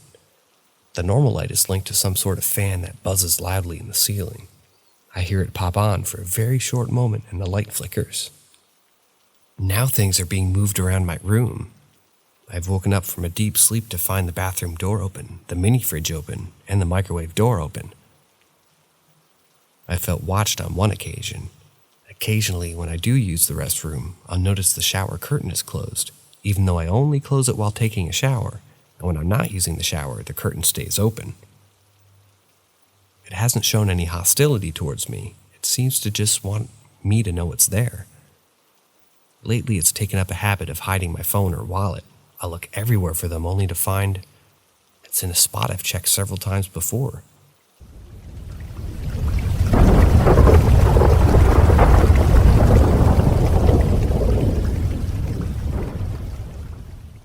My earliest experience with the paranormal. As I reminisce about my childhood, a particular memory comes to mind. It was when I was just a young boy, barely 6 or 7. I used to visit my aunt quite often, and I relished the time I spent at her place. She had a beautiful backyard with bunnies hopping around, and her food was simply delightful. One night as I lay in bed, I had a dream so strange that it woke me up abruptly. In this dream, I saw myself sleeping peacefully from outside the window. It was a surreal experience, to say the least. When I opened my eyes, I couldn't help but check if there was anything unusual outside the window, and of course, there was nothing. However, I sensed something strange in the room with me. I couldn't see anything clearly, but I felt a presence, and it seemed to be focused on the bed. As I moved my gaze towards the bed, I noticed a shadow in it. At first, I thought it was my shadow, but it wasn't moving when I waved my arm around. Instead, it started mimicking my movements, as if it was trying to communicate with me.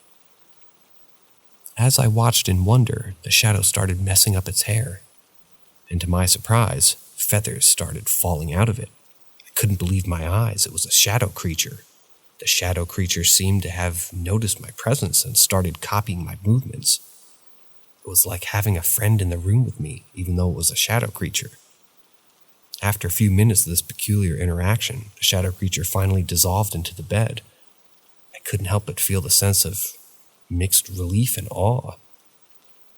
I had heard stories about shadow creatures and how terrifying they can be, but I had experienced something completely different. As I grew older, I still thought about that night often. I realized that sometimes the things that scare us the most can turn out to be friendly after all. My encounter with the shadow creature was a reminder that we should always keep an open eye and embrace the unknown with curiosity and wonder.